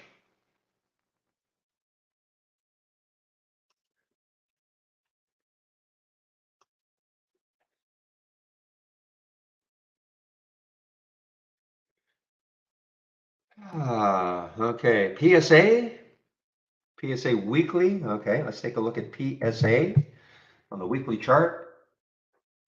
Yeah, way out, yeah, kind of outside the price range I like, but you're talking about shorting it, I'm assuming.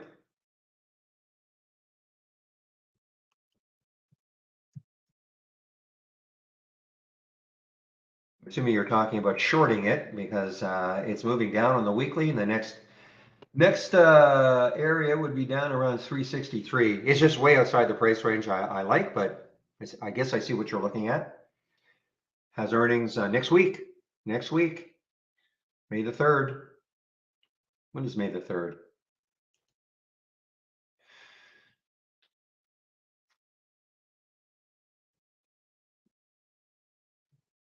I guess that's Tuesday. So it has earnings on Tuesday after hours.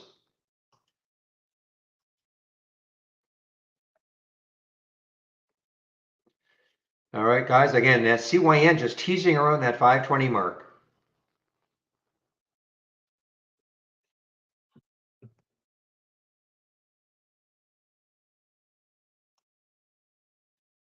I know. There we go. Let's put my sound alerts back.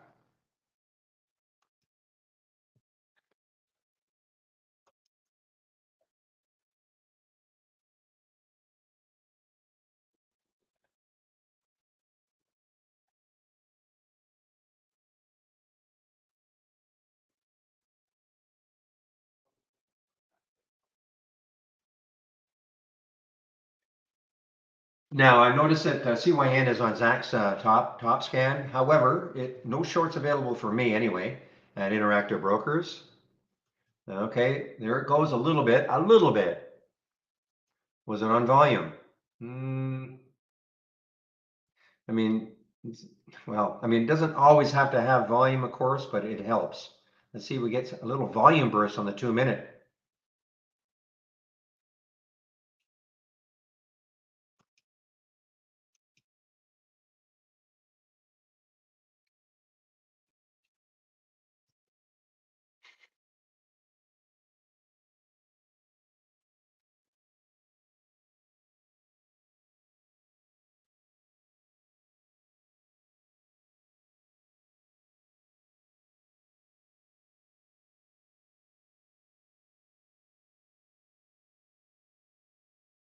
All right, this SFM continues to move down. The Sprouts Farmers Market continues to move down.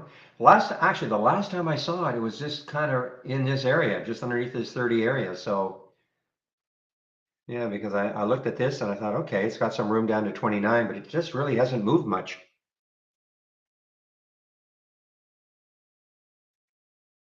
What we'd love to see is maybe a topping play from Zach with the market moving down.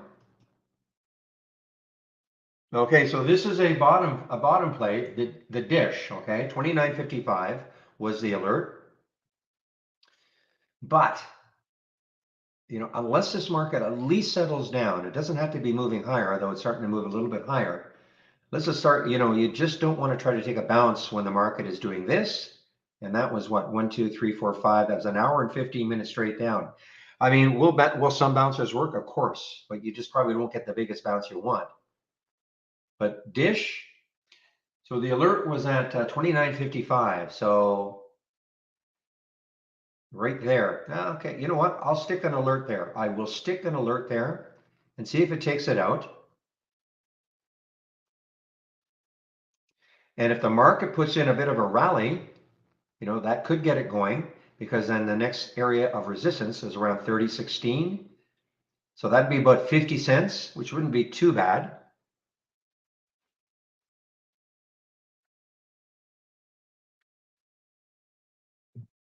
Well, I'm just saying it showed up on Zach's scan, PJ. Okay, that's the only reason. I'm just saying it showed up on his scan, that's all. I mean, right now, yeah, it looks like it's kind of basing.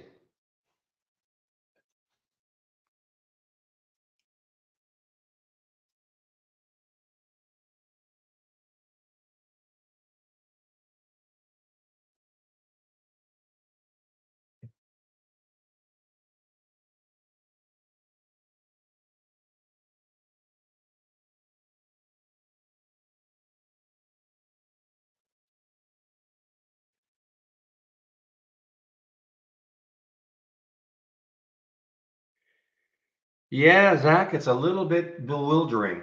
I mean, what sort of questions do they ask her? What do you say to people? And I know somebody's going to say, "Oh, but this is only for well-heeled investors, and they're pouring money into it, etc." That may well be, but I don't know.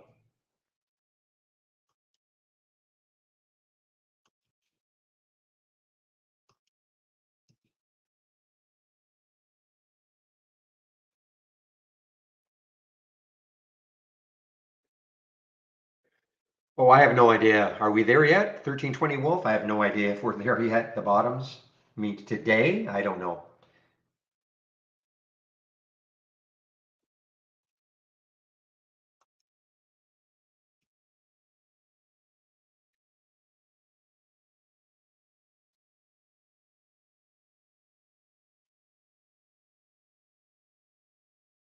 Well, there it went, guys. CYN, it went, exploded higher, and I think it just got up to the high, right?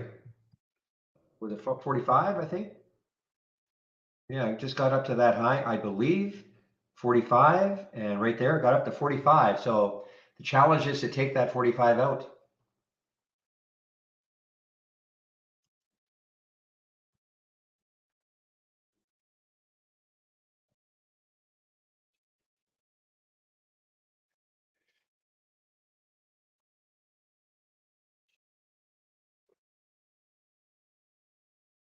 I don't know if there's a true on-haul time for OPNT.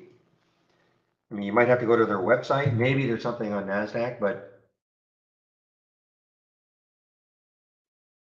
when it's a news halt, just looking to see the last. Oh, now I'm seeing what you guys are looking at. Oh my goodness.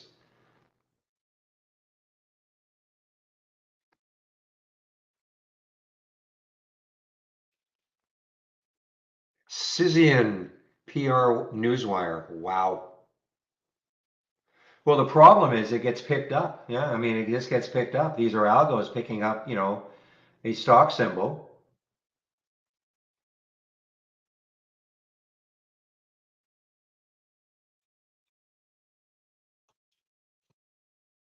I mean, this is Reuters. I'm not saying so. Reuters is just echoing this.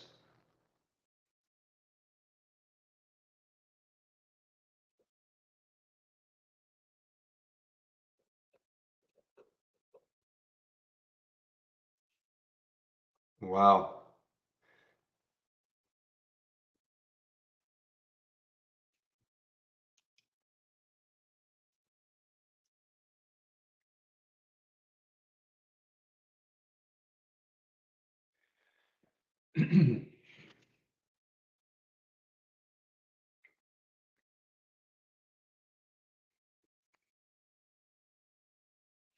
The QFIN did move down. I just found that the China stocks were kind of a little too choppy for me. I mean, that's not horrible, but I just found they were a little too choppy.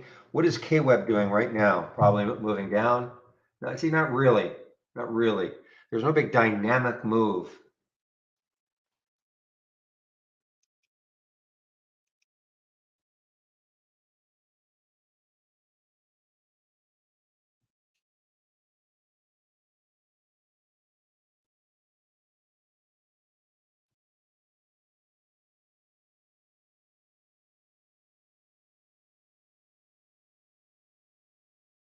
Well, I'm not seeing too much moving right now. I'm even just looking at Netflix. It's just kind of hanging around that 196 mark now, and some of the bigger ones are just kind of stuck.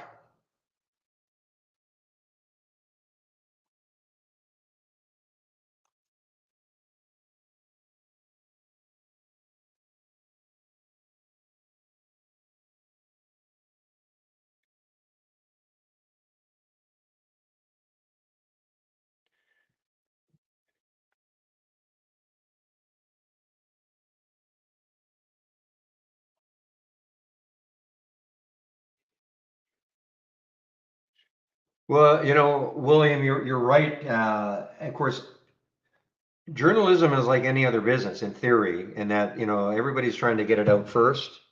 But boy, if you don't check your facts, you can, I mean, obviously something like that. I mean, this is picked up by Reuters, your right PR Newswire, and they all want to be first, because it is a business. It's like a scoop. But man, when you're wrong, and that is really, really being wrong, it looks really terrible on you.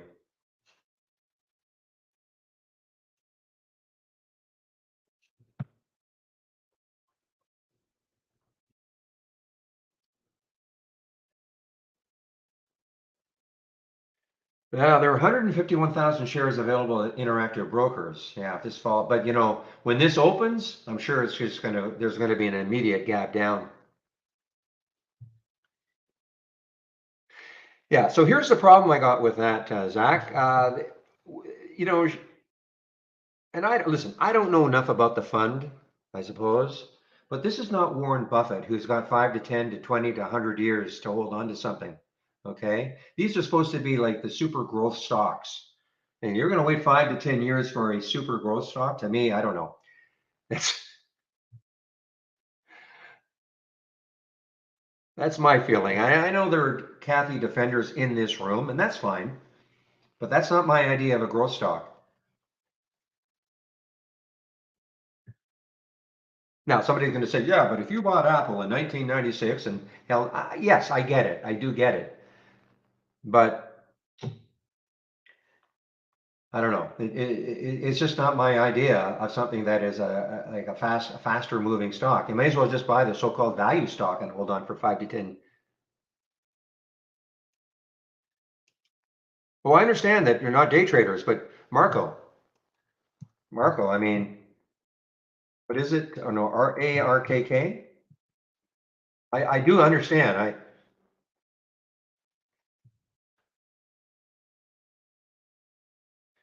To be cut in half almost from March, to be cut in half. I mean, yeah, I get it. These all can rebound, I suppose, or even worse, to be, not cut in half even more right at here. I mean, people who are buying here, here, here, here, and here. I mean, how do you hold on? I don't know. I can't hold on. I mean, even if you're not a day trader and you are a swing trader, you got to have a stop somewhere, in my opinion.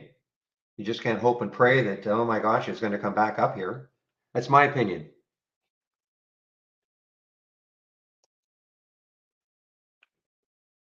And again, I'm not trying to dump on her or anything like that, but it's just it's fascinating to me how people still defend this sort of a price action.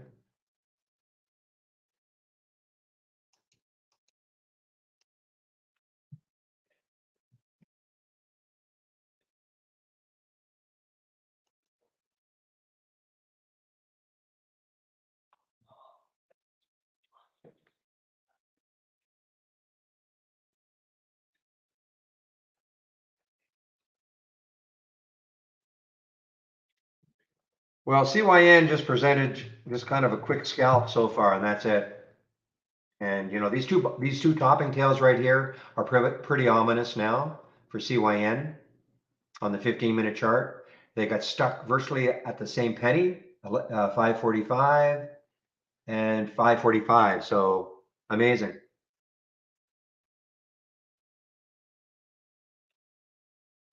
So if you had shorts available for CYN, this would be and a break of 5. I don't have shorts available.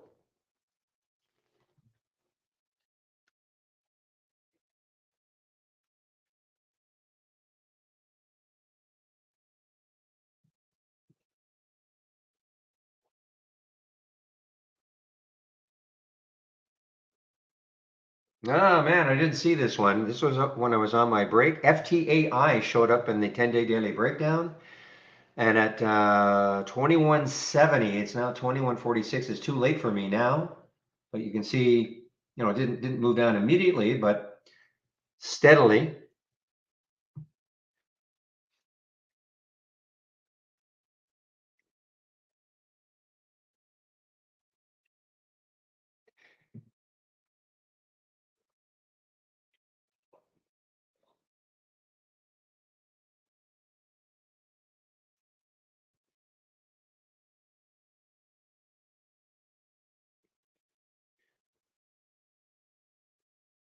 Okay, but you know, let's. This is a bit of a philosophical discussion.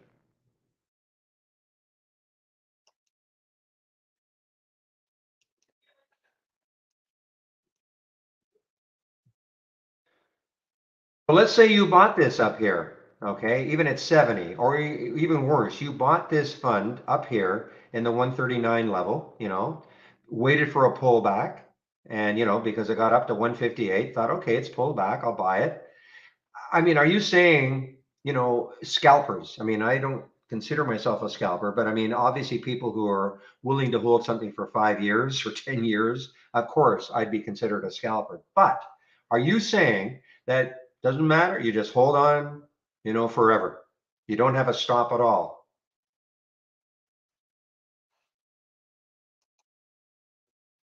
And I mean, I don't care if you're in a 5 to 10 year time frame. Where would you put your stop if you bought this? I mean, I could see people who think, "Oh my gosh, I missed this one. I missed it. Look at the run it had. I missed it." Then it got all the way up to 160 and it pulled back to 130. And you might have thought, oh, "Okay, this gives me an opportunity to get into it." So you buy it at 130, and you know, for a little while, and now it starts to drip. Now it's at 48. Are you saying that doesn't matter, you never sell? I mean, I don't know. And I'm not trying to dump on anybody. I'm just trying to question the mindset. You know, to me, once it broke down through here, I'd be gone. I could always, you know, get back in, but I'd be gone. You know, if it broke down through that all that monthly action, I would have been gone.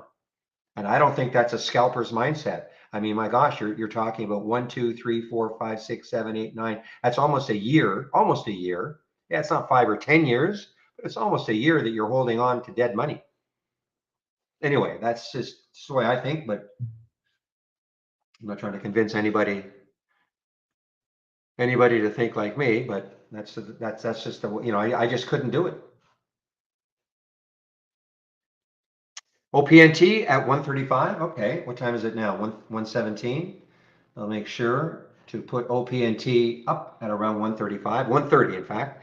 ELBM, let's take a look at ELBM. Whoa, yeah, electric battery. Moving higher. Okay, traders are, yeah, exactly. Here we go. Traders circulate 2020 article. 2020 article. Oh man. At least you can read it and you can say, okay, maybe it was a legitimate article, but it was in 2020. If I want to be so crazy to do something now because it's moving based on a 2020 article, fine.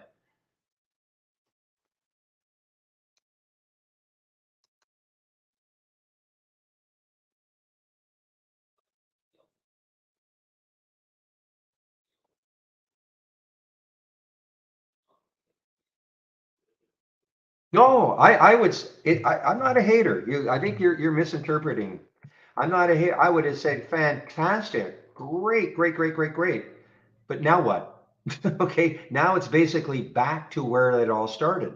Now what? I mean, yeah, I don't. I'm not saying you ignore everything. Yeah, fantastic move. But now what?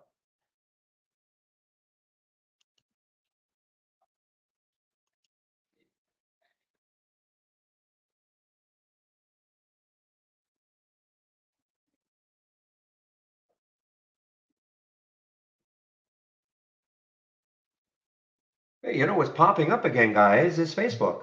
Facebook is, you know, my way of thinking, it has been surprisingly strong,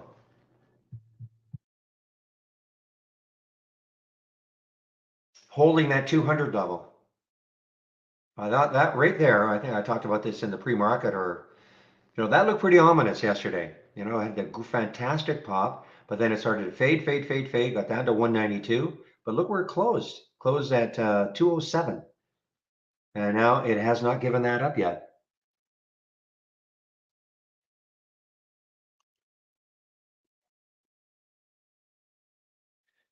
Yeah, and Shady, honestly, I don't hate her. I don't. I'm just sort of mesmerized by it all. That's all. I do not hate her. I don't know her at all. I wish anybody who's invested in a fund and holding on, I wish them well.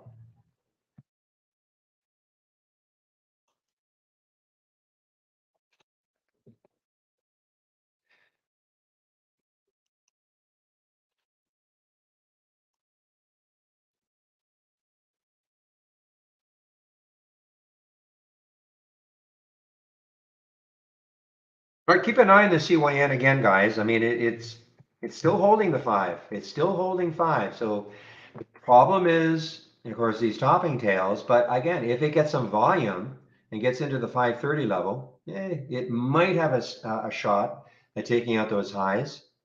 And if it does that, because then when you look left, 628, from if you can get it up in this area, the 530, 540 area, and it can get anywhere close to 6, it's a great percentage move.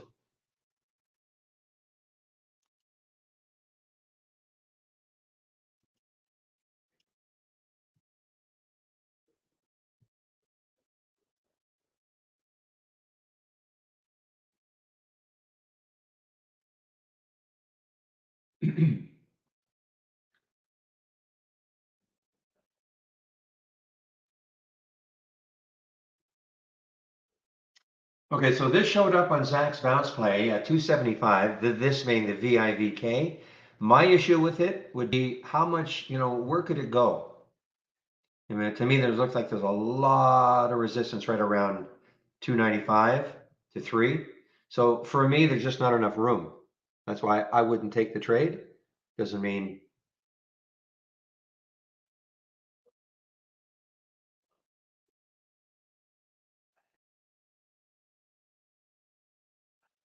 okay, well, at 130, we'll definitely be watching OPNT.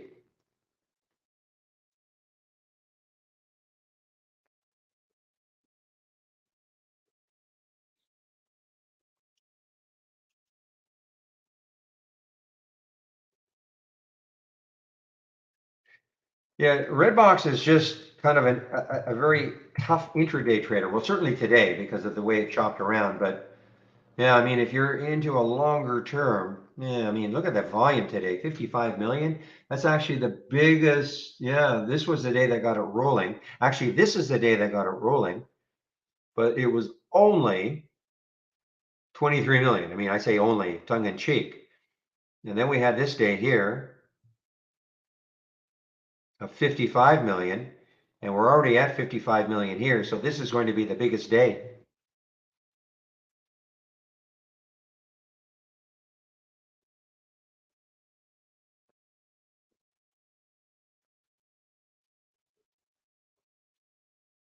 Yeah, man, too bad I missed. This is almost $1 move now for the FTAI.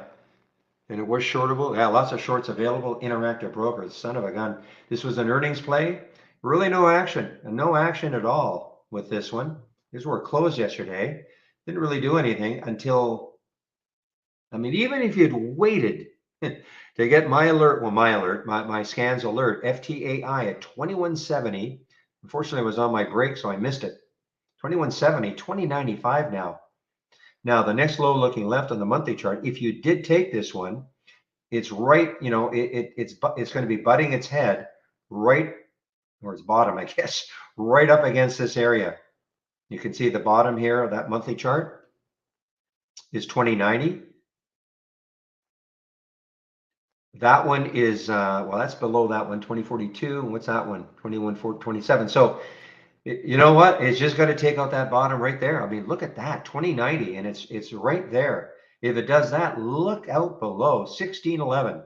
That's on a monthly chart. Okay, that's on a monthly chart. Woof. That was an expensive break, and I just can't chase it now.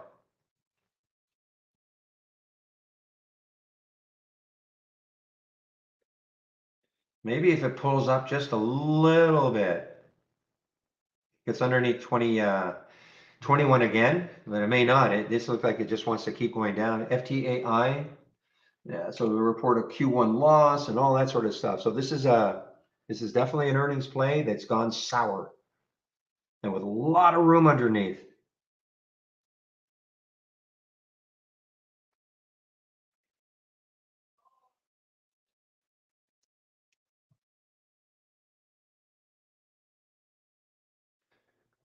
Yeah, that's one big So I don't know what the story on this one was. Was it I don't know if it was an IPO. CASA will know, or CAM or CASA will know if this was an IPO. Excuse me, I don't recall this. Well, let's take a look here.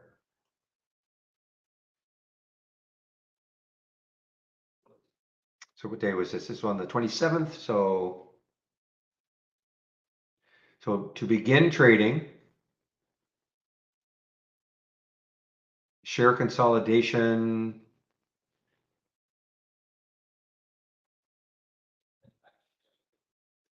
Yeah, I just can't tell. Well, it wasn't a SPAC, because a SPAC it would have been closer to 10, but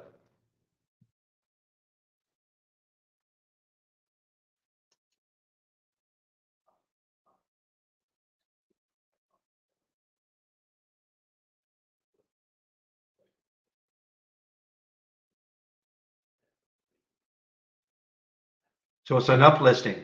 So they uplisted, so maybe they were pink sheet stock or something? Were they a pink sheet stock?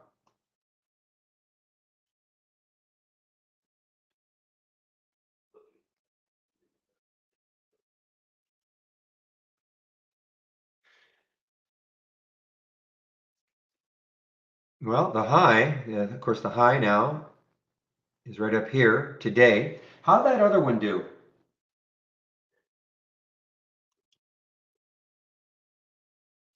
Yeah, so BLTE did not do, it did not take out that high, so it's not going to be one of those insane ones. Not today anyway. Not today anyway.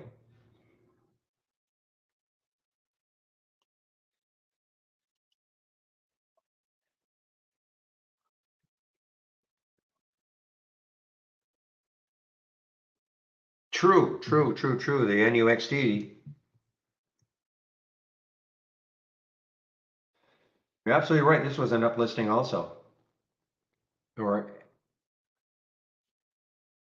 NUTX. Don't do that to me, Zach. NUTX, not X. Yeah. No, it went crazy, crazy. Well,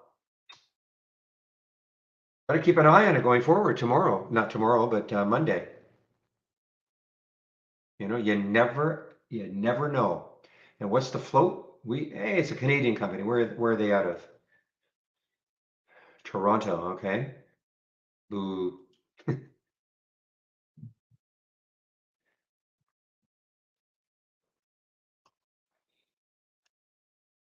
Well, put an alert then at the high and see if it takes it out on volume, and who knows what might happen.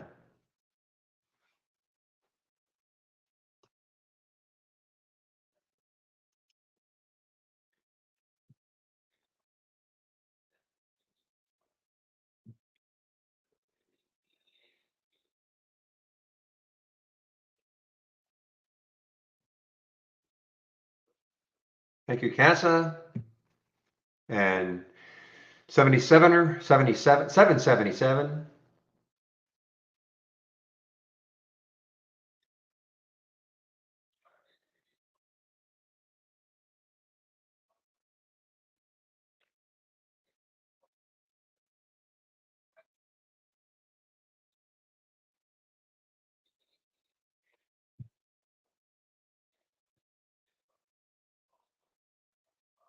Yeah, this could be interesting next week.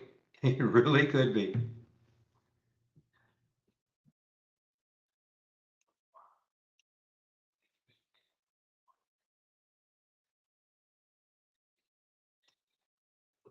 Gotta make sure it gets added to my watch list.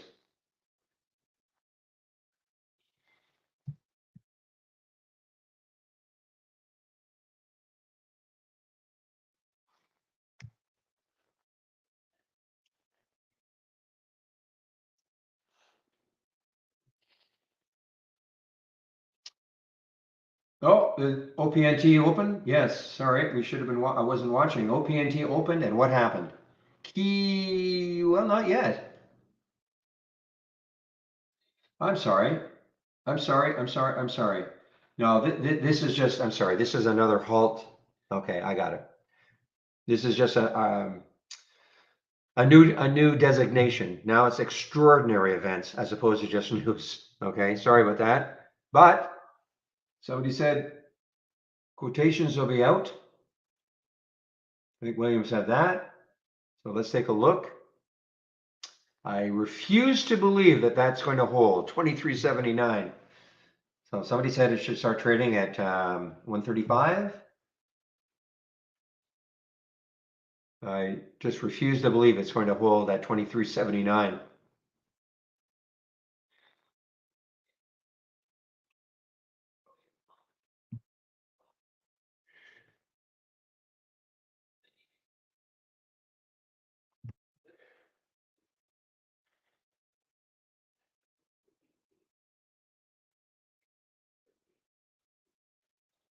Yeah, basically right back from where it started, 19.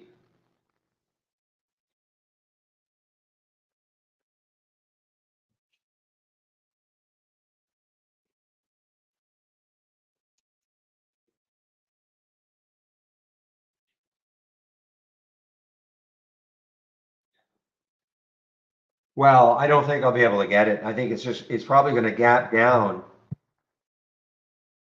Okay, it's probably going to gap down. If it stayed up here for 10 seconds maybe, but I think it's just going to gap down. So no real opportunity. And it'll be moving fast. I mean, there are 150,000 shares available to short at Interactive Brokers, but yeah, no kidding. Feel sorry for anybody who got in on that news thinking, I mean, that was, what are you going to do?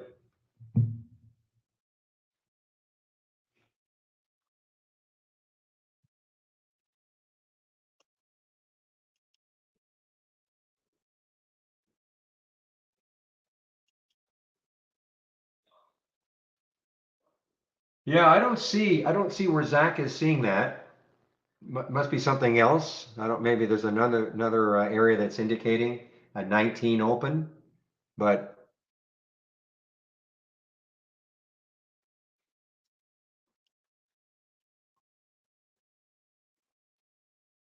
so level two DAS would be different from IVs. Okay. This is usually pretty bang on. So interesting that you're getting at it something different.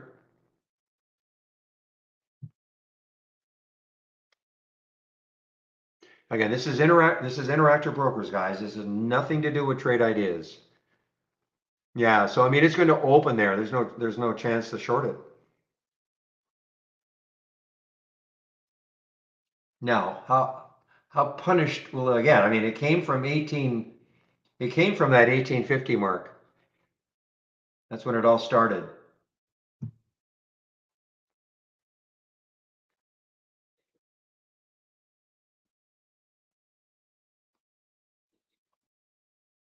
But I will keep this chart up. If it's going to open at the 135, it's about a little less than a minute now, about 95 seconds or 95, 65.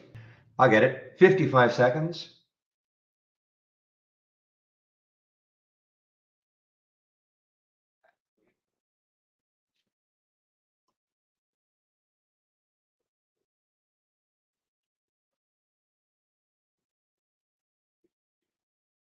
And I hope nobody in this room is trapped in here at 23. I hope nobody is in that situation.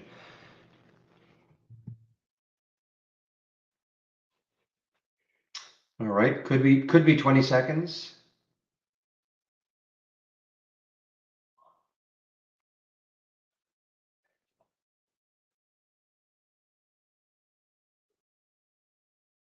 Okay, it could be 5 seconds. 4, 3, 2, 1. There it is, guys. Yikes. See, no chance to short it.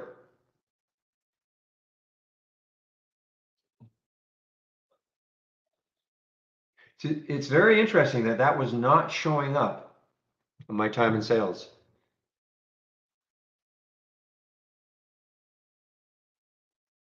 So it's basically went right back to before all the nonsense happened. That's what happened.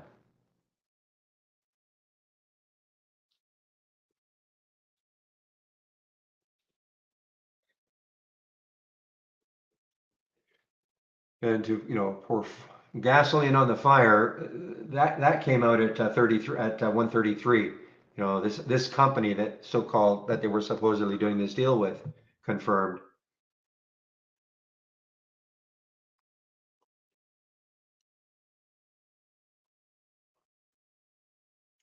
All right, well,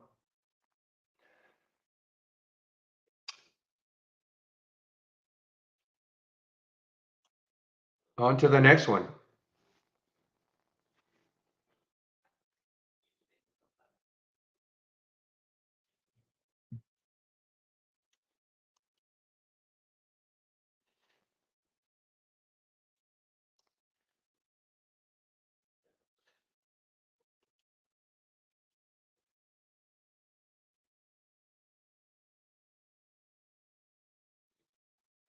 Okay, guys, so while there's a lull in the action, why don't I do this and set up the IPOs for next week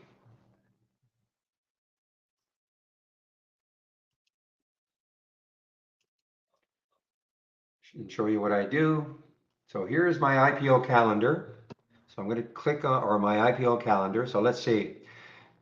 So these are, okay, these are already happened.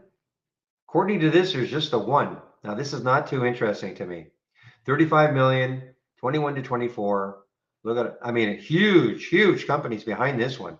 Oh, this is Bausch and Lamb. I thought it was Lamb.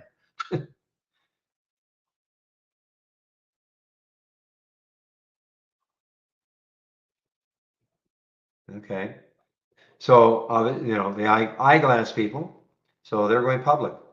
Not interested though, because it's at the ones I'm interested in are like these guys for the quick hitters, 6 million, 6, and you saw what happened with BLT. Not easy, but if you're more into a more traditional IPO than this one, BLCO, between 21 and 24, supposedly coming out next Friday.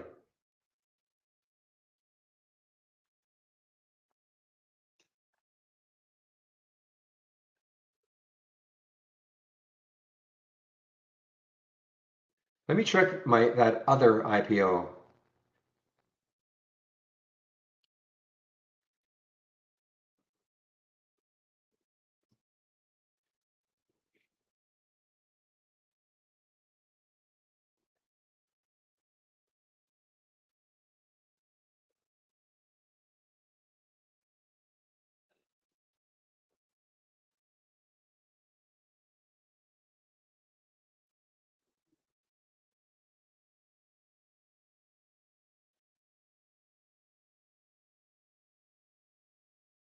This didn't open, did it? EDBL, the edible garden. Let me take a look at EDBL.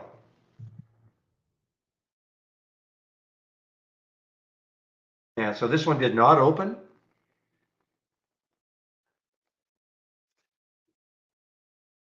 I'm going to put, I don't know if I have this one. So what I'm going to do, so maybe they've delayed it. I'm going to put a price alert at 1. And then in my notes section, I can see there's going to be about 2 million shares between 6 and 8. That's the IPO price. See if I can find out who's behind it.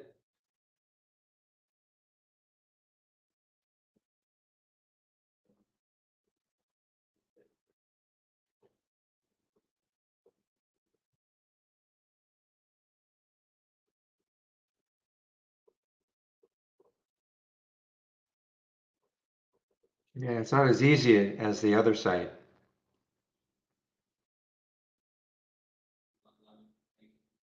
Maxim. Okay, so this is Maxim.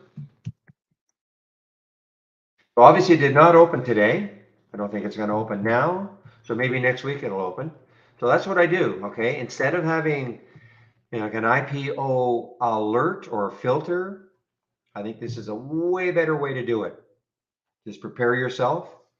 Just type the symbol in, put a price alert at 1, and then in the notes section, you can then when it happens, then you can quickly look to see, okay, it was 2 million between 6 and 8. Like, what if this opened, if it ever happens? What if this opens at, 12? Then you know, man, oh man, there's a lot of excitement. Kind of like the BLTE earlier.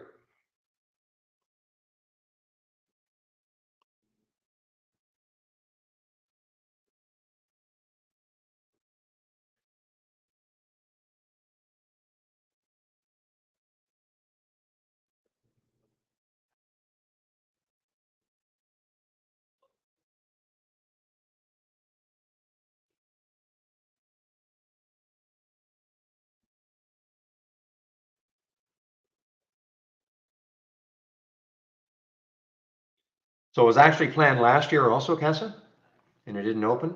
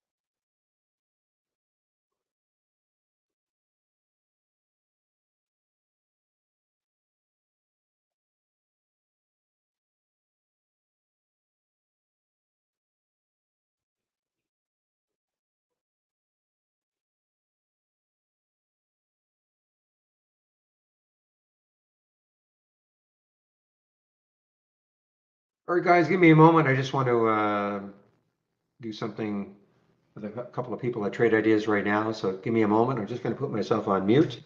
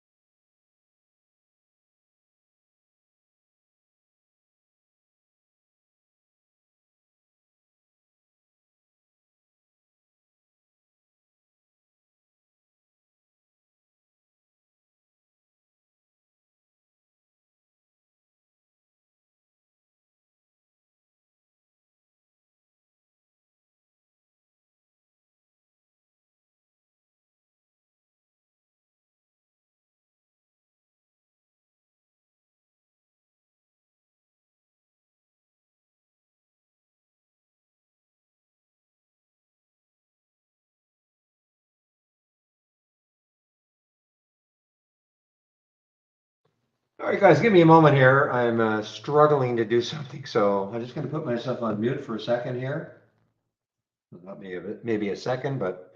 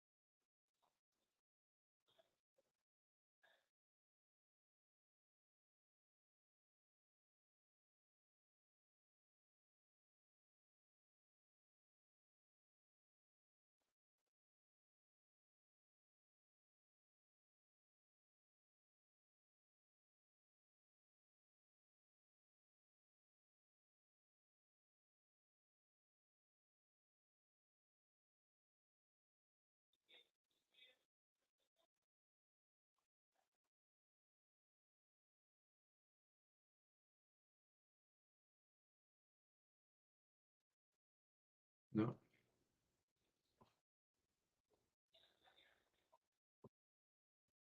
Understand how it does it.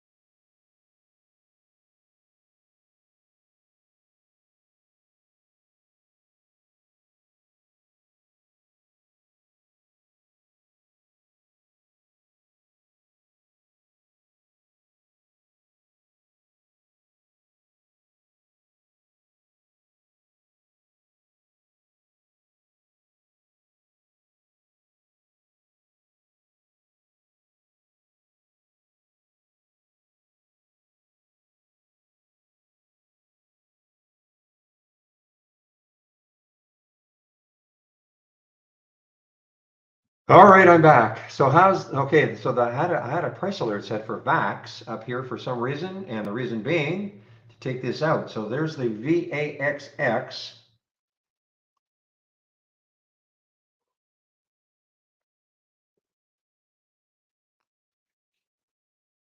And again, it's not a low float, 36 million in the float. And again, this is, all this is disclosure that the chairman put,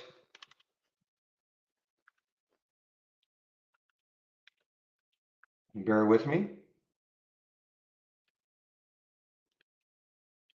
$80,000. He bought $80,000 worth of stock at 348, around 350. He bought approximately 23,000 shares at 350. And that's the only news that I can see.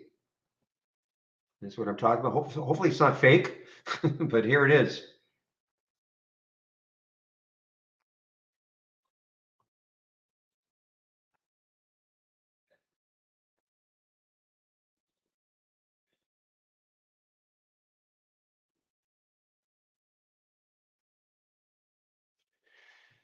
Yeah, Redbox looking, I got this thumbnail, that's why I keep seeing it. Redbox is looking, again, interesting. Rising bottoms here, okay? Look at the higher lows being made on the 15. You can kind of see that if it could take out 5 on volume. I mean, imagine if you got a volume bar like that and taking it out.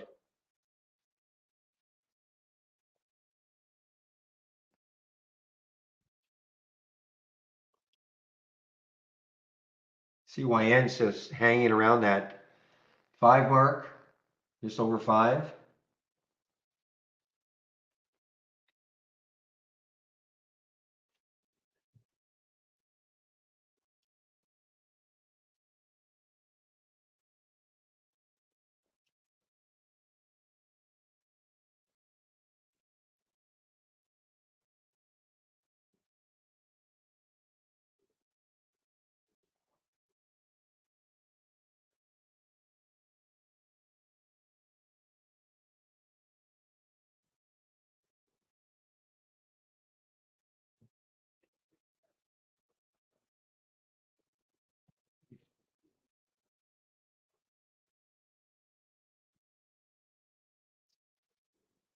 All right, guys. Well, we're certainly drifting into the close here. Market is just kind of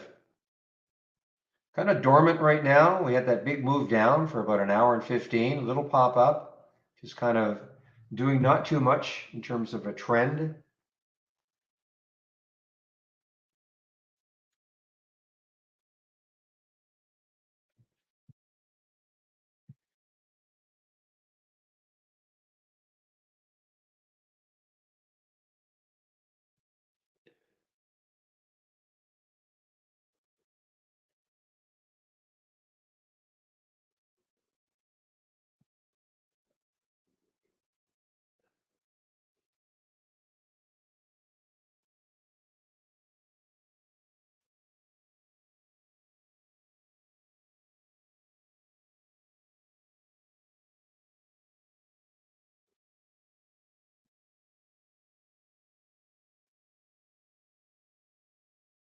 All right, here's another one that just showing up on Zach's scanner. Boy, this is all, as a potential bounce play. ASAN. This is almost an all-time low. Not an earnings play, just moving down. ASAN, but again, I'd like to see the market. I mean, the market doesn't have to rip higher. Just don't want to see it keep drifting down though, to try to take a bounce play. So the alert happened at 27.40. What's the low looking left here is 26.43. So there's still room to the next low.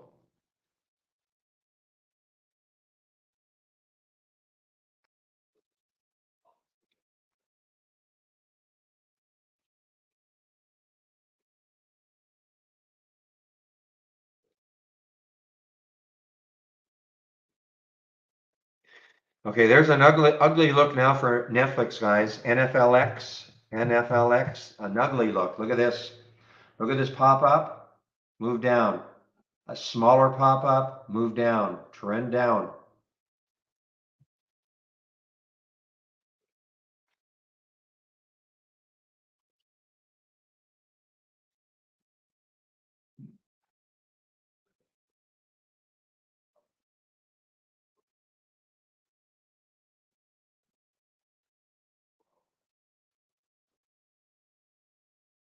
All right, well, this is starting to pop a little bit here, the ASAN. I'd love to see the market not putting in another red bar. But this would be the principle here. 27.40, the first alert. The second one at 27.32. I mean, if the market cooperated, you'd put your price alert at 27.40 and maybe take the trade and with a stop at 27.32. It's a very, very tight stop if the market could cooperate. If all that makes sense.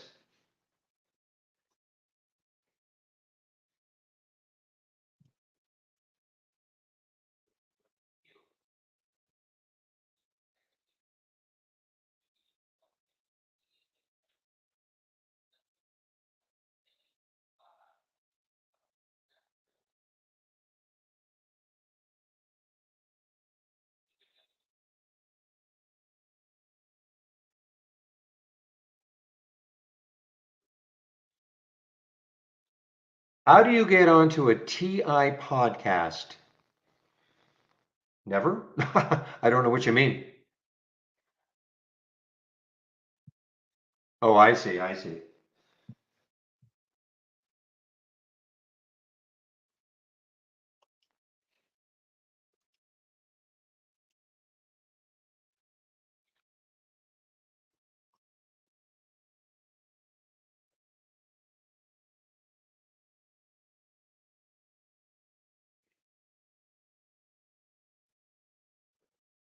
Yeah, Biox is a news halt. Yeah, a news halt.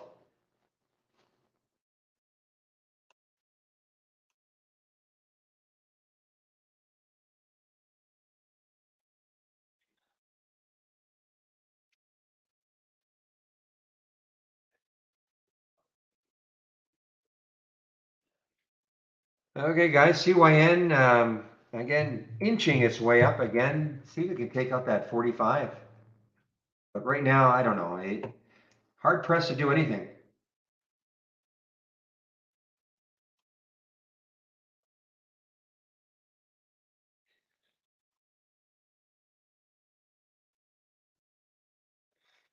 I know somebody's going to say, hey, look at TCAT. So I better do it before you do. I'm going to put it here. So TCAT. So there is a little bit of a move here, some volume coming in. I suppose if it could take out 277 or so, it has a run. It got up to 330 or so in the pre-market. Big news that they're going to have a website that you can trade NFTs.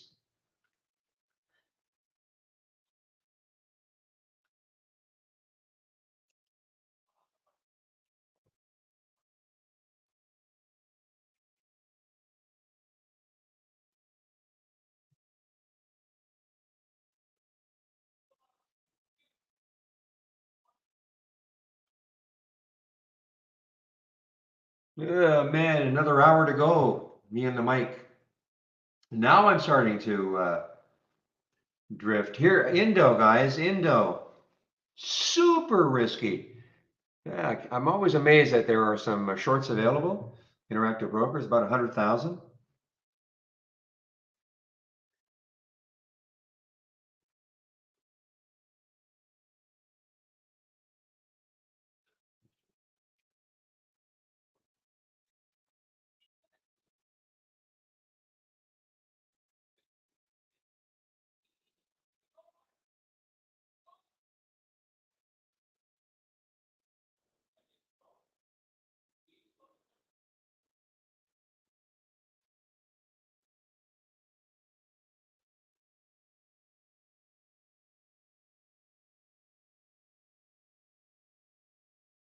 Okay, so the reason I did not want this one again is because the market is drifting down. If you're going to take a bounce play, I know I keep repeating myself, but you'd like to see the market at least not against you. It could be neutral. It can be kind of, just flatlining a bit, but you just don't want to see a red bar and another red bar if you're trying to take a bounce play.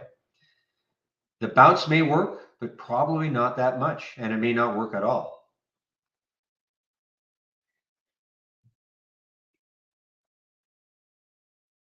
I mean, it doesn't have to be ripping higher, but just stop the selling.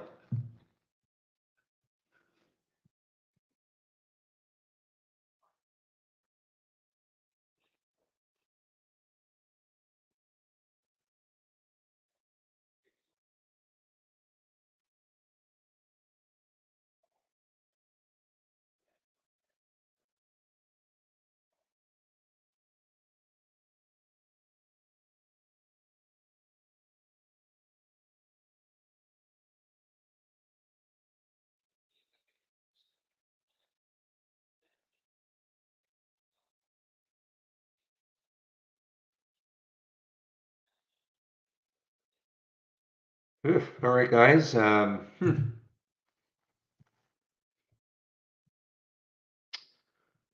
What to do? Yeah, I have it thumbnailed. The ACCD, I have it thumbnailed. I think it would have to take out that 590 pretty strongly. Right there, that 590, 580, 590 area right there on that 15.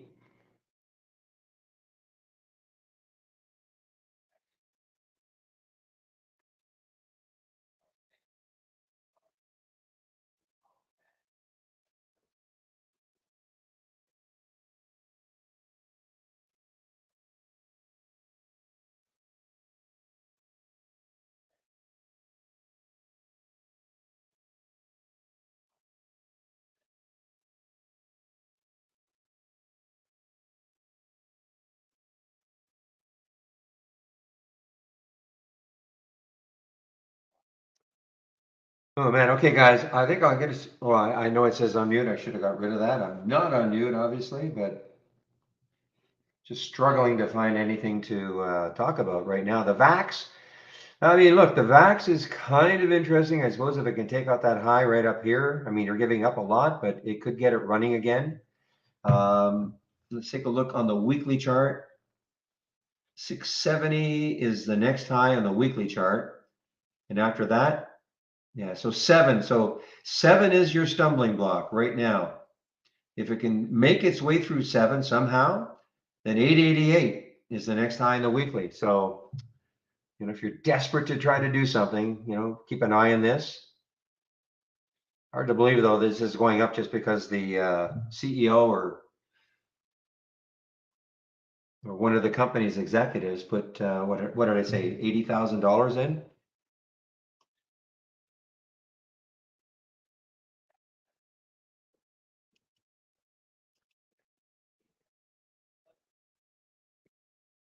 Yeah, I have that thumbnail. Yeah, Facebook going red, not a good thing for the market if you're, well, it was, but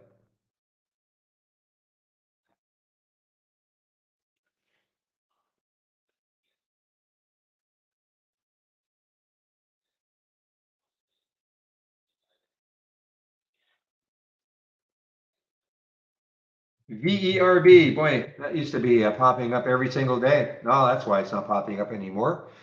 On my scans, it's under $1. And I mean, this got up to $4 a few, well, almost a year ago. What year was it? Or that was July of last year. And they've just been dropping ever since.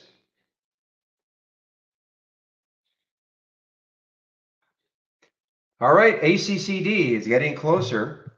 We're taking out that little 590 level, 590, 585 level right here.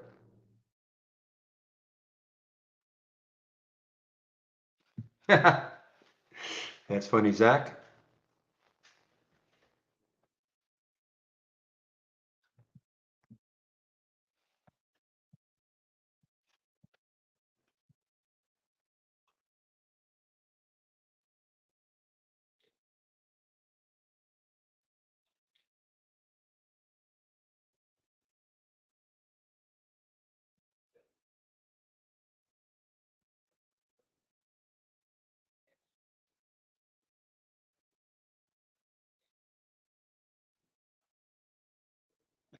Shady, you know what I actually thought you were doing that short for?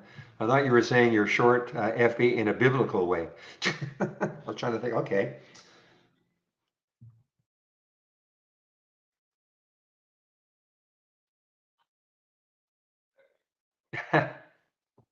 You know how they talk about biblical proportions.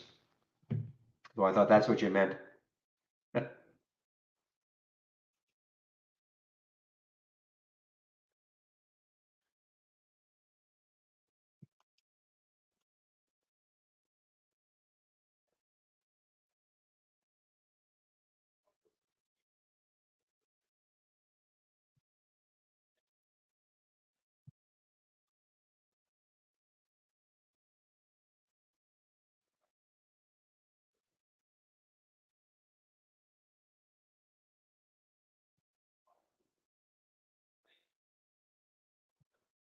Oh, guys, I am just not seeing anything now.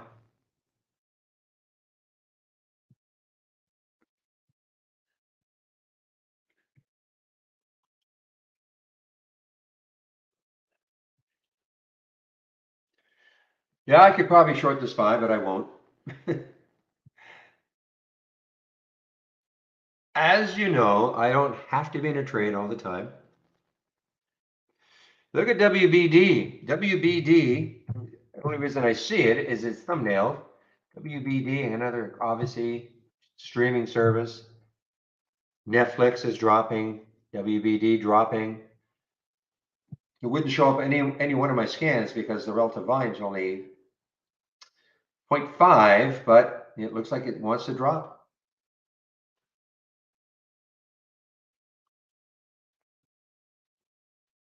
Whoa, there goes CYN now, guys. Wow. Okay. Not short, just not shortable for me and Interactive Brokers, but there's the big break for CYN. Remember the last time I looked at it was maybe trying to get through that 520, and not anymore. That's it. Well, for a while anyway. And the VAXX just took out the high. VAXX just took out the high of the day.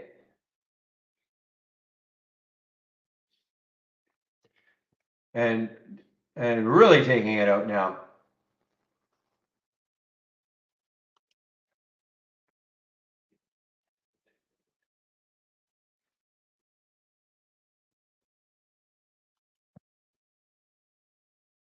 I mean, we're really scraping the bottom of the barrel here for a stock to go up 90% just because a guy puts in 80,000, dollars at 348 a share. I mean, 348. It's not like you put it in at 650, 348 a share. Unless there's other news, I mean,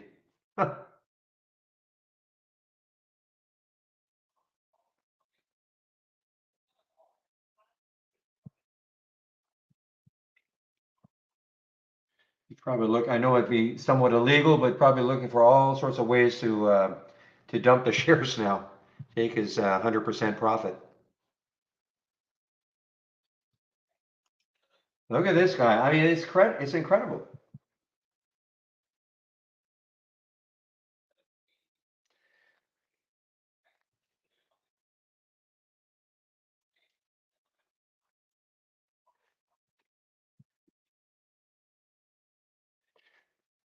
Well, I mean, it's up almost 100% to Eric. I know what you mean. I mean, it's not a crazy low float, but they don't all have to be crazy low. But I mean, that's up 100% now. I mean, it pushed right off six like nothing, and it's just not shortable for me.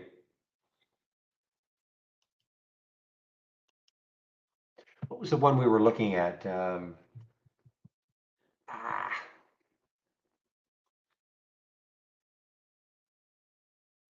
is there actually news on it though for Vax phase one? Not today, right? I don't see any news today on that.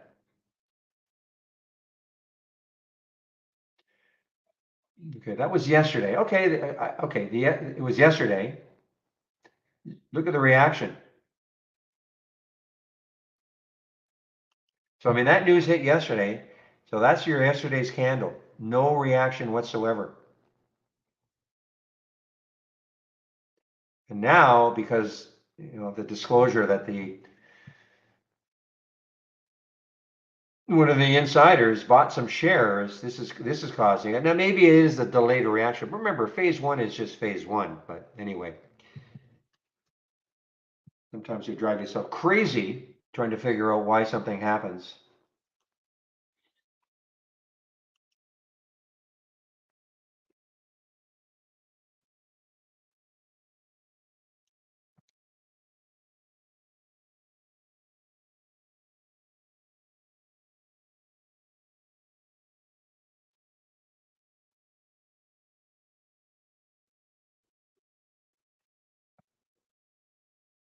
A little applause here. This is from my scanner, NUTX.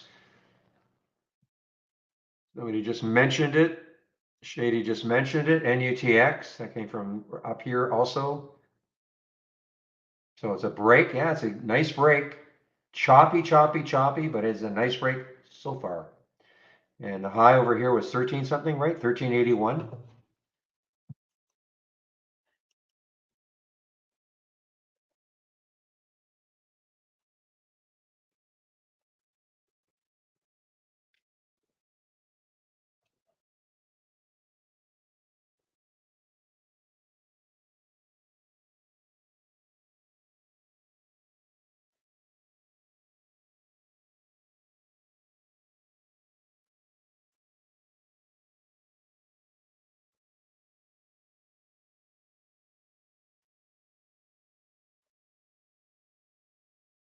Boy, if this breaks 10, guys, look out. What's the high over here? 1051. 1051. The high yesterday was 865. 2 days ago, 1051. And then, of course, the magic 1381 way up here. But of course, when we were looking at this one, when we were trading this one, I know a lot in the room were trading this one. It was all about this. It's all traders were looking at, that 53. I'm not saying, when we were never saying it was going to get to 53, but that is what, traders look at and say, my goodness, could it get, a tenth of the way, from where we are to here.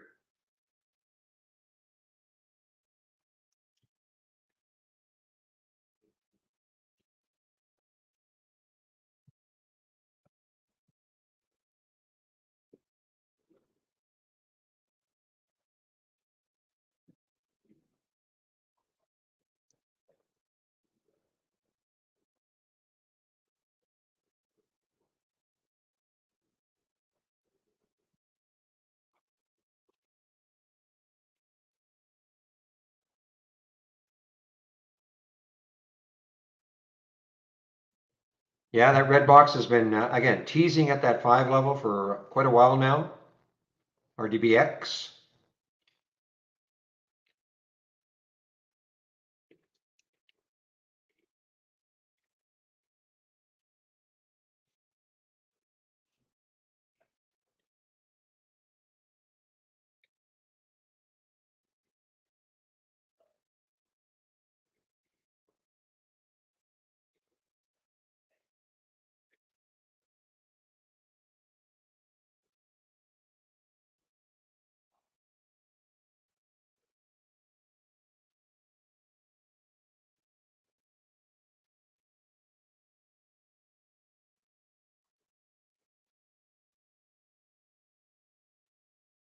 Well, of course, this Indo has a huge way it could fall, or amount it could fall. There's a low last month of 10 something, and then there's where it all started, around 350. No rational reason why this was up to 85, 86.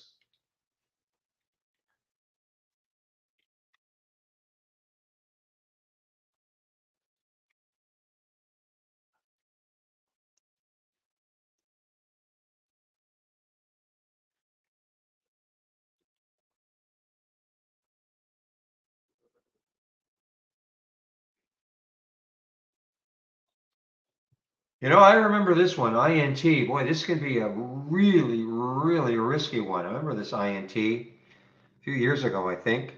Used to have amazing spreads. It's showing up on Zach's scan, but again, it's a so if oil prices are starting to fall, you know, I mean, you're hard pressed to try to get one of these oil energy stocks on a bounce. RDBX now at 5.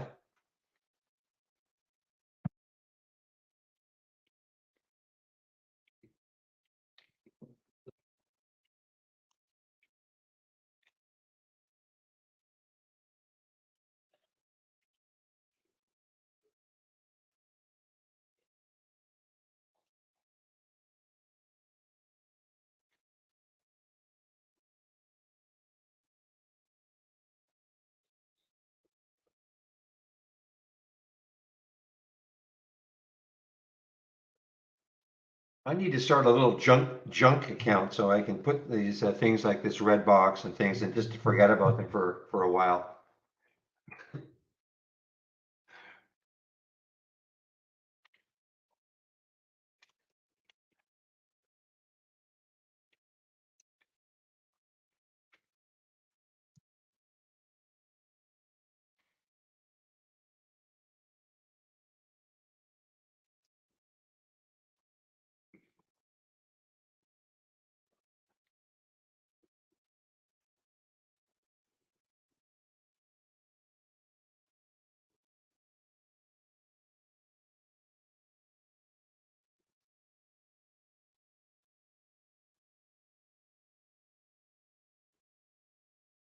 All right, guys, there it goes. Over 10 now. NUTX over 10. How well is it going to hold over 10? And then the next high looking left, what did I say it was? 1051.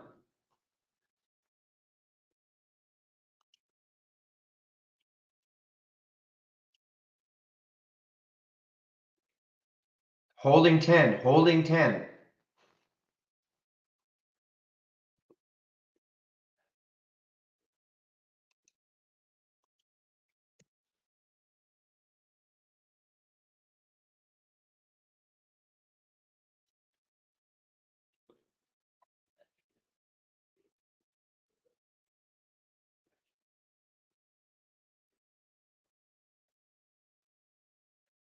Holding 10 really well now, guys. NUTX.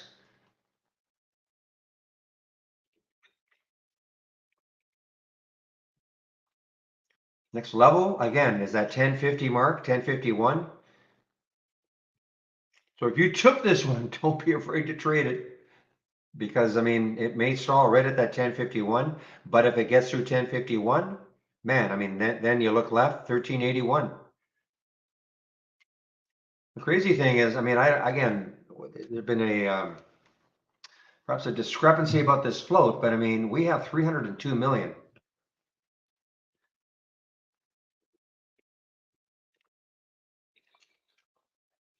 So it moves like crazy for that sort of a float.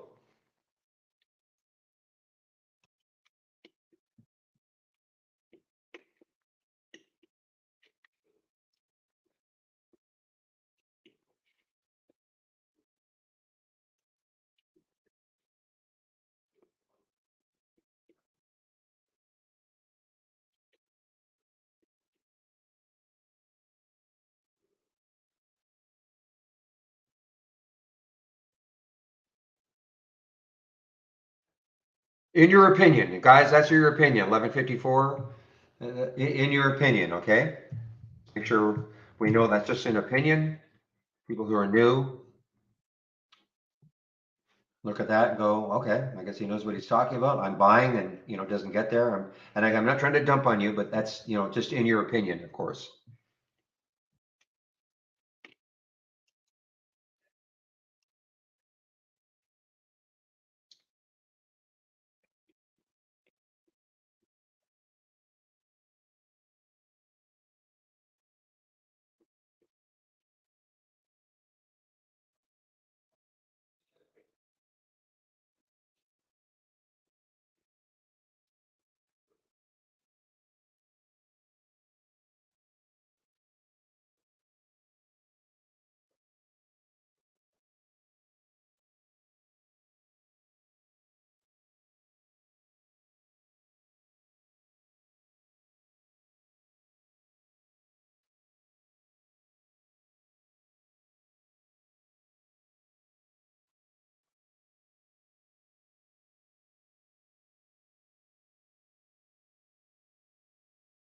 Well, let's see if you're right here.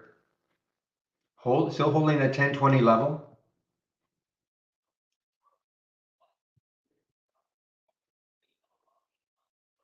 Okay, red box is making a little move over that 5. A bit extended though to take it, but there's that red box making a move here.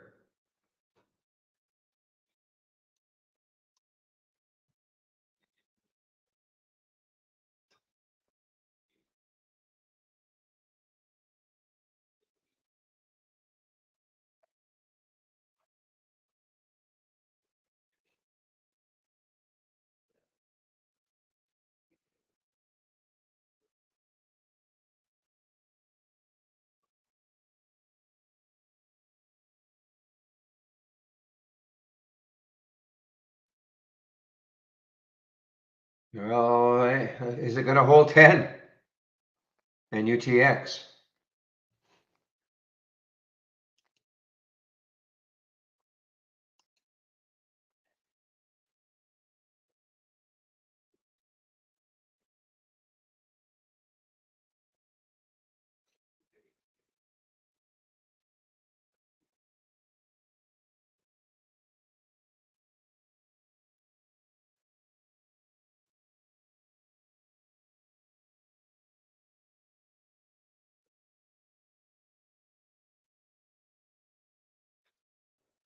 Oof, okay, guys, it is. Oh my gosh, do you see that? Do you see that pop up briefly for the NUTX?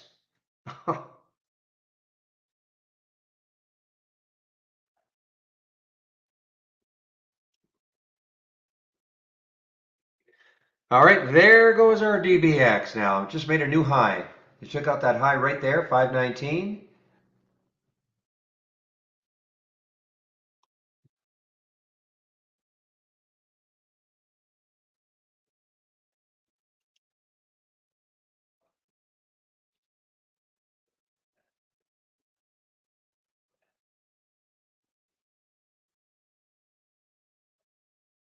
Uh, 8.8 million in the float, so it's going to trade the float probably at least 8, maybe 9 times today.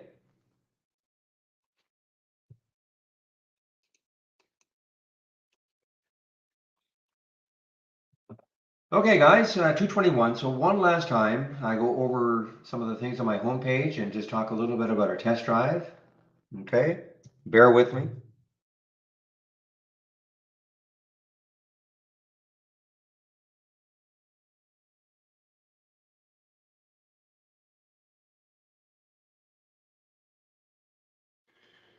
Okay, if you click on the test drive link, this is what you'll see. So sign up.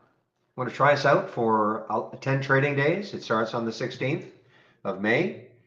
You'll actually have access to the program on the 13th. That's Friday the 13th, about an hour after the market closes. Whoa, look at our DBX now, guys. Big break now. So for $11.11, again, you'll have access just as if you're a premium subscriber, except no auto trading, okay? That's the only caveat, no auto trading. And if you sign up today, you're pre-registering. So don't harass our support people and say, hey, I just signed up, where's my data? Just read it. You don't get data until, like live data, until the 16th. But again, you'll have access to the program about an hour after the market closes on the Friday before. So you can play around with it for the balance of Friday plus the weekend. Playing around with it, meaning getting familiarize yourself what alert windows are and top list windows are and what, the things we've got in our channel bar. You can take a look at my scans, okay? So get prepared, for Monday morning at 8 o'clock. Well, actually earlier. Well, 8 o'clock. That's when I open the room, and that'll be on the 16th. When the test drive is over, it's over. Don't worry. There's nothing for you to do. You don't. You're not put into a subscription or anything like that. And you don't have to unsubscribe from anything. Okay. Also open if you're a standard subscriber and you want to take a look at our premium service for those 10 days. You can do the same thing. My homepage, a lot of information.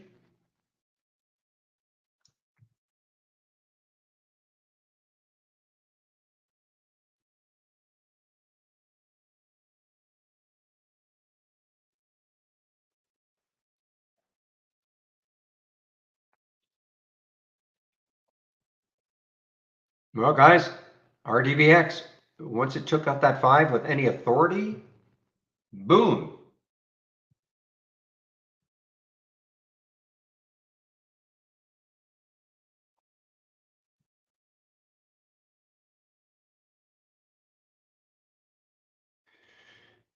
All right, click on my homepage link. This is what you're going to see. And by the way, if you're not on the latest version, you should be. And so if you click on my homepage link, go up to the download section. Even if you don't care about this new look of the Brokerage Plus, what you should care about, though, if you keep scrolling down, take the beta. Is our data now starts for everything, for our scans and our charts, 4 in the morning. Eastern time, and so 4 to 8, okay? 4 to 8 Eastern time, obviously 8 p.m. So download the latest beta, and then you'll have access. This is something that people have been asking for a long time.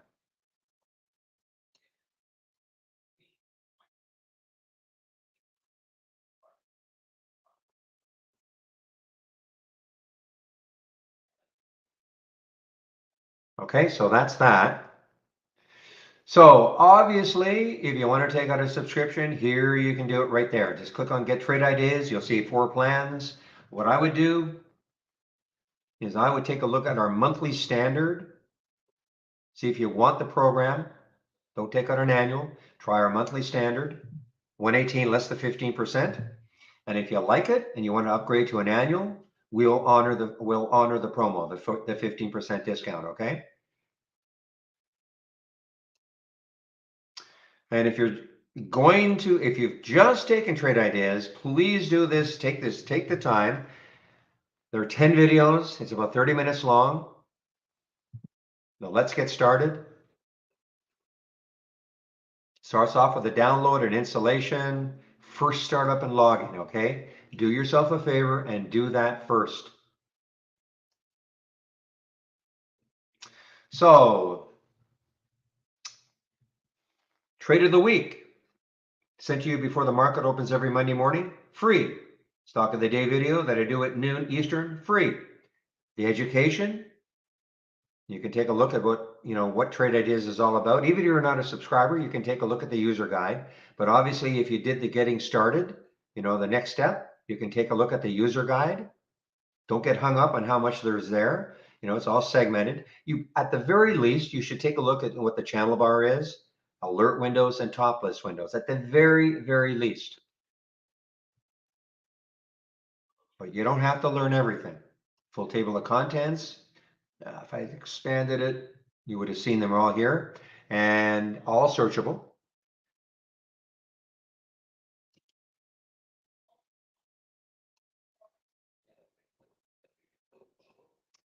The daily support session. So next week, Chris should be back.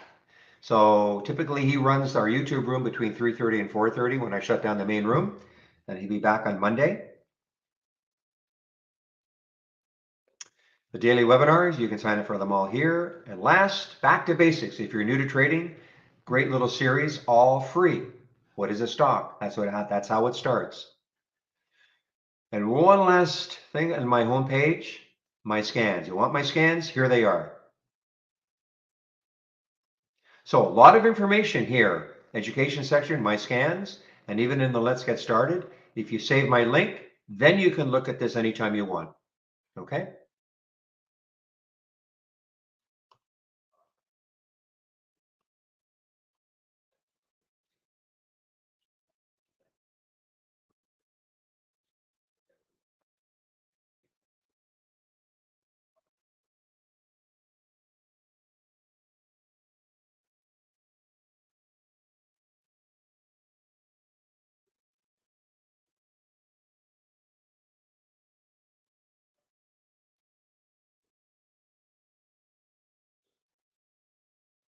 All right, I'm just watching this nut X to see if I can get back over 10. Meanwhile, FTAI, it did have a little pull up here, a minor little pull up, and it has continued down. Whoa, there's a miss for me. That would have been a pretty nice one, fairly relaxing trade. We had the alert, the 10-day daily breakdown at 2170. I was on my break, unfortunately. It happened at 1219 at 2170. Before it pulled up a little bit, there was almost $1. And now look at this, it's continuing down. And there is a ton of room underneath. Ooh.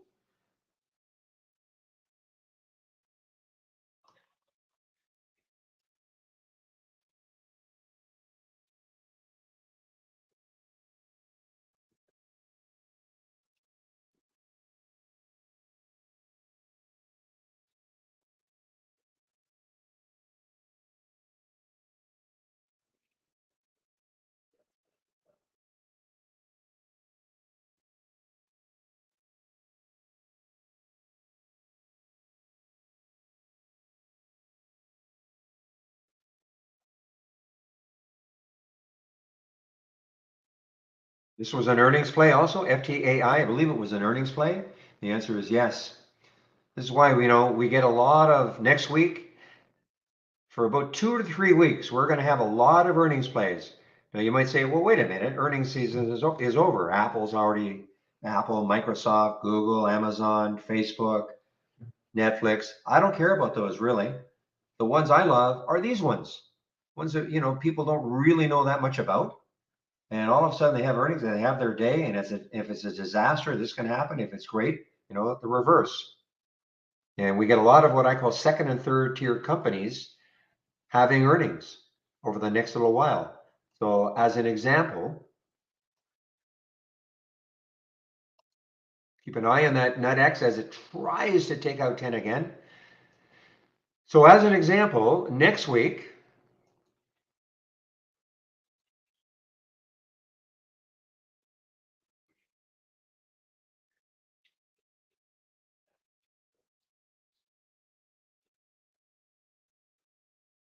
okay, well, let me compare this week. So this week we had, let's see, about 800 companies releasing earnings, okay? We have about 800. Next week, we've got 1,000, okay? 1,000 companies releasing earnings next week. And a lot of them will be like this, the FTAI, so you've not really heard about too much. But boy, I mean, what a great trade.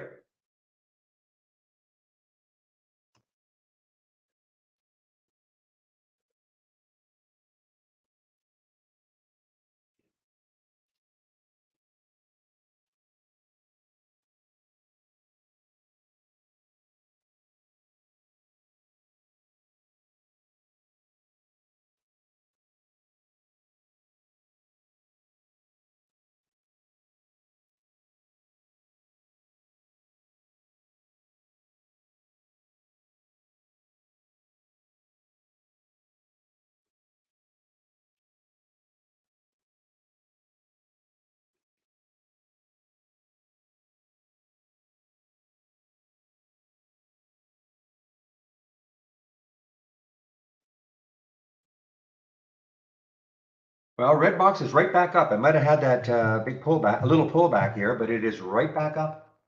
You know, big candle up here, and they came back down to 5. Tough to hold on. Depends how many shares you take. Depends, you know. This is a case in which, you know, I haven't said, it's kind of a, well, not a cliche, but sometimes you can make more money by taking fewer shares. Now, how can that possibly be? Well, if you take fewer shares, typically that means your stop is wider because you're going to risk the same, you know, whether it's 100 or 200 or whatever the amount is. But that would mean your stop is going to be wider, fewer shares. That keeps you in the trade longer. So, you know, so something that whipped down, you may still be in the trade. And what if this goes up to say 6? Okay. So yeah, if you'd taken more shares, chances are you would have been stopped out. So taking fewer shares, wider stop can keep you in trades a lot longer. Of course, it just makes sense. And if, you know, they do start to run, hey, you can make good money.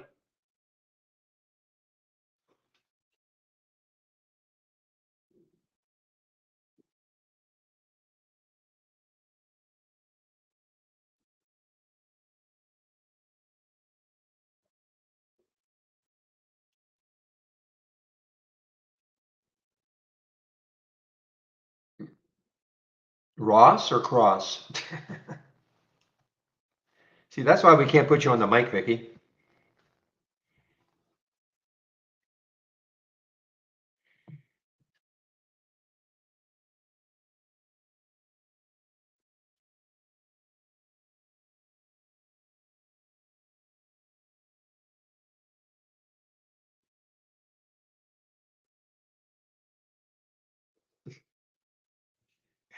ATUS?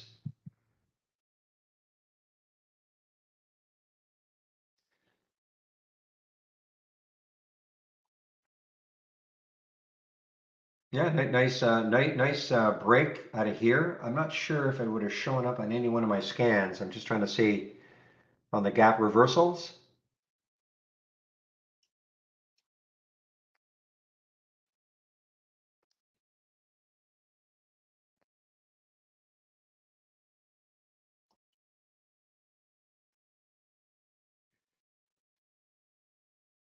I'm just waiting on the nut X. I'm really intrigued to see if it can take out 10 again and start to run. That's all I'm really waiting on. Other than that, I'm not doing anything. I've got my alert set for nut X just over 10. I think, you know, it's just psychological. If it can take out 10 again on some volume, it could really run again. So we'll see.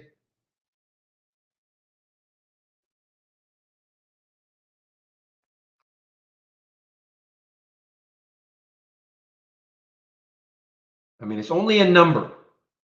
I know you guys, some of you think I'm crazy for thinking that a whole number can be this can block it so much, but I've just seen it so many times over all the years, even though algos in theory are in charge, but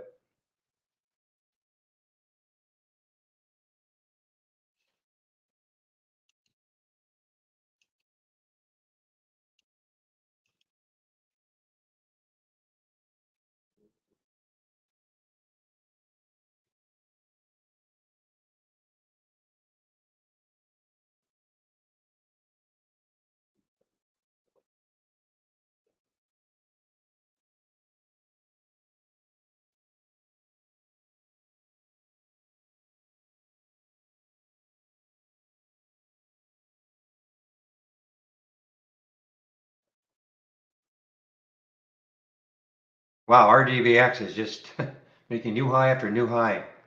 This is showing up on my, well, many scans, of course, but the gap up and go. First alert here at 950, 475. And on the 10-day daily breakout at 474. I mean, it wasn't easy. Don't get me wrong. It was not easy because it was chopping all around all day long, but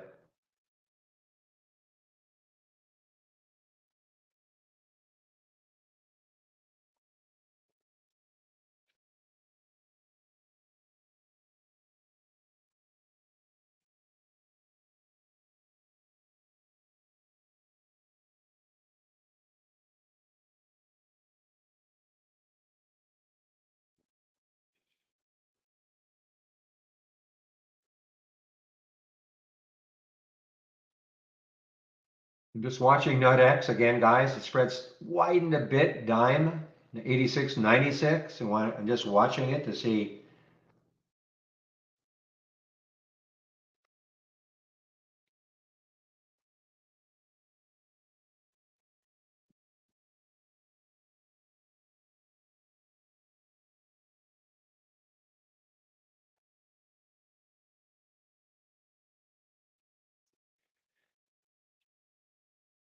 Our boy Chris, oh, I'm sure he had a great time in Washington. He must be home by now.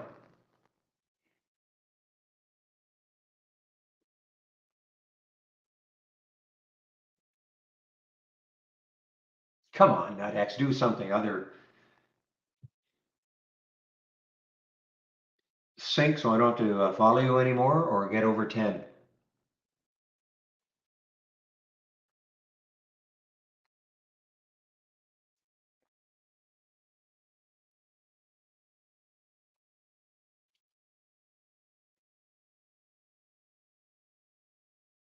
Well, RDBX right now is an alpha stock. You know, it's moving higher and higher and higher, and look what the market's doing, and it doesn't care.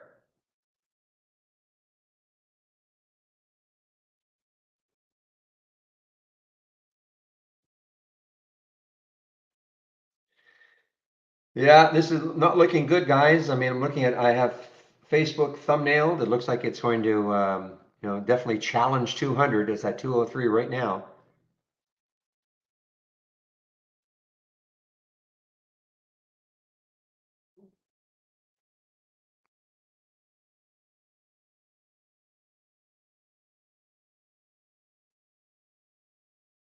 Look at the volume. Look at the volume for RDBX. You bring up a 15-minute chart.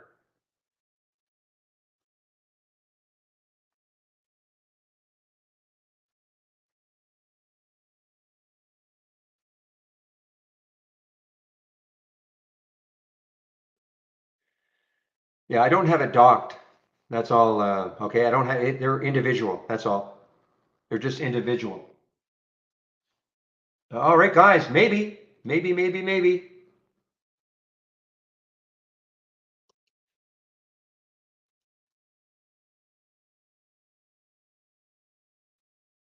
And I'm talking the Nut X. It's just not a docked version. That's all. Okay. And it may have slight differences. You can take a look at the filters, but it's just not a docked version. That's all.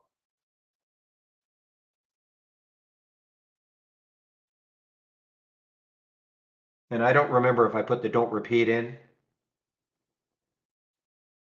Well, I'm sorry, guys. I really have to watch the Nut X.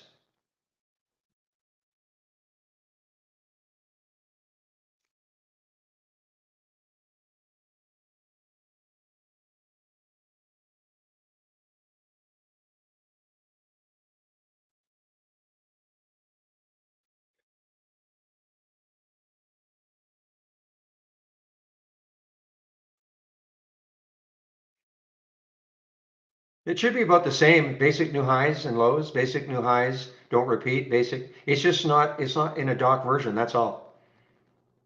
Okay. But they are here, and there's no. I mean, you can take a look at. You can right click. I mean, there's nothing magical. I'm not saying magical, but I mean, you can always make changes. This is what I got here. If you right click, see if it corresponds. But you can always customize it to your style of trading too. But they are here. It's just not in a dock version.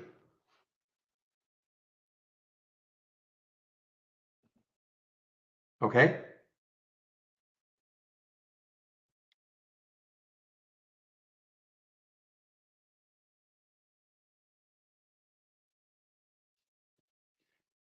I didn't want to put everything in a dock version because not everybody likes the docking, so I didn't want to do that. I know I have Zacks in a dock version, but other than that, I think that's the only one.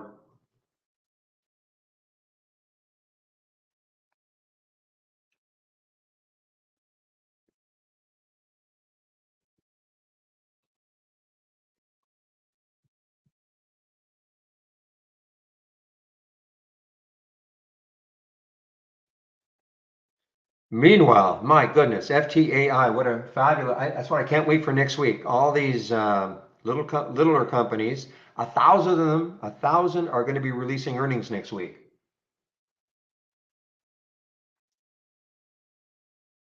And, you know, we might get some real gems like the FTAI. Yeah, so the only one I've got in a doc version, I think, is this one from my homepage, I think. The rest of them are just individual scans. You can always put them in a doc if you want, but they're just free floating, I should say. But look at the volume on Redbox, increasing, increasing, increasing. See, look at this.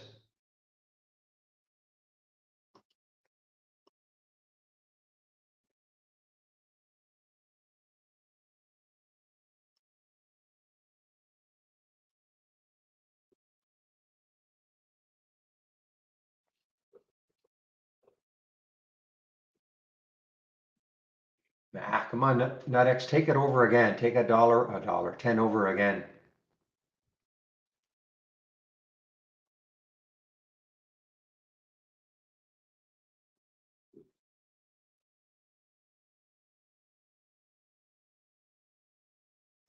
Wow, 244. I only got about another 15 minutes or so on the mic.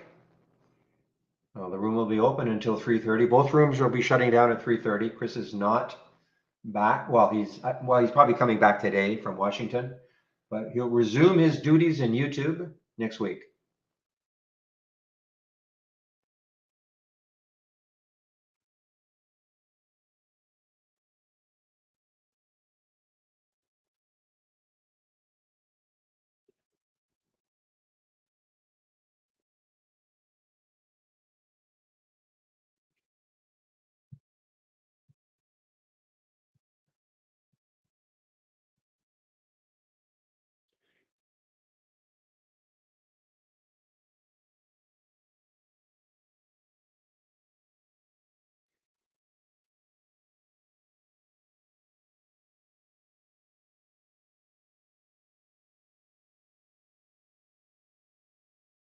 Yeah, we don't have different sort of algos though that backtest like that, Vicky. So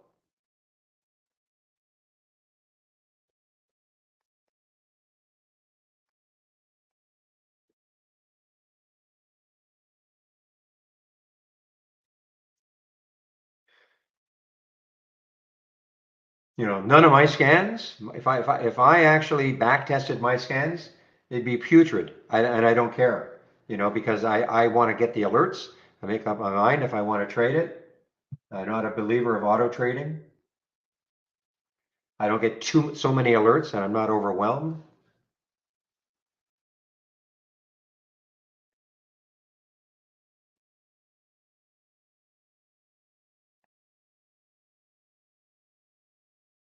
Well, Netflix and Facebook look almost the same in terms of 15-minute candles now, both falling, sliding away.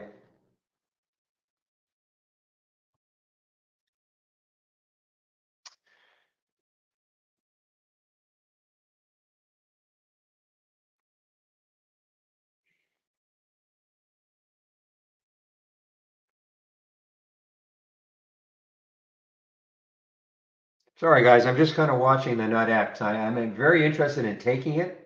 I want to see it really break 10. And it's just sort of biding its time just under 10.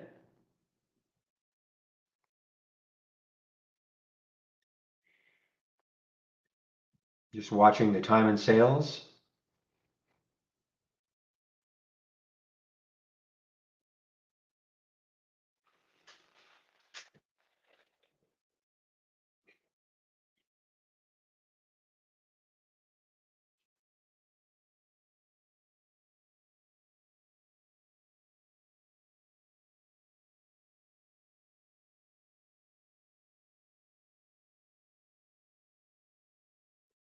All right, guys, I'm going to get my announcement in. I'm not on mute yet, but soon.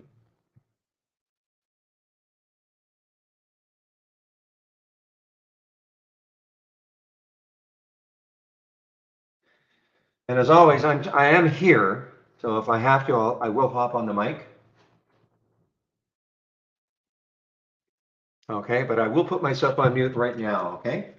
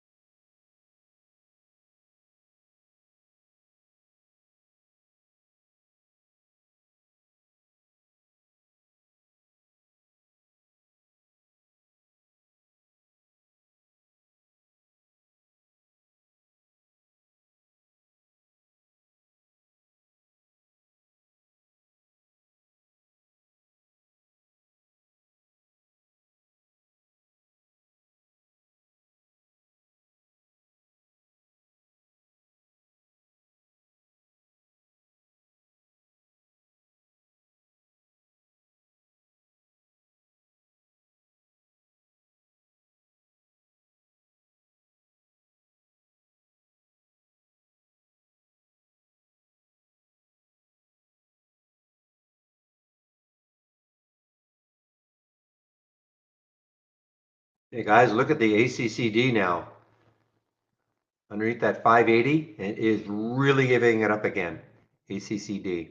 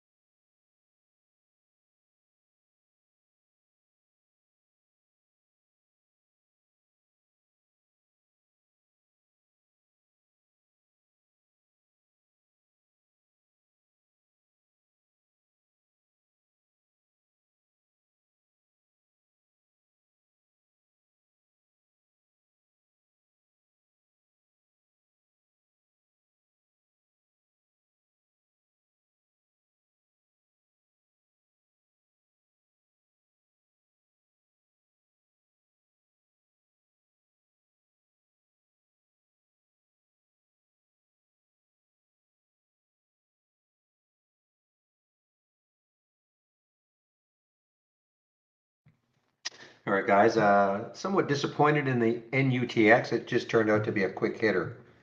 So hopefully you had to be nimble. It did get all the way up to 1050, but look left and 1051. It's amazing. You know, it's only 1 penny, but it stopped it right in its tracks. I mean, it's just, 2 days ago, that was the high and it stopped right there. So, when it didn't take that out, you had to be aware of that. You had to, if you got into this trade just over 10 and you were waiting on that 1050 break when it didn't happen, you had to take some out just in case.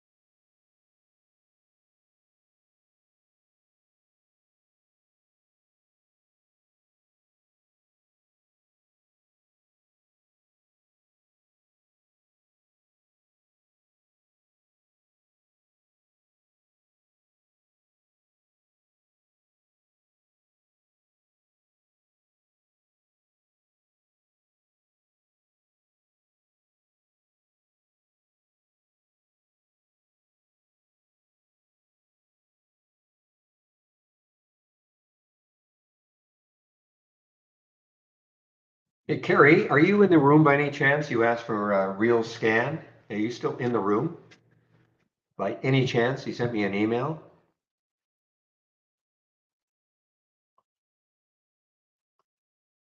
because I don't have it, but I have something very similar. I don't know what his scan. Yeah, I don't know if you're in the room. If you're in the room, please say yes, and I can give you something that's similar.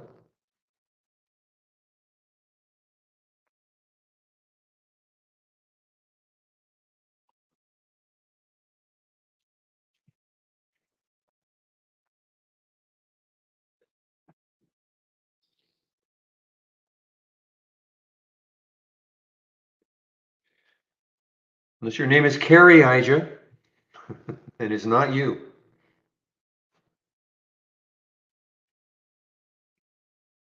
Wow, look at this market. Look at this market, guys. My goodness me. Oh,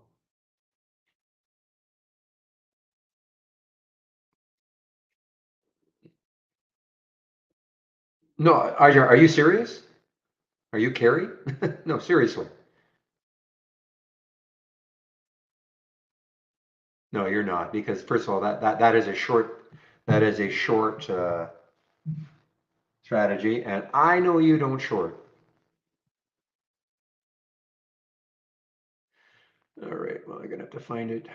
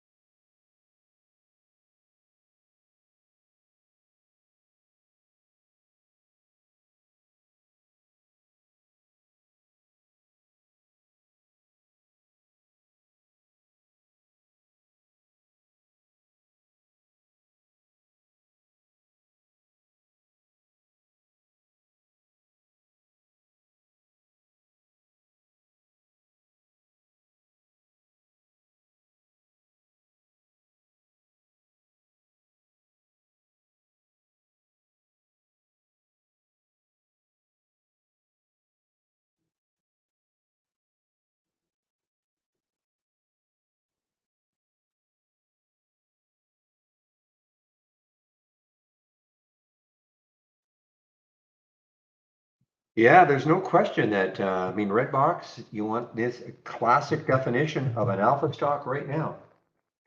I mean, it had a little pullback here, but look from here on, from what time was that? That was 1 o'clock. From 1 o'clock on, I mean, almost straight up. You had a red bar there. Check 1 o'clock on here.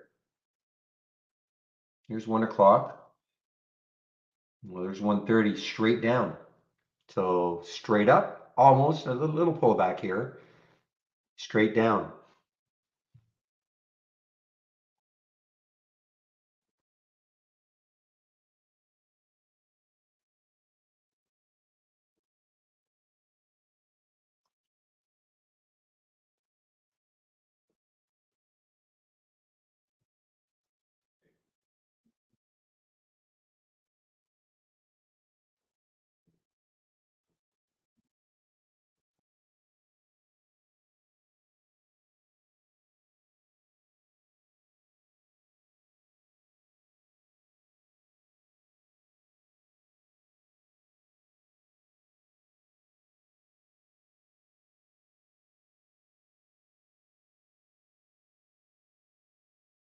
Even the VAX is holding tough, guys. The VAXX, it is holding tough.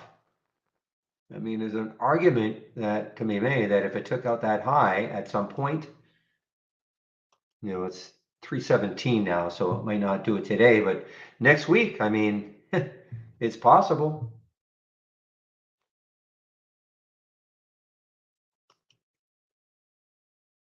And, oops. And even the CYN, I mean, these are so choppy. Those are ugly. That's an ugly looking 5-minute chart. But I mean, it's come back. I mean, 460 back up to 530. It's trying to come back. I just don't know how the only way you can hold on to anything like this is fewer shares, wider stops, fewer shares, wider stocks. Otherwise, you're just going to get chopped to death. Wow, look at the nut X. Man, I'm glad. I'm very, very, very, very glad I didn't wander away from my computer thinking, oh, well, it's going to take out that high and it's going to attempt to look at that 1381. And that's why, I wanted to say, somebody was saying it's going to 11 something or other. That was in that person's opinion, all right? And it might have been based on fibs or anything like that, but we always have to remember that's an opinion.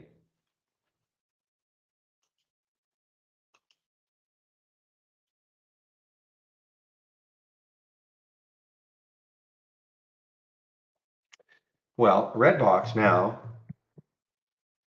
is the next high looking left again. 557, so it's through that, and then 747. Airplane. 747 on the monthly chart. On the weekly chart, probably there's more.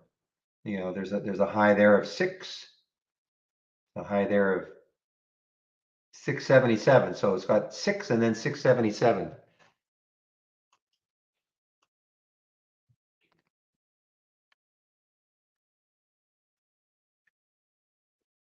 What a day. Look at the volume. Wow, I mean, we thought, okay, this was the big volume day, not even close.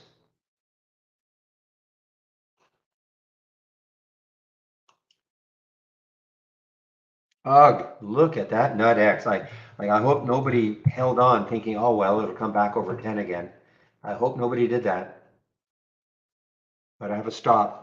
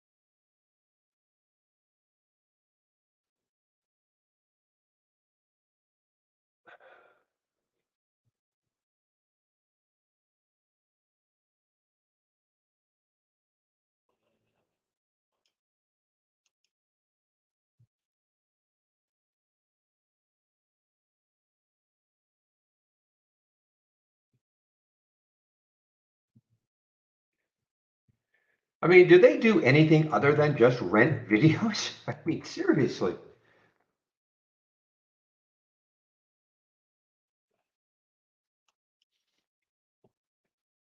And here we go, not seeing company specific news for this session.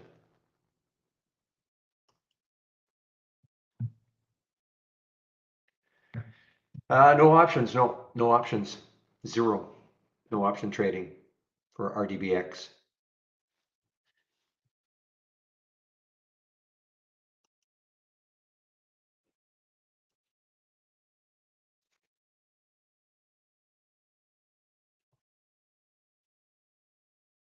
Yeah, just make sure it's not on your new shoes, Dak.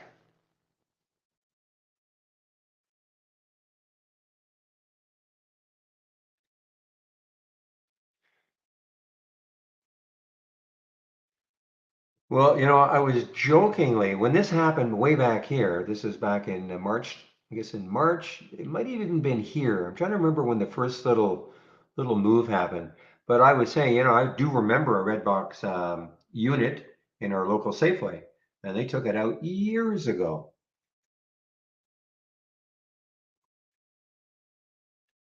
But I did use it, but that's years ago. I can't believe they're still around. And obviously they're still around, and just, my Safeway decided no.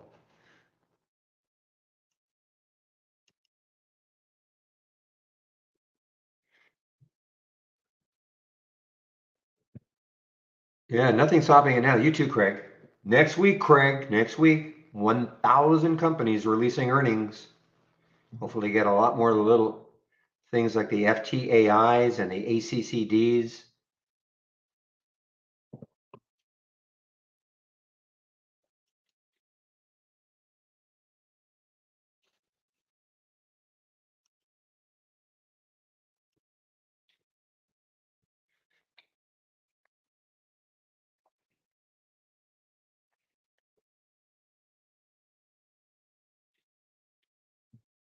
Yeah, somebody's got to explain. I don't expect it here. I might have to go online to figure out like why anybody would physically rent like a DVD, whatever it is now, a Blu-ray from Redbox, and not all, and not just.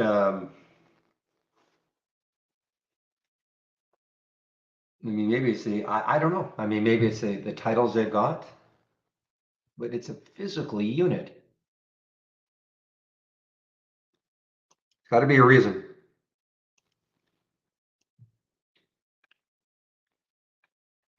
Yeah, Amazon's got a lot of new releases, and most of them, well, most of them seem to be in 4K, so it can't be a resolution issue.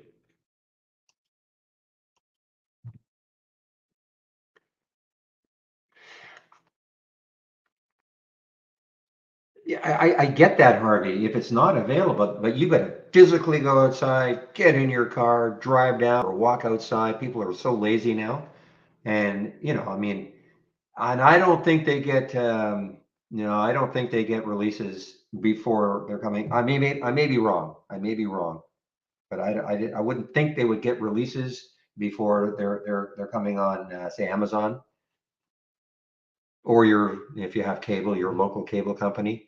I mean, why? I mean, remember this stock was just doing nothing for months and months and months. Why would it?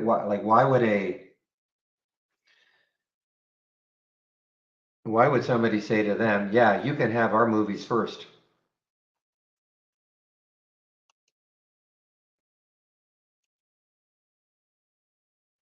Yeah, I mean, maybe it's just hype. I mean, it's got to be.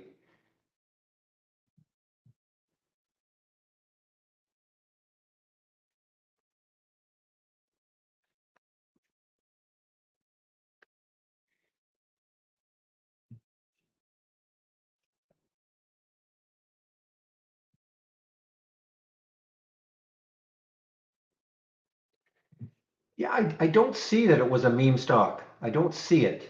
That the Wall Street bets. Usually there's a a little recap of what was happening there. I did not see that ever as well. Maybe back here, I don't know, but I didn't see it.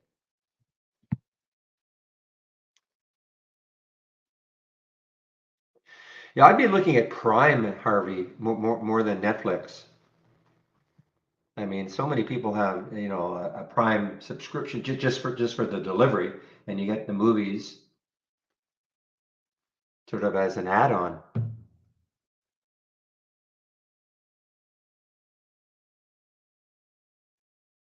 But you know what? Maybe it's just a trading vehicle, and that's all. There's really no business case to be made for this.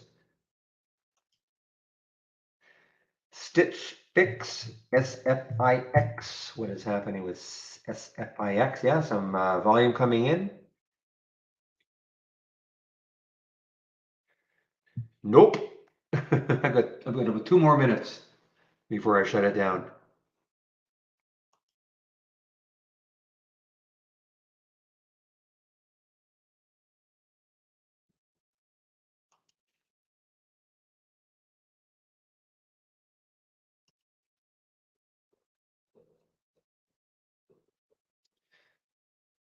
Well, it definitely turned into a way more active day than I would have anticipated.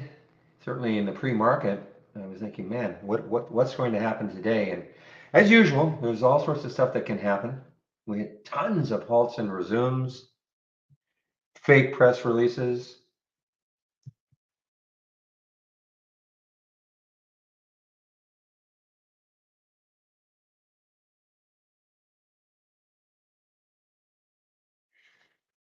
Who did that? Who was it?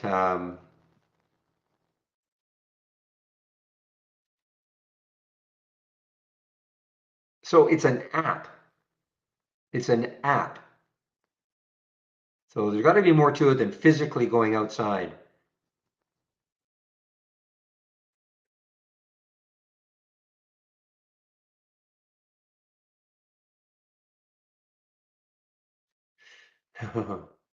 BTIG research. Okay. Well, thank you, Shady.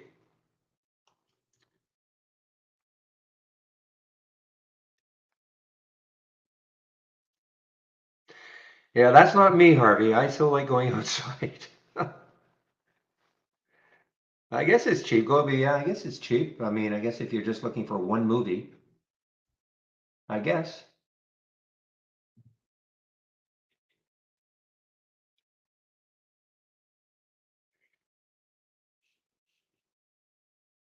Excuse me, are you kidding as well? Yeah, okay, you're kidding. Okay, options on BTIG. Okay.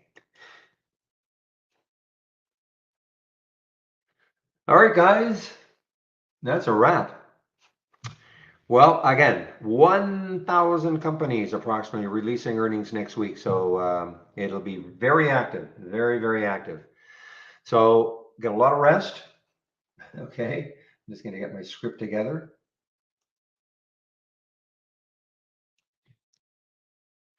Again, thanks for all the help, not just today, but all week. And have a great weekend. And I'll open the room Monday morning at 8 o'clock. So have a great weekend, and we'll see you then. Bye-bye.